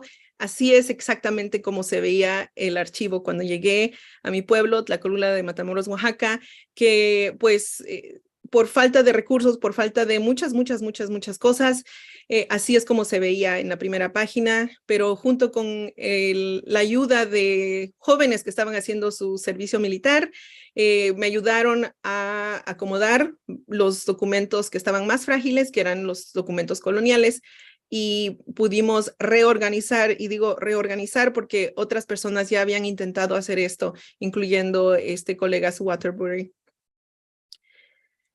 Aquí vemos el doctor Michel Ludwig y una colega, May Plum, que estaban tomando fotografías para digitalizar los documentos. Y ahora voy a hablar un poquito de Ticha, el proyecto como un puente junto Ticha y las humanidades digitales. ¿Qué es lo que podemos lograr? El sitio de Ticha está organizado para poder ver los distintos documentos como los que fueron impresos en el ejemplo del arte de la lengua zapoteca o aquellos que fueron escritos a mano. Ahí también pueden ver la bibliografía en la cual compilamos artículos y trabajo relacionado al zapoteco colonial del Valle de Oaxaca. Así que tenemos varios títulos de artículos que han escrito nuestros colegas, tanto en México como aquí en Estados Unidos. Ponemos los textos al alcance del público en cuanto antes, es decir, en cualquier momento del análisis. No esperamos hasta que esté terminado el análisis del documento, porque esto es realmente algo que nos tardamos mucho y con el ejemplo de los zapotextos, trabajamos por años y años y años analizando aproximadamente 60, hasta cuando yo participé y terminé el doctorado, fueron como 60 documentos más o menos, que nos tomó muchos años de analizar y volver a editar y revisar nuevamente. Todo esto nos sirve para reconocer la existencia de estos textos porque es importante para la comunidad, ya que hacemos visible en este sitio web la historia escrita de una lengua que frecuentemente se niega. Y muchas veces, incluso en mi experiencia dando ponencias en Oaxaca o aquí en Estados Unidos, me dicen, pero zapoteco es una lengua, se escribe. Muchas personas no saben que ha sido escrita desde el siglo XVI. El corpus lo utilizamos la comunidad zapoteca con varios propósitos. Por ejemplo, mi colega, el doctor Felipe López, de la comunidad de San Lucas Quiaviní, Oaxaca, ha estado utilizando los documentos para confirmar y recuperar palabras que se habían dejado en desuso. Y ya vimos que también para Sabina y Eduardo de la Cruz en náhuatl han tenido una experiencia similar, ¿no? Entonces, en el transcurso de este trabajo, realmente ha sido una fuente muy valiosa para las comunidades que han podido visitar y que han utilizado los recursos ahí, como para ver, ¿no? que sí existían palabras para cosas que quizá se habían olvidado. Y colaboramos con Zapotecos, que incluye una mesa directiva zapoteca de la que formo parte, y todos juntos incorporamos las preferencias y necesidades de la comunidad. Todo este trabajo conjuntamente informa nuestras prioridades, incluyendo aquellas del diseño de la página. Entonces, cuando ustedes visiten la página, verán, por ejemplo, que basado en los comentarios de los usuarios zapotecos de la comunidad, pusimos los nombres del documento, los años, pero para muchas personas, y lo mencionó Sabina durante su ponencia, como es un orgullo y es una sensación muy fuerte ver que nuestros pueblos, mi pueblo, por ejemplo, Tlacolula, o el pueblo de Sabina, que vio que su pueblo, que su comunidad estaba representado en estos documentos, es muy importante. Así que hemos diseñado la página también para incluir un mapa que pueden visitar y ver, por ejemplo, las diferentes regiones. Los nombres de los pueblos han cambiado desde la época colonial, así que todo eso lo tomamos en cuenta. Pero eso nos lleva a que podemos hacer búsquedas tomando en cuenta diferentes pedazos de información, y esto como que facilita un poco la búsqueda para los usuarios cuando tienen esa curiosidad de visitar. Para algunos de los textos, como mencioné, hemos hecho un poco del trabajo. En este caso, para este documento, tenemos un poco de la paleografía, es decir, como el análisis de la escritura. La manera como escribían, cómo formaban las letras era muy distinto en algunos casos en la época colonial, así que parte del trabajo es esa paleografía. Y aquí vemos una persona que es zapoteco hablante, una maestra zapoteca, trabajando con un estudiante de posgrado y viendo estos manuscritos que fueron producidos en la época colonial, aquí en uno de los archivos. Algo que cabe mencionar es que varios de los participantes que no somos programadores, empezamos a aprender un lenguaje, voy a llamarle básico, que se llama XML. En este ejemplo, mi colega Brooke Lillehagen me enseñó cómo hacer un poco de programación para poder digitalizar el acervo. En este caso pueden ver el resultado. Aquí está una página del sitio de Ticha. Pueden ver la imagen digital de la fuente original y cómo hicimos la paleografía. El trabajo que se llevó poner palabra por palabra usando lo que mencioné hace un momento, este programa. Y de esta manera poder tener de manera digital ya pues lo que dice, pero ahora si ustedes visitan y ponen su cursor sobre aquellas palabras que están notables, ahí van a ver anotaciones lingüísticas. Así que tenemos como comentarios lingüísticos, algunas notas históricas, un poco de información más para darle un poco más de contexto a estos documentos. Ahora pueden ver que este archivo, este acervo está disponible en el español original del siglo XVI, pero lo hemos modernizado, así como hablaron también Eduardo y Sabina hace un momento, que esta parte es, en este caso, para el español no es tan difícil, pero sí definitivamente cambia, especialmente por muchas de las abreviaciones. Así que modernizamos el español, pero pueden ver también la versión original. Ahora voy a hablar sobre la centralidad de la colaboración con la comunidad, que es realmente una de nuestras prioridades. Aquí vemos uno de los conversatorios que llevé a cabo durante la pandemia. Teníamos un plan muy distinto antes de que surgiera la pandemia, pero definitivamente parte de nuestra meta en el proyecto Ticha es que sea una herramienta digital útil para la comunidad. El equipo ha trabajado de manera muy estrecha con zapotecos de varias generaciones. En este caso, son zapoteco hablantes de universidades aquí en Estados Unidos, pero también en Oaxaca. Y para hacer que esto sea realidad, para que sea útil, el equipo desarrollamos un material didáctico que el público al que está dirigido es para estudiantes de preparatoria o para estudiantes de licenciatura.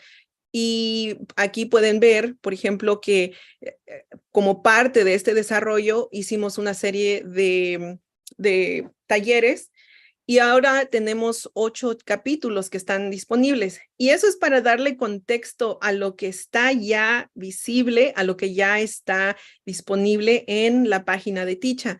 Incluye una introducción a los documentos y los archivos coloniales, cómo leer este análisis lingüístico, un capítulo que es muy divertido y que les invito a hacer. No tienen que ser zapoteco hablantes para usarlo, pero pueden verlo ya. Es el de los números, algo que mencionó Eduardo y Sabina, que también me pareció muy relevante, la cuestión del cambio de la lengua, el desplazamiento lingüístico. y algunas otros capítulos, incluyendo uno que escribí yo, que es el legado intelectual y escrito de los zapotecos. Estos materiales hemos hecho todo lo posible por llevarlo a la comunidad. Aquí es una imagen de maestros de la comunidad de San Juan de la Vía, es una telesecundaria que nos dieron el permiso, nos permitieron llevarlo a los estudiantes. Así que el verano pasado imprimimos unos de los capítulos, hicimos los ejercicios y llevamos este material a la escuela en donde los estudiantes y hay muchos estudiantes que pudieron participar porque también eran nativohablantes del zapoteco o muchos que conocían mucho sobre el zapoteco porque en sus casas se habla el zapoteco, aunque quizá ellos no lo hablen. Y aquí nada más vemos un poco de este trabajo que no se lleva una persona, no es un trabajo que se puede realmente hacer realísticamente de manera individual, es un trabajo colectivo, es un trabajo que ha ido creciendo y que se ha ido informando y nutriendo gracias al trabajo de colegas en varios lugares. Y pues es así como logramos producir algo que nos da mucho orgullo, que es un placer poder compartir, que invitamos a que por favor visiten y quizá también un llamado a las instituciones y a los académicos que hagamos lo posible por siempre incluir a los hablantes de las lenguas y que hay muchas maneras de hacerlo. Como hemos visto aquí con el ejemplo de la versión digital del Códice Florentino y de las diversas maneras como también hoy les acabo de comentar. Y con todo eso, pues un placer, muchísimas gracias y quedamos pendientes del el momento para hacer preguntas y comentarios.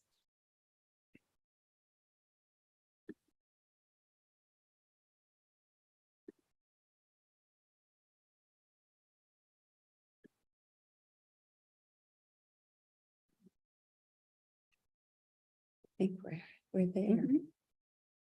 There we are. Hello, everyone. Good afternoon. Buenas tardes and welcome. Bienvenidos to everyone. You know, I'm Jeanette Petersen and my co-anchor is sitting next to me. I'm Lisa Souza. And we have the privilege and pleasure of eliciting some questions and hearing also from our audience around the world, really. So I just wanted to say that Sahagún said that the Florentine Codex was a tesoro, a treasury, and we have certainly come to appreciate that fact. But I think in addition, it has been such a catalyst for other digital projects on additional pictorial manuscripts. So in this afternoon session, we have gone beyond, in some ways, Nawa and the Florentine Codex in very exciting new directions. The two of us are going to be asking some questions of our four participants, and felicitaciones to all the ponentes. They were really excellent talks. I think we all learned a great deal from them. Let me just mention that our time is limited, so if you could confine your answers to a concise amount of time, that would be fully appreciated. Baltazar, I'd like to begin with you, please. Qué interesante ponencia. Gracias. You used a very interesting term to me, digital repatriation. Pues nos puede dar más detalles sobre la importancia de la repatriación virtual de documentos históricos para todos los países, pero sobre todo para la nación mexicana, por favor. Sí, bueno, es un término que nos parece más que adecuado en virtud de las, en ocasiones, pues difíciles circunstancias para que los documentos regresen al país que les dio origen.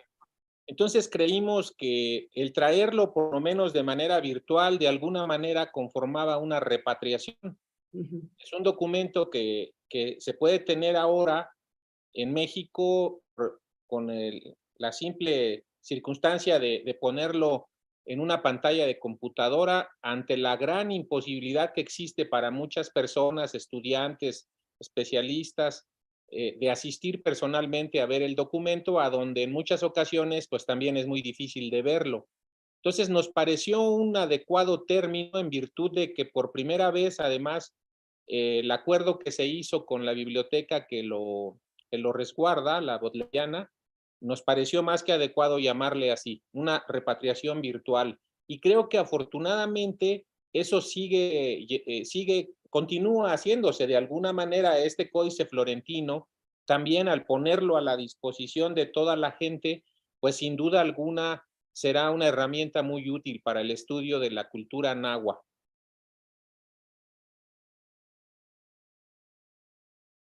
Y Stephanie, you have done such incredible work on the hieroglyphic, on a number of databases, and I'm always admiring of your technological expertise. But the avenues that it has opened up for new exploration in language and in culture are just remarkable. I wondered if you could comment on the boundaries between the phonetic component of a hieroglyph and its iconic or pictorial role. That is, when is a sign just a picture or a pictorial sign, and when does it become or also act as a phonetic element? Is that kind of a chicken and egg question? And is it all dependent on the context?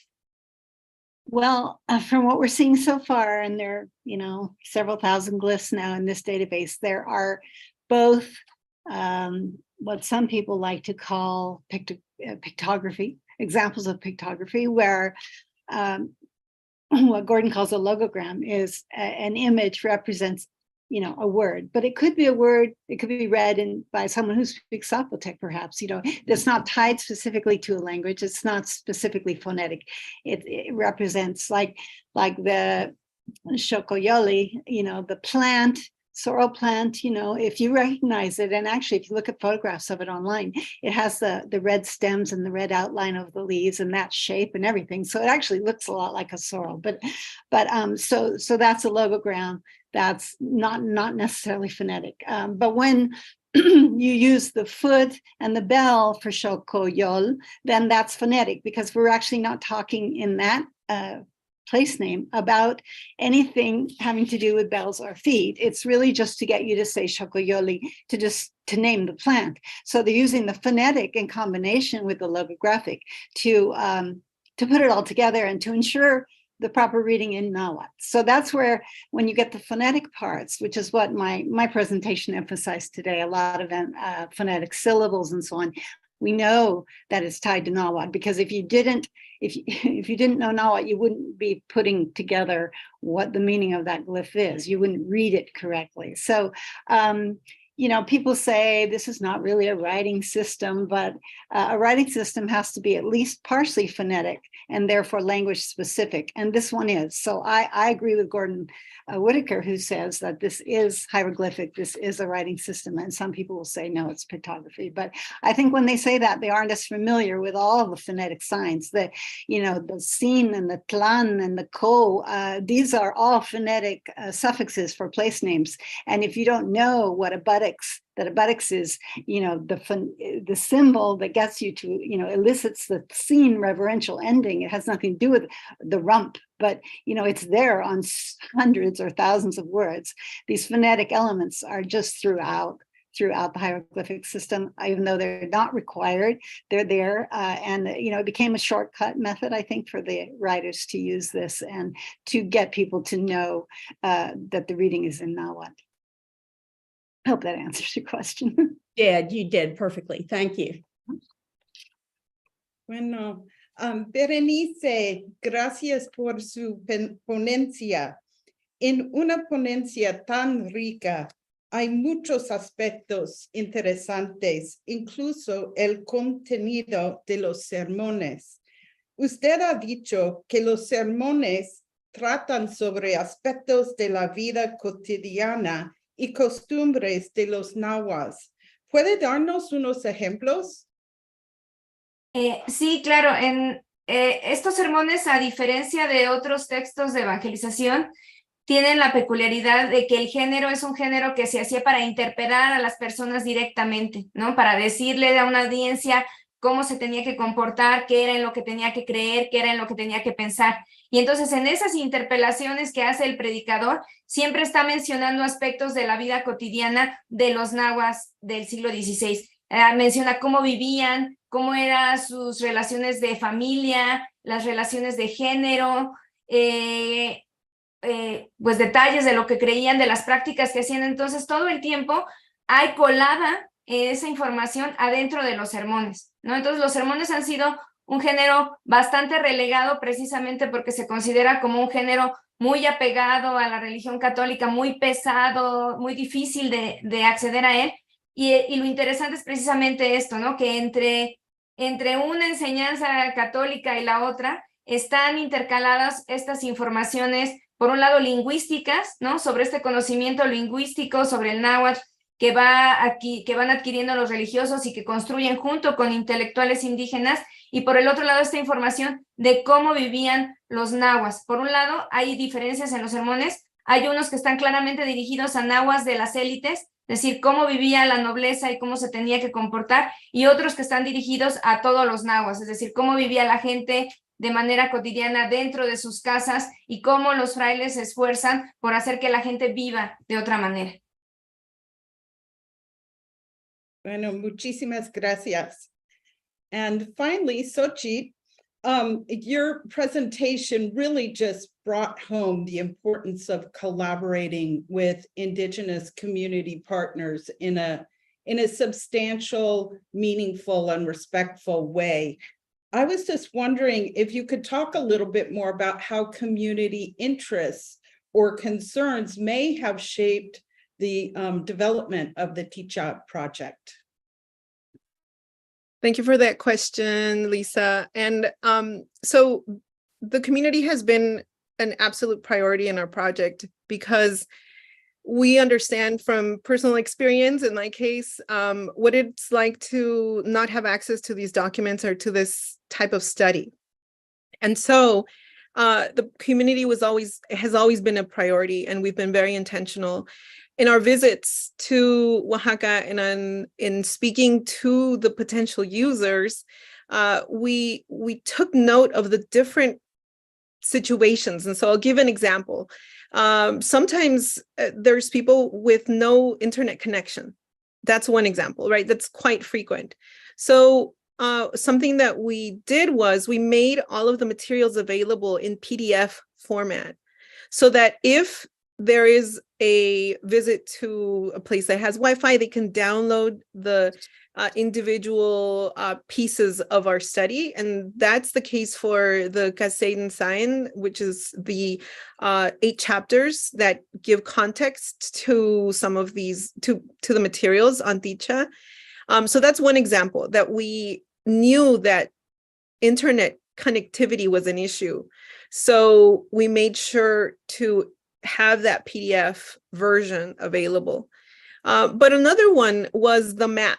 So in the Ticha website, when you visit, there is a section that gives you the option to search in different ways.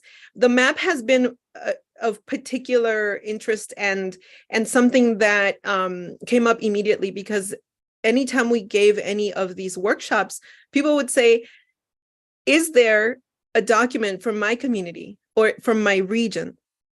Because we often explain that names have changed a lot since the colonial period. So the map became very central and one of the principal ways by which the younger generations are searching for their documents, because they can go to the map and at least go to, have a sense of where these documents were being produced in the 16th century and see if there's any connections that they can make with that, with those names and the names that are currently being used for the communities today.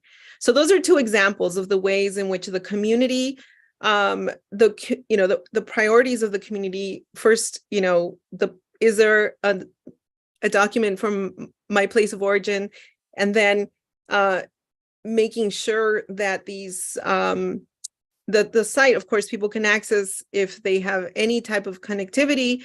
But if they really want to take a moment and study some of the tools that we have on there, especially those chapters, they can download in PDF format. So that's just one way in which we did it. But then finally, these workshops that we've been holding over the course of 6 years have been a way to go to the community, ask what is needed, and then from there, see who's interested. A lot of the people in the workshops have been collaborators. So when you go to the Ticha website, you'll see a list of names from different communities who maybe attended a workshop and were very interested and showed and said that they wanted to continue working together. And we've made them part of the team in different ways. Wonderful. Thank you so much. I believe that we're just about out of time, and we were going to turn it over to Kim Richter to make final comments. Jeanette? I was going to ask Baltazar one last question, but no más rápidamente, Baltazar, pero es una pregunta un poquito grande. ¿Puedes elaborar sobre los beneficios o las ventajas de la tecnología digital para mejor entender el Códice Mendoza? Yo creo que, como lo decía la doctora Stephanie, el contenido de algunos documentos necesitan tener como una base. Se necesita conocer el idioma y se necesita también conocer algunos otros aspectos propios de la manera en que se escribió este lenguaje durante el siglo, o durante la época prehispánica y después en la época virreinal. Entonces yo creo que en ese sentido todos los proyectos digitales ayudan muchísimo. Particularmente nosotros hemos tenido la experiencia después de ya varios años de que la gente lo puede ver una transcripción con la ayuda de la parte digital y acceder al contenido de los documentos. Entonces nos parece a nosotros que se puede utilizar como se utiliza en muchos de los casos en escuelas, por ejemplo, para poder explicar cómo eran estas culturas y cómo se podían entender esas figuras, esas imágenes que contenían los códices. Entonces para nosotros también nos parece que las versiones digitales tienen una función muy útil respecto a la enseñanza del idioma en el que está escrito, llámese zapoteca, llámese maya o llámese náhuatl. Sin duda alguna este tipo de iniciativas son muy benéficas para la enseñanza también. It's too bad we don't have a lot more time to continue this conversation. I have a dozen other questions in my head, but thank you all for participating. It's been such a wonderfully rich experience. Thank you. Can we turn it over to Kim now? Yes, we can. Thank you. Thank you. Thank you, everybody, for your absolutely thrilling and inspiring presentations. I knew they would be, but it's still always exciting to hear the way that your projects and your work has progressed. So congratulations to all our colleagues. I really wanted to invite the speakers from this afternoon to show that what we're doing is part of a bigger community of scholars and Nahuatl speakers and Zapotec speakers who are trying to bring these resources into the public. So I'm so happy and excited to have heard from everybody. And thank you to Lisa and Jeanette for doing such a great job moderating the afternoon session.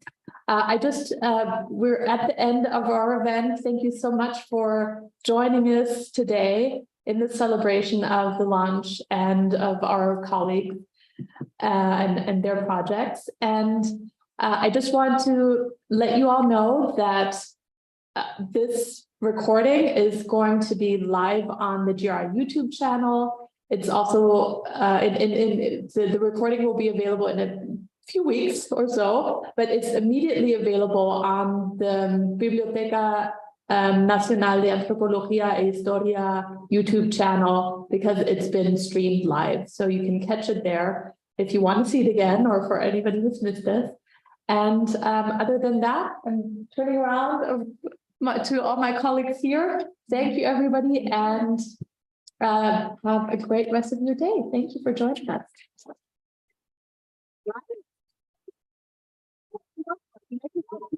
Don't forget, November 4th, join us. If you're here in LA, there's a wonderful event, musical performance. This is next Saturday in the week, and we will have music and celebrate here in person up on the Getty Hill.